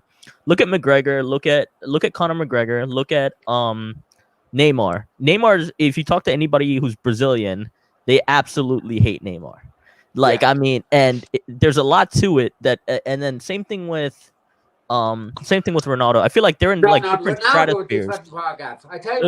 Ronaldo isn't hated in Portugal. I tell you what Ronaldo. No, he's not hated in Portugal, but there's people trying to paint him in a bad light everywhere he goes. I tell you what Ronaldo. Adam released a video saying Ronaldo was gay.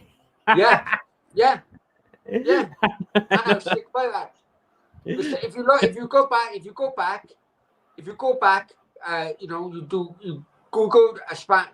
Okay, Bargafi, because you know Spanish. If you go back, the Spanish media, basically what it is, whether he's gay or bisexual, maybe, right? But basically, when he was at Real Madrid, every weekend after the game, he would fly off to Morocco and meet his lover man, right? And that he'd be there for 2 days or 3 days. And then he'd come back.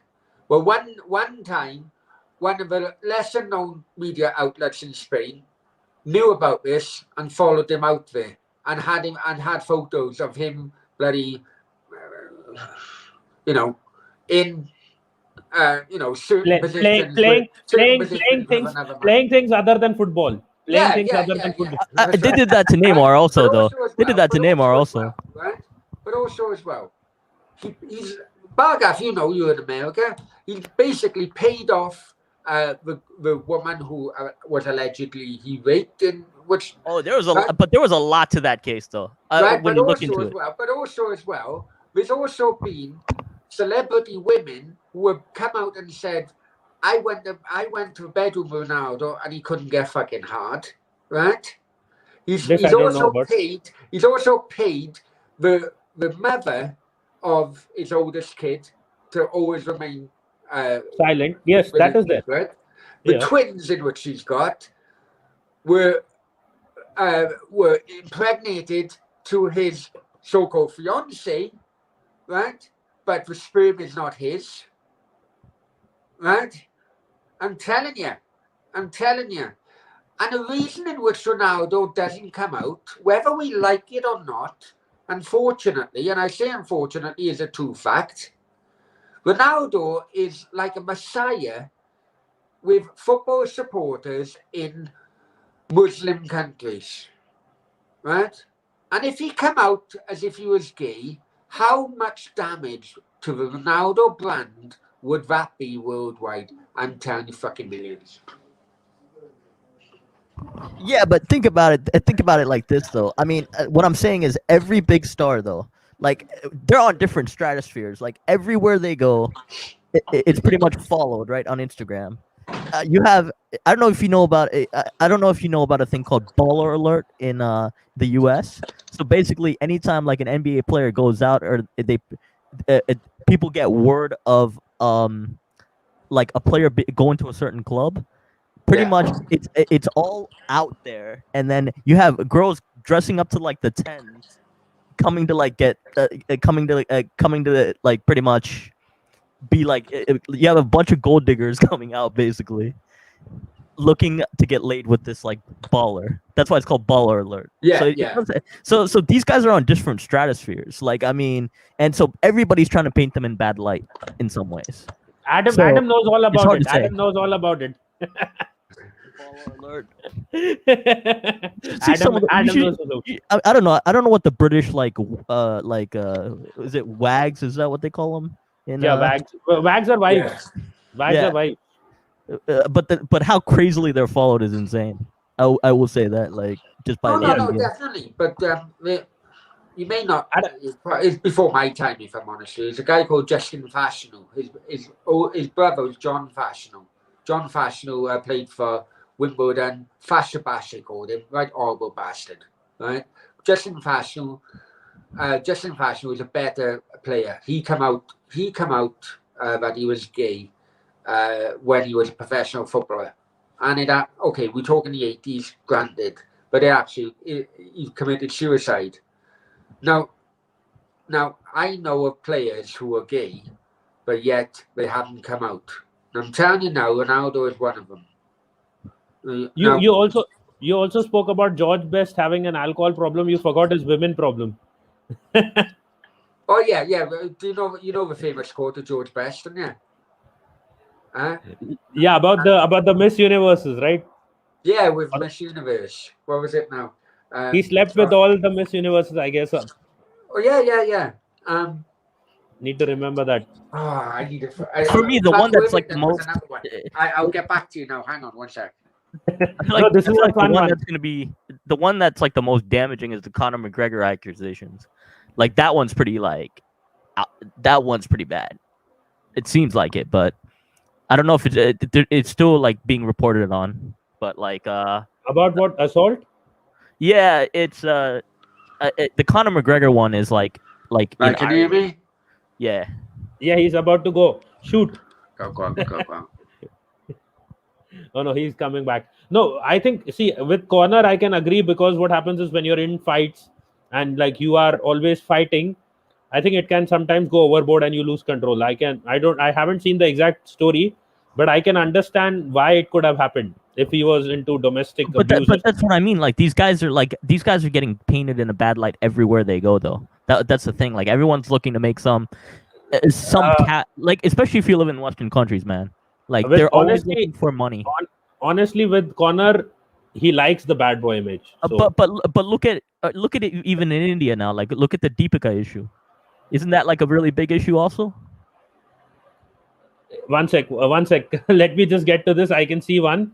George Best. If I had to choose between dribbling past 5 players and scoring from 40 yards at Anfield or shagging Miss World, it would be a hard choice. Thank you. Thankfully, I've done both.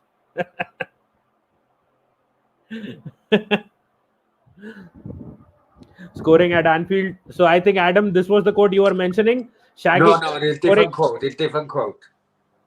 Okay, let me see. He went, I squandered. No, I spent loads of money. Yeah, I got it. I spent a lot of money on booze, birds, and fast cars. The rest I just squandered. Fucking good. Hey, give Relentless the link. He should come on and have his say on this, if he wants to come on. Is he still on the chat? Yeah, I think he's still in the chat. He should come on. Get his perspective on it. He's a Madrid fan, by the way. He's a major Madrid fan. Isn't he Arsenal? I thought he's an Arsenal. No, fan. his like number one team is. I think he's like Arsenal and Madrid, like evenly. Okay, just like Melina. Okay, quickly just going through some of his comments first. He's saying fans will still buy the season ticket. We know that can't be, nothing can be done about it. And he will sell. Kroenke will sell when he wants. Big up to Rohit. Big up to you as well. And LeBron is humble. I think the guys will agree. Allow my guy Neymar, number one player in the world. Neymar's another one.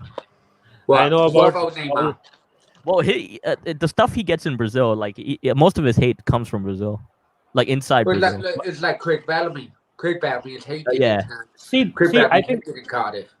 I think the reason for Neymar's hate from Brazil are two reasons. One, because of his soft nature and diving and all those things in football, he's become an embarrassment to some of those fans, I can say honestly. And the second thing is, every time they want him to step up in a big tournament, he gets injured and goes away. But he shows up though in every big game that he can, and he gets kicked the most. And he gets kicked the most of anybody. Even Ronaldo doesn't even get the same treatment. Like, I'll be honest, like way more than any player. I get what you're saying.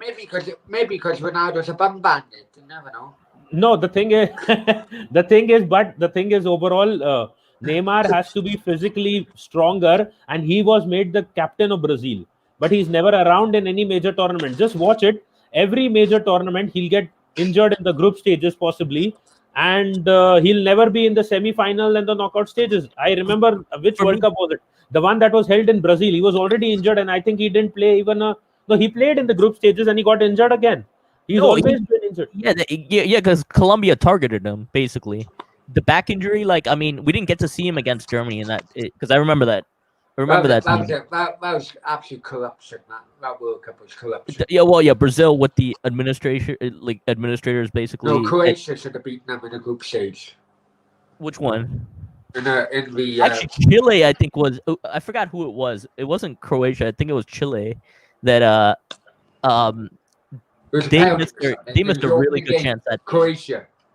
Was it Croatia? I thought it was Chile. No, which one? Maybe Chile in the knockout stages, but definitely Croatia. They always beat Mexico. I mean, Brazil. Are you talking about the 14 one, the 18, given, or the 18 one, or the 10 one? That's 14. Isn't that 14, right? That's 14. Yeah, that's 14. 14, yeah. Because 10 was won by Spain. Yeah, 14 was won by Germany. Another one that's the Netherlands-Spain game. That was the final. That was the final. Yeah, that was a sad one actually, because it was like empty football basically. I mean, I'm glad. Viva España! I mean, that was Spain's golden generation, like accomplishing everything. I mean, after Euros, but I think Germany was probably the best team that year, though. But the thing was, that no, I don't think. I think it was even between Germany and Spain. Barely, I think the game went into but Spain destroyed Germany, if I'm not wrong, right? In that game, when the semi-finals happened. That was like prime Ozil that year. I think it was. See, Germany was really good for so long. The problem with Germany was they never could put it together in the big tournaments until 14. when 14 I don't happened. know. Hey, you. No, Bad, no, no. You're talking Germany, bloody Yeah, winning the World Cup in the 70s and 80s, 90s. I Yeah, but think like through I that think period though, they were really like no. their I'll say problem was good games, but they couldn't finish the finals.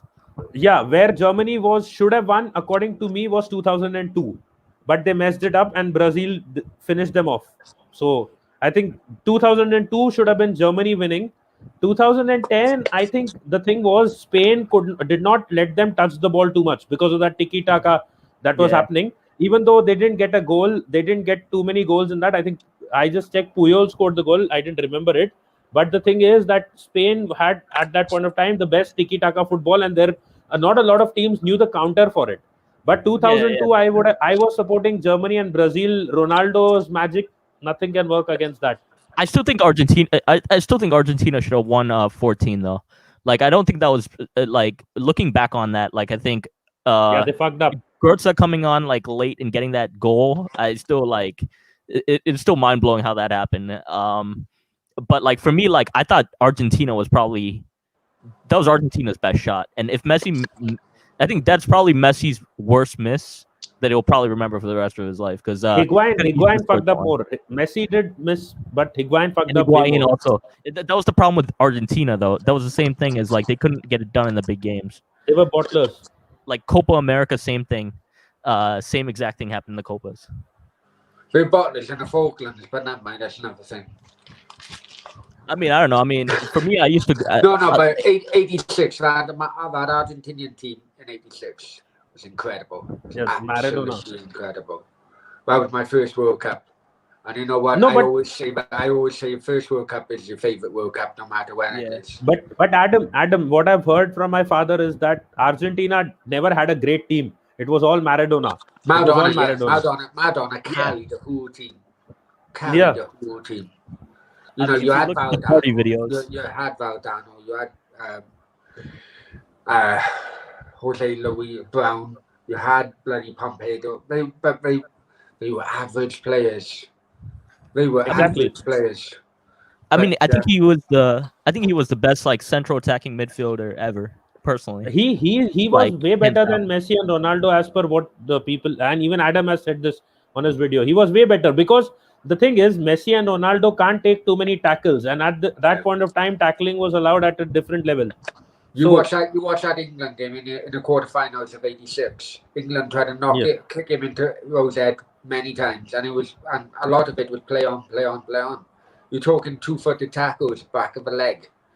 And some of his addiction. Handball. To be honest, handball is bloody justice really for what England players try to do. Like Tay Fenning tried to put him into a grave. I tell you. The English media milked the hand of God, though. I will say that they have milked the hand. And you know what? You know what, Margav? Not about the hand of God in that game, right? England press do milk it, right?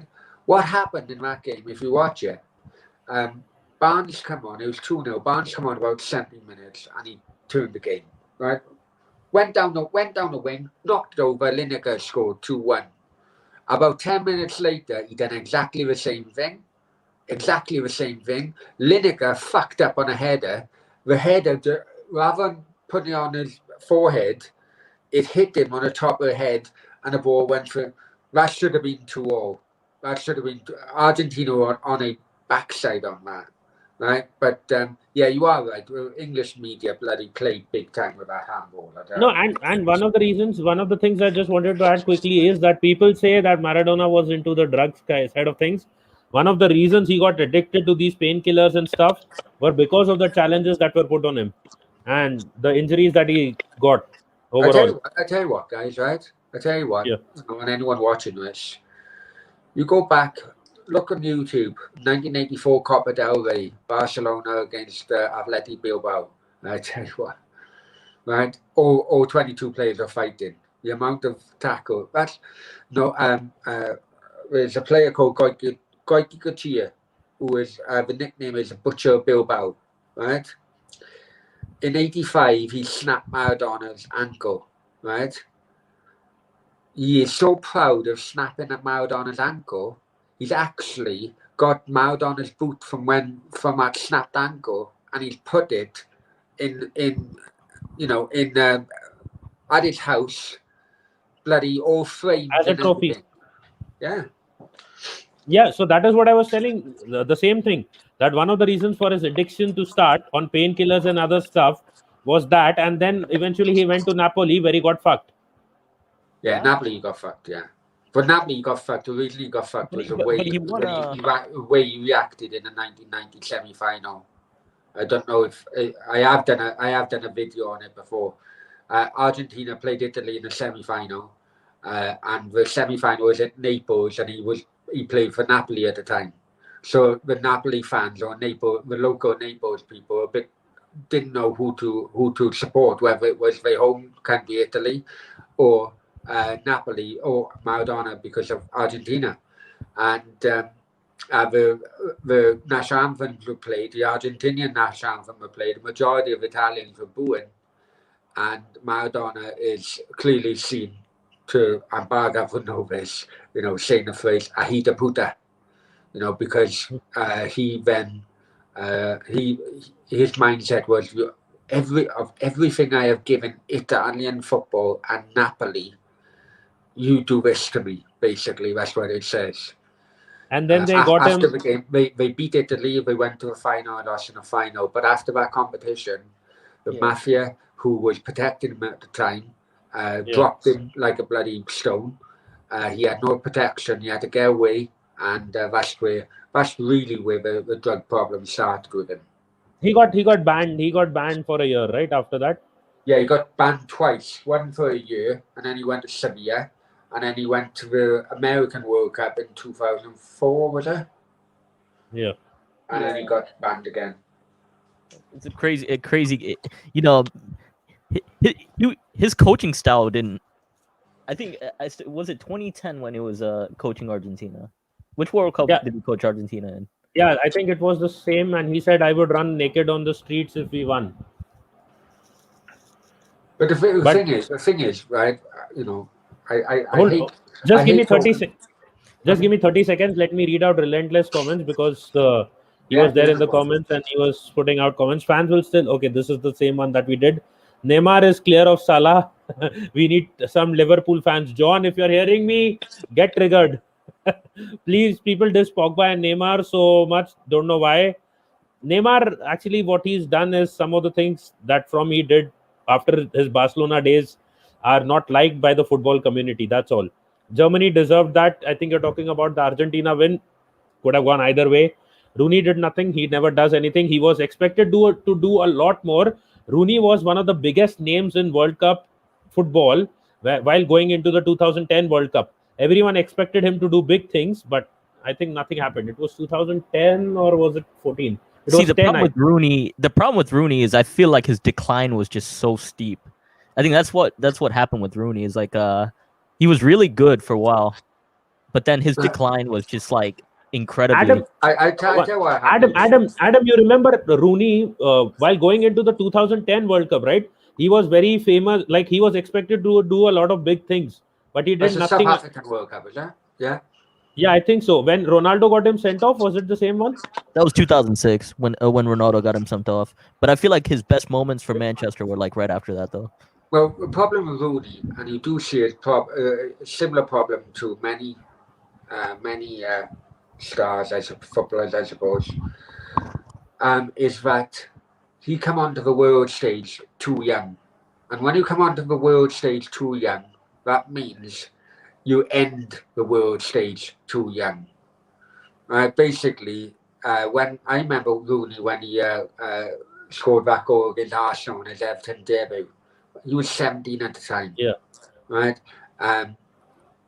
And with everything that happened, I remember Rooney scored a hat trick in the 2004 Euros against Croatia. Basically, because I had to hand my passport in because I was on the hooligan ban at the time. I handed in 5 minutes too late, and they had me in court the following day. But never mind, that's another thing. But the point being is that Rooney's chance of being one of the greats was ruined because because I think he was running to the ground too early in his career. I do think that. I don't agree with that, but yeah. See, the thing is, Well, I understand one thing. I'll just say one thing, then Bhargav, you can take it from there. I know that how it works with respect to a lot of people like Michael Owen and stuff. Rooney's main problem was he was tagged by Manchester United as the best striker in the world. So when he lost his space, Manchester United fans and players were not ready to, in fact, not the players, but fans were not ready to accept that Rooney can play anywhere else apart from a striker's role. And when Van Persie came, I could see already that Manchester United's boss, that is Sir Alex Ferguson, had realized that Rooney is not anymore fit enough or fast enough to be a striker. He needs to go in deep. And that is when he started playing him deeper and Van Persie deep forward. I had said this before Van Persie joined Manchester United that if Van Persie comes to Manchester United, he's going to displace Rooney as the first choice striker, which he did that season and they won the league. So I think the problem was the fan base not accepting that Wayne Rooney can play anywhere else apart from a striker's role. And then eventually it took him like a season or two to drop into midfield. And he was finally accepted as a midfield before he played a few good years of football and left Manchester United. Yeah, Bhargav. okay, so appreciating those like Man United teams was really, I grew up watching them, right? Like, I mean, I remember like, because I became a fan, like an Arsenal fan in 07. And then watching like Chelsea and Man United is, I'll be honest, like Ashley Cole and all those like stars. With Rooney, the problem I felt was his finishing was amazing. He was really good with his finishing. I don't understand this because like I feel like English young. I think what Brownie said with like the youth in England, right? When they come onto the world stage, why is it that like foreign, like take like a Neymar or like take like young like Brazilian stars? What's different with like English young talent that they end their careers a lot quicker? Like, why is the decline so deep? That's a good question, actually. If you remember, I think it's a demand from supporters. I think as time has gone on, one of the reasons which Rooney went to Manchester United at the time was because he was getting frustrated at Everton. David Moyes was in charge, and it's very similar to how hard Arteta is actually with the likes of the youngsters, Emerson Rowe and so on.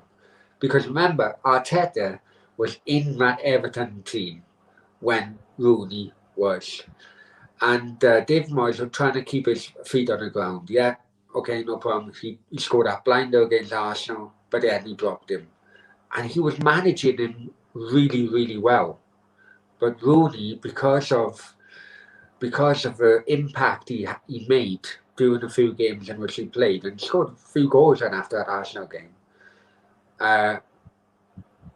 Let's be honest, probably with his agent and so on. He kind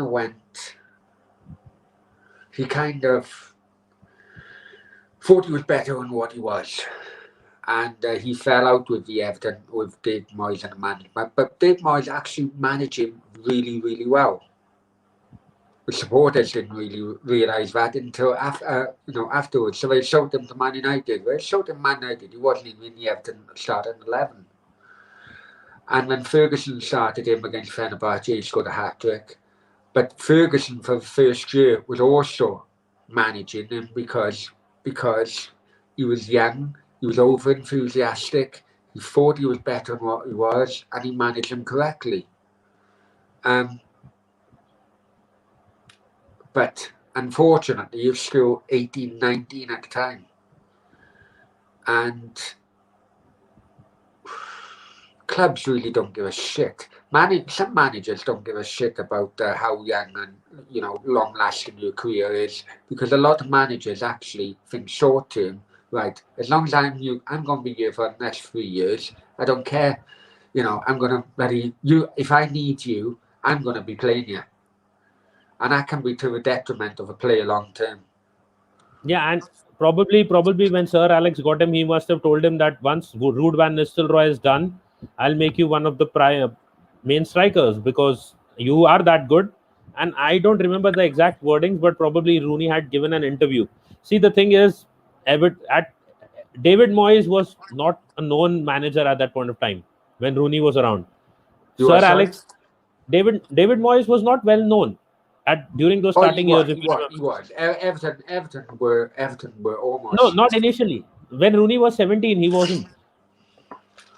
Uh, Sir, and there is a difference between Sir Alex managing you and David Moyes, who was not known at that point of time. If you remember, when Rooney joined Manchester United, was it not during, like, I think just after the Invincibles, before the Emirates era, or just at the point of the Emirates era? you know what? I remember I was playing at the time. I'll just check that out. I think it was around the Emirates era that he joined Manchester United. And at that point of time, David Moyes wasn't that big a manager. And obviously, there is a difference between Sir Alex and David Moyes in every. Well, no, He hey, joined don't 2004. get me Yeah, he wrong. joined in Don't get me wrong. 2004. Don't get me wrong. David Moyes used 2004. the money from the Rooney transfer to help build the Yeah. team, which Yeah. did get them into the Champions League. Don't get me wrong, but Yeah, See, but- I think Moyes' problem was I think he wanted to like stamp his own authority, so like I think he did too much too quickly. At David Moyes. When No, he did well at United Everton. for 10 years. United. No, He at took United, over I Everton mean. manager when they were basically relegation. No. candidates. Like when he went to United, I think he might have changed the staff like No, way they didn't too back him. quickly. They didn't back him. They gave him They might Mata have not and backed him, Levy. but I think, but that was because of the results, though. No. I mean, in that summer window when he came in, they Yeah. had to back him at that point of time. All the defenders had gone old. I think it was Evra who had already left the club. Ferdinand was on the verge of leaving after 1 year. So they didn't back him. They never but backed that was a difficult time. The bottom line is really, right, Yeah. Ferguson timed his exit to perfection, right? How Ferguson Get actually, Van Persie and go. Ferguson won the league with Yeah. a team which was on Crap its team. arse. Yeah. How he won that league, and then I was like, okay, this is basically with Arsenal. It's like how Wenger should have done it. When they beat Hull in the cup final, that's when Wenger Exactly. should have said, right, that's the end of it. Ferguson knew, and he knew the owners. Let's be honest, the owners were in charge. The Glazers were in charge for about 4 years prior. He knew how the club was going, right? And this is why Roy Keane is saying, don't fucking believe all this shit about Ferguson, right? Because he's only in it for himself, and that is why Ferguson jumped ship when he did. Yeah, it's kind of sad with the whole thing also because player like Zaha, right? If he like that's like one of the worst cases because I think once his career went disarray just because when Ferguson left, his entire You career. mean Zaha? like, You mean yeah, Zaha? Wilfried Zaha, yeah, because he was there for like he Oh, Zaha. Okay, Yeah. I thought you were saying about the Zaha. no There was Zaha's that guy as a striker is really good by the way. You're talking about Luis Zaha, right? Yeah, Luis Luis Zaha. Zaha. Yeah. See that Man United team, like I remember watching that team, and the hard part for me is I always thought Chelsea were better, right?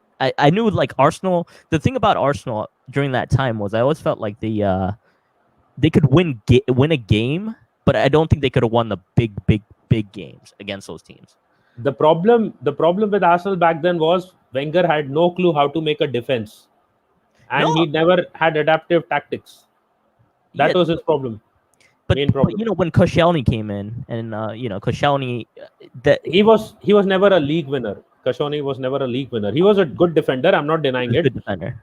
He Great wasn't a league defender, winner. No, he wasn't great. He No. was a good defender. He wasn't a league winner.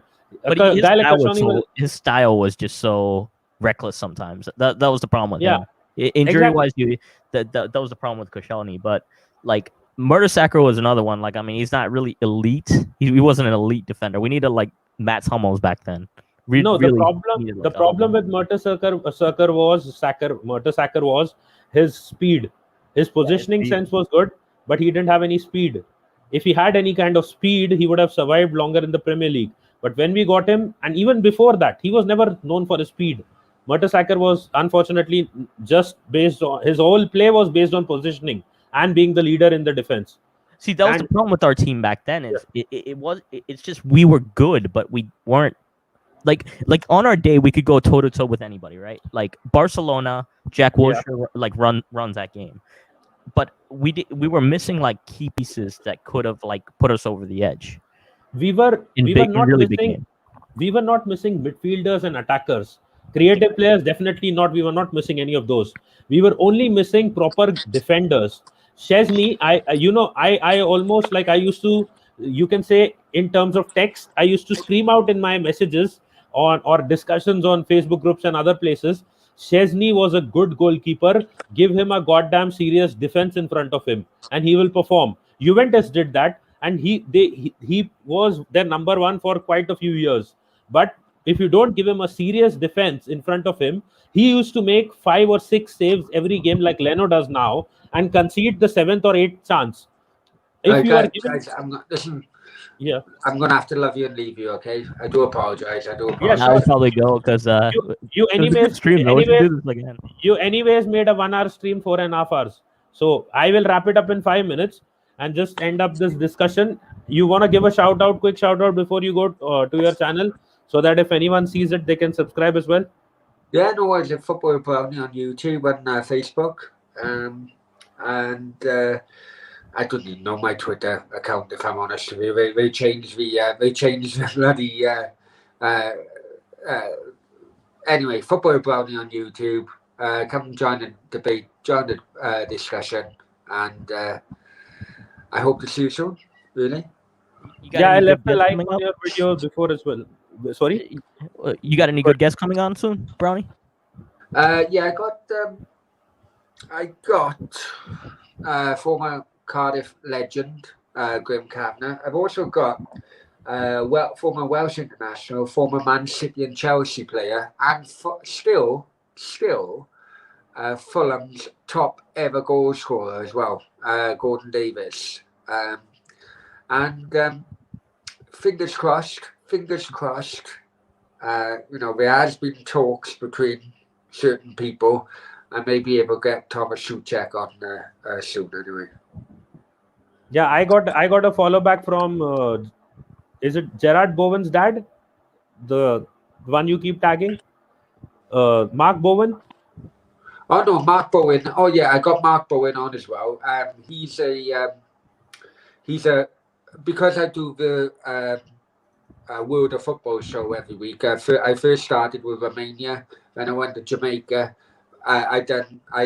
Stephen, you know what, guys? I know you guys know Stephen as well. Wow, what a lovely guy! What an absolute lovely guy, Stephen Contoro. We covered Greek football and football in Greece this week.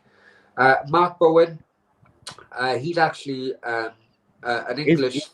Is he Gerard's dad or is that someone else? No, Mark Bowen. No, he's just he reports for Zenit St. Petersburg, but the English kind of thing. But he's based in Russia, so yeah, I'm going to be talking to him next week about Russian football, Soviet Union football. Just Russian football or something else as well? No, we've had a private conversation about that. The test, we've had a private conversation about that. But yeah, basically, I mean, I remember I grew up in the Soviet Union team in the 80s was fucking incredible. Absolutely fucking incredible. How they didn't win anything is incredible. What a team they had was, and you can go from the 86, 88 Euros, they got to the final. They lost to Holland in the final when Van Basten done that volley and Hullet done a bullet header. But they played Holland actually in the same tournament. They played Holland in the group stage and they beat them 1-0. So as a competition progressed, they met each other again in the final. But that, honestly, wasn't that guy? If his name is right, if I remember his name right, Weiss. He was one of the managers of one of the other teams one of the other countries as well. He had a son also. I don't remember Weiss. I had seen him. Maybe Yugoslavia or some country he used to manage. I don't know, mate. To be honest, honest, back in the day, because it was Soviet Union and not like Ukraine and bloody Latvia and everything. It was the Soviet Union.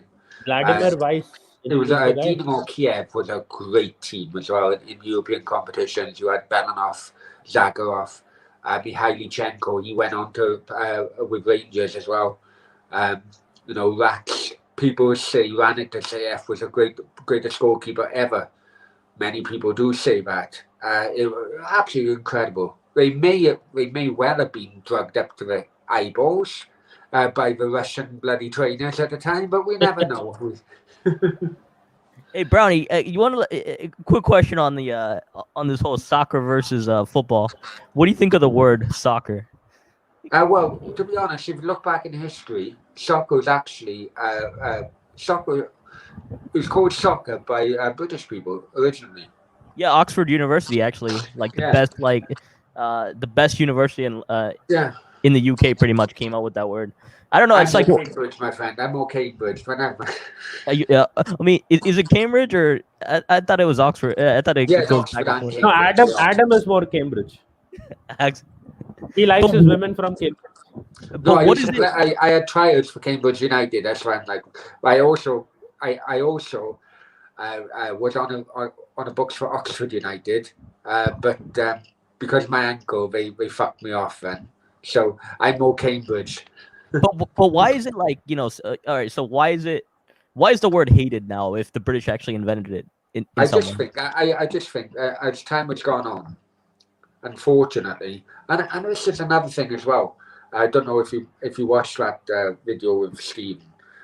As time has gone on, like I mentioned earlier on, kind of like people like to forget the history, like to forget the past, right? And very much like how English fans like, oh, it's coming on, football's coming on. Well, hang on. If you really look at the history, football was actually invented, or ball using a foot game was invented by the ancient Greeks. Do you know what I mean? Yeah. I mean, I don't Yeah. know. It's always a tough one because I'm like, all right, so soccer, because you get used to saying soccer, and then you get stigmatized every time you go on like streams. It's football, and it's I- interesting. When I was a certain age, I think I may have. If I was probably social media, I'm guessing. But when I was in my 20s, I probably would have. And if social media was around, I would have done it exactly the same. But then I looked more into it, and it was soccer was actually invented by the word soccer was a British name. So See, the thing is actually you need to understand that Bhargav must be knowing this, that a lot of words in the Oxford Dictionary haven't actually come from Britain itself. They've just taken it and put them there. But I don't know about the word soccer. I'm not saying that about it particularly. And the other thing is the word football again. It was, I think, put down as soccer, according to what I got. But modern football or whatever way, Greeks used to play football with heads of people. But with respect to, no, I think the association football started in the UK. I mean, Started- American. I mean, you guys call American football gridiron, which is I'm not really. Supposedly, you call it gridiron. I'm like, that doesn't really. Yeah, I remember. It doesn't really make Well, sense. I used to live in Australia, right? Only for a few years, Yeah. and everything was called footy, and it made me confused. Yeah. Footy, rugby league, footy, rugby union was called footy, Aussie rules football was called footy, soccer stroke football was called footy, and it was like, hang on, I'm fucking confused. I'm proper confused. Who's playing who? Do you know what I mean? It was like, Australia, by the way, that is probably for me that talk about the most dynamic sport. I still don't get it completely. Is Australian rules football? yeah, it's like That is- Gaelic football as well. Gaelic That football. is that is football on that is soccer that is football on steroids. I'll put it that way. Anyway, guys, I love you and Yeah. leave you. Yeah, many thanks. Yeah, Many thanks for the invite. Many thanks for the chat. Viva Let's- Russia is no more. let's do that drunk stream again. I don't mind that with actual mind. alcohol. I probably won't, but like I don't mind coming on. Yeah, no worries, man. No worries. The first rule of that drunk stream is that you need to be drinking Yeah, absolutely. alcoholic stuff. We are not. I don't accept any teetotalers. No coke. No coke, unless you're sniffing it. Yeah, hey, I'm Nah, no, that was bad. no, but the thing was, like that, with that ambassador, that Czech ambassador, and I'm so bloody proud of that. But what I am finding is that the higher the kind of level of guest you have, it's guaranteed that his PR guys or something is watching your previous videos and so on. Do you know what I mean? Yeah. You know, before they say yes or no. You know, that's why a lot of my language have stopped. And I kind of, You had to behave. You have had Yeah, to behave. You had to start behaving. You can't do Kinda- any drunk streams on it your kind of channel. links up to the Ray Yeah. Parler thing. Yeah. Listen, if your only income, bloody, his only income may well be talk sport, and if he says, look, if a manager says, look, do that, ask this question, I don't really blame him for asking that question. You know, there was that guy called Adam Palmer. You may become Adam Parler. But then again, if Talksport wants to sponsor my show, I got no problem at all. On that. Well, the problem is, I think, like, you know, like with some of the shows, it's really hard because you want to show like emotion and stuff, like watch-alongs. Like I have this issue with Steven's channel too, actually, because I talked to him about it, and some of his like previews and stuff that he gets really good guests for, right? I'm like, you got to keep it 100 professional. Like you gotta get to the point really a lot sooner. It has to be more like clean cut. Yeah. The watch-alongs, I feel like you can do whatever the hell you want because it's more you showing emotion and enjoying the game, but you got to keep it to the game. You can't. Well, with that Czech ambassador, as I mentioned earlier on, it was slightly after. No, I was licking his ass on Twitter for the best part of 2 months before I I'll be honest. 2 with you. months. I'll be honest with you. You Proper licking his could ass. have told him I can do this in reality as well. if you No. want. Honestly, I proper licking his ass, right? You know, that's basically what sales is about, right? But then I thought, right, I'm gonna ask him to refollow me, Goda, right? Then he followed me back, so we could start talking on Twitter, you know, DMs and all that. But on the night he followed me back was the night Rangers played Slavia Prague, and I was, oh, for fuck's sake, everything would fucking crumble down now. I was just gonna say that was the night you got your last orgasm. No, but what happened? You know, I knew they were watching. That's why I knew they were watching, right? But on the flip side of that, then before they said, right, we want the questions sent to us before. That's what I said. We want the questions sent to us before, and we don't want anything mentioned about the Rangers and Slavia Prague game.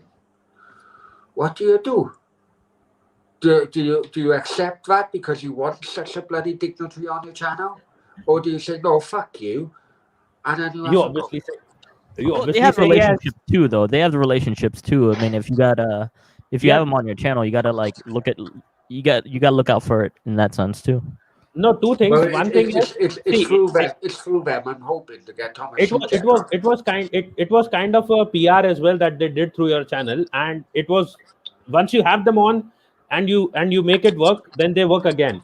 I'll tell you a funny story. Yesterday, what happened? Me and Relentless were watching this guy. I don't know if you know him, Danny AFC TV, and someone called him. I think who's this kid or this fag or whatever doing videos here. So there was a girl I think called Linda in his chat, and you know what he does?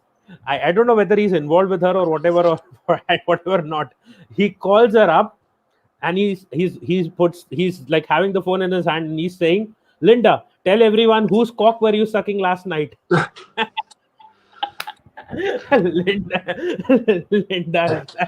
Linda is like and then he's like, Linda, please, you can say it. She's there in the comments, she's watching the video, and he's like, Linda, whose cock were you sucking last night? And she's like, nothing to say. Right, And listen, I was I'm like, gonna have to go. I'm gonna have to go because I'm getting just one last thing. notifications. You know what I messages. put in the chat? I put justice for Linda in the chat. Listen, I'm gonna have to go. I'm on notification. WhatsApp notifications. Many thanks, guys. Catch you later. Take. Actually, quick question on that. You know anything about hockey? I knew a bit about the actual hockey, but not that much. Not the ice hockey part. I have never seen ice hockey that much. Only the fact that Peter Cech was a goalkeeper recently. I think everybody saw that. Dude, hockey's Yeah. hockey's a really fun sport to watch. The thing, there's nothing like a Game 7 playoff. You don't have. I don't know if you. Yeah, there's something like a Game 7 playoff. Even like it doesn't even compare to NBA. See, what I'm willing to do is I'm just waiting for these 15 odd days. Once my monetization thing starts, well, you yeah, want we'll talk about that later. But yeah, I'm just saying one thing online. If you want to take over the channel, you want to do any kind of videos once the monetization is in, be my guest. Because what I'm going to do, I'm going to these run it like informal talks are fun, but Yeah. the first part of the video you might want to repost it clipped because it's like 4 hours now. We should probably like we did like an informal video and then chatted for like 4 hours. See, the thing is with the first part of the video, I think most of the people will come on for the first part of the video because the title is such. Yeah. If they then enjoy the Actually, the that's true. yeah, so then they can continue watching it. And at the end of the day, we never planned going to Yeah. 10 other topics, and this was like a normal conversation. It wasn't a planned video. I never prefer doing planned videos apart from maybe the maybe pointers which we will address, and then after that we go on in a free flow. We can go on for hours and hours. And quickly, just relentless comments. Gerrard and Lampard egos to big work together. No, actually, not that wasn't the problem. They were both similar players, and not in that sense. Like Gerrard wanted to play forward. He used to do that initially for Liverpool. Lampard used to do the same for Chelsea. So that is why the mismatch never worked. When they played together, both of them would push together forward. Sorry, it's like two holding box-to-box midfielders playing together. One has to be a holding midfielder, one has to be a box-to-box. Eventually, towards the end of his career at Liverpool, Gerrard became a holding midfielder, and Lampard continued to be a box-to-box kind of player. You know the weirdest thing with that England team? Yeah. They had probably two of the best defenders of all time, right? Young Rooney was relentless. Terry and John Terry and Rio Ferdinand. Yeah. It's such a shame. It's actually such a shame that that team, like, you know, because the John Terry incident definitely split the team open. Definitely split the team. Like, there was a lot of splits in that team. Like, it would have been cool to see. Even then, I didn't think like England had the attacking power. No, anyway, there were 3 or 4 problems. One thing was their wing backs were not that good at that point of time. Ashley Cole was good, but then the thing is, when you don't have a coordination with the striker. When Rooney was the striker, yes, you couldn't expect Chelsea and Manchester United to coordinate that well. What Germany did to solve this problem, and Spain did, most of Spain's team was from Barcelona and Real Madrid. Germany had most of their team from Bayern Munich. That is why they used to fit in. Most of the players could coordinate with each other, apart from maybe 1 or 2 minor changes. If England started doing that, it would ruin the entire Premier League back then itself. And then you had Ozil running the show, basically. Like, see, he was one player. In a right situation in that sense. At times, Ozil wouldn't even be the main playmaker there. Like, it would be other players who would take over as well. That team had a lot of quality and a lot of playmaking ability and goal scoring ability as well. And Rooney's stats are so overrated. It's not actually because he's overrated. The thing is, he had such a long career at Manchester United that when you get injured for maybe say 6 or 7 months at a time, most of your season goes through injury, and that also gets added. The entire thing gets added to your stats. His fade period was when he was transitioning from a striker to a midfielder. That was his main fade period. He was at United for 200 years. You just answered the same thing that I just said. Leno, not even top 5 in the Premier League. Not right now. Last season he was. Soccer sucks. Your opinion, your wish. It's not called soccer. Whatever it is called, we know what it is. The actual game. Call it what you want. Third world kickball. Yeah, whatever it is. I mean, I love kickball, but like, it's definitely not. He can't be American. If he was American, why would he be calling it soccer. I mean, it's And typical. such. No. He's right. He's right. Actually, like Okay. pretty much most Americans Okay. think that way. He's not wrong on that. Oh, could be. And then maybe he's American. I don't know. Bend over, maybe. Bend over is a pun. It's not. It's not a real name. So I know I it's am not it's a bait, but yeah. That is what I was saying. I am American. I call it football. Exactly. So don't bother about it. Hockey fights are lit. Danny is a mad guy. Yeah, I was having fun. Baseball fights or hockey fights. Why do we have to get into fights? But baseball there's fights. nothing wrong with fights. There's a big fight tonight. UFC fight. No, I mean to say where it is supposed to happen, not the ones where it is not. I think you know what happened with. I'll tell you one short story with India, and probably we can just wrap it up. Before that, let me take this comment. Paul Scholes, Fabregas, both better than Gerrard and Lampard. Paul Scholes was the holding midfielder. That is the thing. He didn't play in an advanced role unless needed. Fabregas was a creative midfielder who was the equivalent of Lampard, but he could never get in because Xavi and Iniesta were the first two choices. That is exactly why the reason why Fabregas left for Barcelona, to actually remain in the Spanish team as relevant and also try to displace one of them by joining Barcelona. But anyways, we'll get back to that. He went after the World Cup win because then he wanted to fight and retain it in the next one, but that didn't happen. Now, one funny incident. You might be knowing that hockey is the national game of India. They tried to promote it more than cricket because obviously cricket is unbeatable in India. What they did is they put hockey sticks, like you can say it was in a movie. They just put a scene of someone using a hockey stick to beat someone up, and eventually they thought that it may promote hockey a bit more. It may get hockey becoming a talking point, getting a bit more relevant. Eventually, the only thing that happened is that hockey sticks came to be known as thuggery, tools of thuggery, and you can say gundagardi, the Hindi word, and how people would like to beat other people up. They don't show cricket bats being used that much often by people to beat up other people. But the first thing that comes to mind, and it became a Bollywood trend.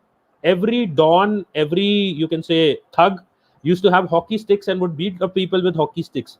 So what they tried to use as a promotional tool for a sport and the national game of the country eventually became, you can say, a point of mockery in a way and a point of violence in another way. So that completely backfired, and eventually hockey has now even been more dead than ever in this country, even though it is the national game of the country. So there was a discussion I had once with a friend that why don't they just make cricket the national game of the country? As it is, hockey's relevance has died down like completely. Yeah, I mean that's field hockey, by the way, not ice hockey. Yeah, field hockey. I'm not talking about ice hockey. There has to be ice in India, enough ice in India to have such a sport and intrigue people. Like there is snow, but ice is different, as you obviously know. I mean, don't you? I mean, Himachal Pradesh, right? That's a big snow area of India. That is what I'm saying. There is a difference between hilly snow areas and ice. You need to have that proper kind of ice. It's if you remember, ice, though. Yeah, I know. The one like they made in Dubai, they spent so much money investing in that. I don't remember the name of the place where they built that natural artificial skiing ranch. I guess that is what they've made in Dubai. I don't remember what it is called, but they have built that artificial ice zone or whatever skiing ranch in Dubai. So they would have to put in big money for a sport that people don't really know about unless it is promoted right or something else happens. And Relentless is saying that the refs in ice hockey don't care. They just let the players beat the shit out of each other. It's jokes. I remember that poster that there is that troll poster. I think it's Tyler, we sucked your cock in high school and something like that. I don't remember that troll. It is an ice hockey poster troll, but whatever it is, that was funny. Before we go, any last comments on what we have covered? Bhargav, from you, maybe last couple of minutes, you want to speak about something, or just before we end it? I mean, basically to summarize the stream, flag burning is a no-no. Please, it's pretty disrespectful. What else did we talk about? Super League wise, blame the look at the mismanagement of the board. before deciding the owner, I guess. Like, I mean, there's definitely stuff to it. There's definitely arguments for and against. What else did we cover? I mean, we talked about like a bunch of stuff, like We Super talked League. we talked about. Now that I think about it, I was like listening to Adam. Adam was going on and on and on. We talked about World Cups. We talked about international football. We talked about media, how media impacts some of these players. Yeah, We talked about longevity in football. I'm excited for the fight night tonight. Hopefully today, Gamebred Masvidal gets the win. Hoping for that. Okay, let's wrap it up with one last prediction. Simple one. Who do you think will win the Euros, the upcoming Euros? Portugal. Seriously, Portugal? That team's loaded, man. Like, You mean Wolves FC? basically, right? They got the. I mean, they got the chemistry down. I mean, they got the chemistry down in that sense. You don't think France will thrash them? No, the games have been close when Portugal plays France. Yeah, but the thing is that Portugal has decent players, but they're not really killing it at Wolves. No, either. think about it. They're loaded in every position. They are, but I don't think that they are world-class players. They're Yeah, decent they are. players. Go through the list: Bernardo Silva, João Felix, the guy Ronaldo, Yeah. declining maybe, but like still up there. Bruno. The defense. They're probably one defender away, honestly, to pair with Ruben Diaz. Yeah, Ruben Diaz. CDM. They always got the Pereira guy. They always got Pereira. Patricio will be Decent the goalkeeper. Decent Pereira, which Pereira you're talking about? There's a bunch of them, but like there's two CDMs that are really, really good. Pereira wise. No, so which one are you talking about? The Portugal. Which club does he play for? I forgot what I think he plays for Porto, doesn't he? Okay, that one. What about the right back at City? Not City, Leicester. Pereira. Is he also Portuguese? I think he plays for Leicester though. But he's a right back actually, right? Yeah, he's a right back. The left back might be a question, but that team is from and they still got Cancelo. Don't forget that. And you don't feel that Belgium could be a top contender or England? Belgium for me is it's their golden generation. So they have to show up. Like this is it for them. So they have a lot of practice. England has a really good squad and they can make some noise. And it being at home.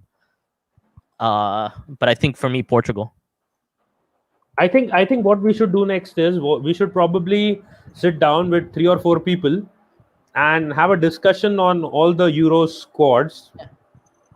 And I know it is kind of early, but what the thing is, like talking about something like this may be a bit distracting from all these things that are happening around Twitter and all this shit that is going around. I just read somewhere that someone said, I think there was a tweet by someone that the 6th of May is the next protest at the Emirates for the against the Cronkies. Well, May 19th is like when fans are allowed back, right? Are they allowing fans now?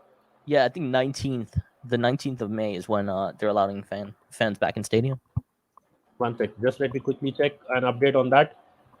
No, I don't think so. Wait, for May up to 10,000 fans for May finale. That's been planned that's been in the works for like months now. I can see a report on it, but I don't think it has been confirmed now. So maybe they are waiting, because last time when I checked, when this happened, when the protest happened, on that day I checked, there were like around 2,500 new cases in the UK. Well, that's the thing is like I think is it Australia? They're having concerts. Yeah, Australia is a little different. Australia and New Zealand is pretty much concerts. No, I'm saying new cases. New cases. New cases. Yeah, new cases. I was saying it's 2,500 new cases in the UK, I think, at that point of time. So I was just worried these Arsenal fans are going to go and do a protest there, like around 10,000 fans showed up. So what about the COVID situation? So I don't know. I think they'll confirm it. It's not confirmed yet. I think officially they haven't given a verdict. that May 19th the fans will be let in. But as per what I saw on Twitter, for all you Arsenal fans, May 6th is the date that they're suggesting that they're doing a second protest at the Emirates. All I want to say about that in one sentence, and one last verdict from Bhargav, and then we wrap it up. I hope that these protests actually work for the fans who are putting in a lot of time, effort, and they're putting their lives in danger as well. For their sake, I hope that these protests do something, because from what we have seen in the last 15 years, Kroenkes don't budge. Bhargav, one last word on the protests, because we started this video about the protests. The flag burning we have condemned, but anything about the protests before we wrap it up? Okay, I think Bhargav has left, so we'll be just quickly wrapping it up. And Bhargav, you can find on Stephen Featley's channel, and he's also here at times with me, and we have done a lot of videos. This has gone for almost 5 hours now. I was just waiting for that 5-hour mark, so I'll quickly be wrapping up. Big shout to Bhargav, big shout to Adam. What I wanted to do was a small 30-minute video, has gone on for 5 hours now. It reminded me of the video, of the drunk video that I did on New Year's, I think that was. Unfortunately, I had planned a video for the birthday stream, but I didn't do it. And yeah, I forgot. Today is something else as well. Okay, Bhargav is here. One last word from him. Bhargav, word I was saying. No worries. One last word I was saying. What do you think about the 6th May protest now? I just said that I hope that it works out for the people who are putting the time, effort, money, and everything into it. But I just hope that it works out for them. Yeah, I'll put it this way. Like, I guess like the big thing, the protest is it's just protesting, right? Like, there has to be a more targeted protest of like actions. I think they're just doing general protest right now, right? Yeah. See, the thing is, what else can they do apart from going out there and raising their voice? No. It's important. It's important, but they have to have like more. They have to come up with like solid things that they want. What I think is, I think they need to start make a fans union or something. Get it official. That's already there. I mean, but what I'm saying is like if they're gonna protest, they should say, all right, get Vinay out, get somebody out, right? Kroenke out, I think is not gonna happen. I would suggest I think Vinay should be replaced personally. I do think he should be replaced, and I think these fans need to understand, and I'll probably pass on this message to some of the fans. Don't try to get Kroenke out. Try to get the self-sustainable model that this club is still using out of the door as soon as possible. If that happens, that's the thing. That's the thing. Or there has to be certain demands that are like echoed. So exactly. That's what I'm saying. Like when I look at these protests, it's like, all right, they're just outside. And it looks like a party. It looks like I was just gonna say that it's like a protest party. Everyone is protesting for fun. Yeah, no, it looks like it. I mean, some of the pictures. Don't get me wrong. I looked at the protests. I'm like, yeah, you're upset, but what's that really gonna do? I mean, I think that is the exact reason why Jack Wilshere didn't show up. I wanted him to show up and lead the protest and be the voice of the fans and say that these are our demands, and I will be the one to talk to the owners and whatever hierarchy. See, that's what we need. That's what they don't have a leader. So these guys, personally, from what it looks like from the outside, is I think Vinay needs to go, and that's a double-edged sword, right? Because now he actually knows the thing really well. He knows the job really well in that sense. So that could be a factor. But I do think we need a different voice in that. Everything has to be in that region. It can't be the Kroenke out thing. It's never gonna happen. Like realistically. I don't think Vinay needs to go. I'll tell you why. We have had a very good window. Raul has already left, and whatever these guys have done, that's because of Edu. No, both of them. Whatever these guys, and even Arteta, whatever these guys have done. See, appointing Arteta as a manager was the decision of everyone, like Vinay, Edu, even maybe Josh Kroenke, everyone that is involved with the club. Yeah. So, appointing him as a manager so far, I don't think they've done a wrong thing, because at least when I'm Arteta in, I can support that. I think the only concern is that this self-sustainable model, which does not allow the owner to put in money to the club, and it says that you just make money from the club, you just use that money and recycle it. if this goes, then I think there can be a lot more changes coming in at Arsenal. Yeah, that's the thing. That's the thing. It's like when I look at these when I look at these Yeah. protests, it's nice. The first one's nice, right?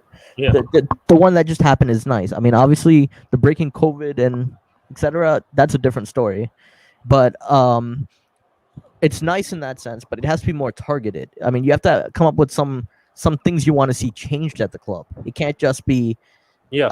and it can't just be you just go out there and just say we hate the Cronkies, we need them out. Like that's what it sounded like. I feel like that was the basic message of the entire protest for me. Yeah, and the thing is, if you say that we want this out, that out, X factor out, this thing out, Y factor out, not say Kroenke out, because if you say Kroenke out, Kroenke will be like, it's the same old thing. It's the I'm same not old going thing, anywhere. I'm not going anywhere. These fans exactly. will crib for a week and then go back home to their kids and family because they need to work.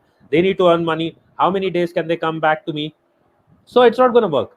The No, I thing is, guarantee you. Yeah, go ahead. yeah, if they say we want self-sustainability gone, we want you to spend 100 million for the next 5 years continuously with 200 million spent this year. If they have someone who has a plan, someone who understands business, Yeah, then they can actually talk and convey a message.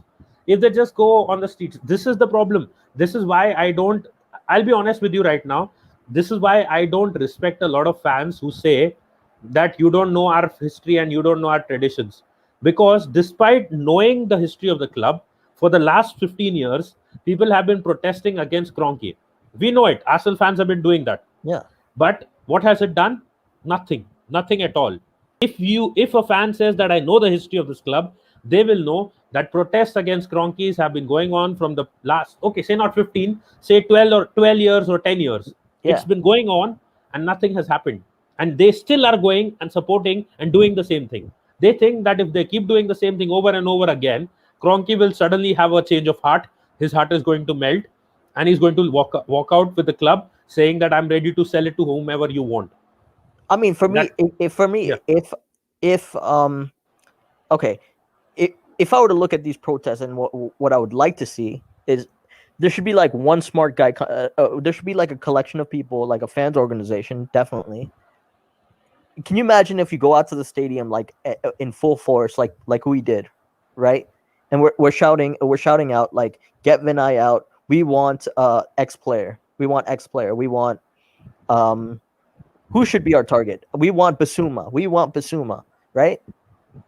Yeah. Even if it doesn't happen, Yeah. at least we got the message to them of things that can be done. The first thing that they should be doing is saying that we want to get in and we want to speak with the management or someone, a representative of the management right now. I mean, They should not be. They shouldn't be standing out there with Kroenke out banners. I think that was a video of Bellerin, if you remember. He was waving back at the fans while they were singing "Who's That Wanker." They take it in a fun way. They don't care. They're just happy to see the fans after so long. Anyways, I think what we should do is we should have a serious conversation of what the protest should be. Maybe we can do it in a day or two. It's a Sunday and already I have a few things planned out because like in India, like there is a thing called like a birthday based on calendar. So it's supposed to be that date today for me because 18th April was my birthday. So it's today. I'm born according to that calendar on Mahavir Jayanti. So I need to get up early. Happy birthday. Thank you. It's a Kashmiri birthday for me now. So today. Hey, what's the oxygen situation like now in India? The oxygen tanks. Yeah, so they are trying to get in oxygen from a lot of places and they're importing it from other states. Yeah. And I saw on one of the videos an American guy say that you guys don't know how simple it is to make oxygen. You can just make oxygen in every city and all that. The fact of the matter is, you guys don't know the population of the country. I'm just telling it to some other people who may think that it is as simple as to manage India as it is to manage the US. Anyways, I mean, but you have a lot more entrepreneurs, like not entrepreneurs, like innovators in that sense, though. No, but the problem is not that. The problem is there are no rooms in hospitals. Yeah, that's a tough one. Oxygen cylinders have depleted, and that is why there is no oxygen. Not because there wasn't any oxygen. people have been carrying oxygen cylinders and putting it to their loved ones on streets, Yeah, I like saw it that. happened in it. Yeah, like it happened in Italy. And Yeah. it's not just the government to be blamed, because the thing is, the government can only control to a limited number. Right. Like what happened in Italy, what happened in Germany, what happened in the States. Once it goes beyond a point, there's barely anything any government can do anything about it. Any government can handle to a certain limit. Yeah, that's true. Actually, that's like the hardest part about COVID is I think people didn't realize like you see COVID when it first happened. I think in the U.S. the population density is a lot different than the population density in India. So resources wise, they had to do the lockdowns because they had no choice in doing not doing the lockdowns because it would have been a serious public health threat if they didn't do some of the stuff they did. It's kind of hard with India in that sense. Yeah, and if some of these guys controlled what they were doing or actually took it more seriously, they probably would have not been infected as well. I'm not saying all. I'm saying that some of these people, and the other thing is the virus has evolved now. It's not the same virus. Yeah. And apparently this version of the virus has come to India from the UK, and some of it from Brazil, some of it from the Western countries, not the Western countries, the Middle East countries. So at the end of the day, if they expect that everything will happen as per what they have thought or as per what they have planned, just because they want it to happen in that sense, it's not going to happen. See, the opposite here is like, it's people talk about freedoms here. Like sometimes I still don't go out because my parents are immunocompromised, and the vaccine is now like more available. But there's still like with COVID, it's a different. I think there's a lot more. There's a lot of different stuff that happens with COVID here. Yeah, as I said, it's evolved now. It's not the same one that was there like few years ago. Well, the problem in the States, I think, is more economic also because like jobs wise, right? It's probably the same in India also. It's all over. Like, it's all over. There's no. It's all over. But like most of the places I've been in, the restaurant industry is like the biggest industry, and without that's just getting decimated. Especially food delivery. That is why they have started the food delivery option. Yeah. The one of the smartest things that I applaud my father for in this case is right when the pandemic had started, he asked my brother to order a microwave oven, which we weren't using. Like we had one before, but we didn't use it, so it got spoiled because we use generally the gas. So they got this microwave oven, and whatever you order from outside now, you just heat it in it, and you can just eat it after a minute or two. Actually, the best thing you could have done is probably gotten a pressure cooker, like you ever had like the Instapot like pressure cookers? We have pressure cookers here. Yeah, but we cook our food in that. Yeah, I mean that's actually a lot. I mean, do you have like the electronic ones? No, we don't use the electronic ones. We have gas here, but the gas is more common. But I mean, if you got like the electronic ones, then you could have. It's almost like a microwave oven. Yeah, but the thing is, we wanted this because we already have cooker. Like this is instant heating. The cooker may take a certain amount of time as well. Like and this gives us a lot of other variety of foods that we can, like fast food and stuff. Like if you get in a KFC or a McDonald's, we just heat it and we just eat it. So you order a bunch of it at once instead of sorry. You order a bunch of it at once for the week or something like that, and then no, we don't. What we do is, like, suppose today I'm ordering McDonald's. Yeah. So the four of us, or at least three of us, my mom doesn't eat much outside food, so we will quickly heat it up, which takes like barely a minute or so to for a dish to heat up, and as soon as it is heated up, it becomes very hot. Like around 200 degrees is the temperature. So any virus existing is dead. Yeah. So within a minute, we some of the foods don't even survive a minute because they get like they crumble. So some of the foods take only 45 seconds. Some take maybe 1 minute. The maximum that we heat something to is 1.5 minutes. That's it. Yeah, but for the most part, like it doesn't seem like food is like the vector for transmission, though. It isn't. But the thing is that if someone has touched the food with their hands, or even if there is a virus in the gloves Yeah. that they've touched it with, you don't want to take that risk. The packing, most of the No. packing, we throw it out anyways. We just shift it into a few utensils, then heat it in the oven, and Yeah. then just consume it. I mean, I what's just had I had momos and Thai curry yesterday. yeah. That's actually my favorite thing is Thai curries. Yeah. It sucks. It's hard to make, but well, it's not. It's not that bad. But some of the, with Indian and like a Thai making them, it's incredible amount of ingredients. Once you learn how to do it, it's easy. you don't want to watch the video where we did a food show about in the pandemic and what Adam had to say about that. Yeah. I don't think you have seen it, so it's No, better I that you haven't don't see it. Good thing you haven't seen it.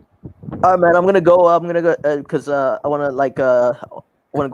go get some food for the fight night tonight. So Yeah, so I'll just quickly give a shout out to the channel and say, guys, two things. One, just check out the start of the video if you have just joined in now, or you watch the video at the end.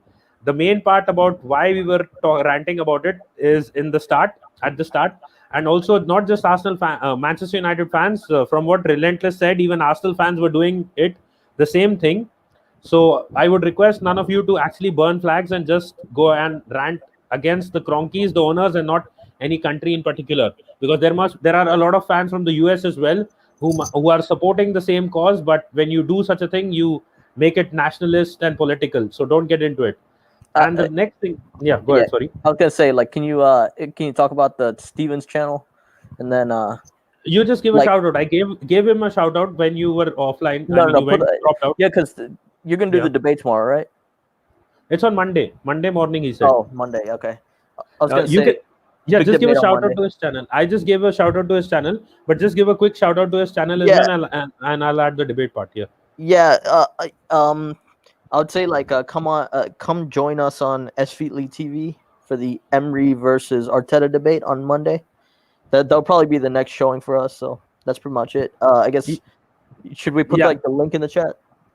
The debate between Arteta and Emery, and who's probably going to win or who's the better manager, will be on S Feetly TV, and it will be on Monday 11 a.m. UK time, as per what he confirmed. I'm just confirming the time. Was it 11 a.m.? I think he said 11 a.m. So you guys can definitely tune into that. What you can do is, Bhargav, once I end the video, you can just put it in the comment, so that it will be the link of that video. I think he's already set it up. And yeah, Monday 11 a.m. That is what he's saying, UK time. So that is where you can catch us.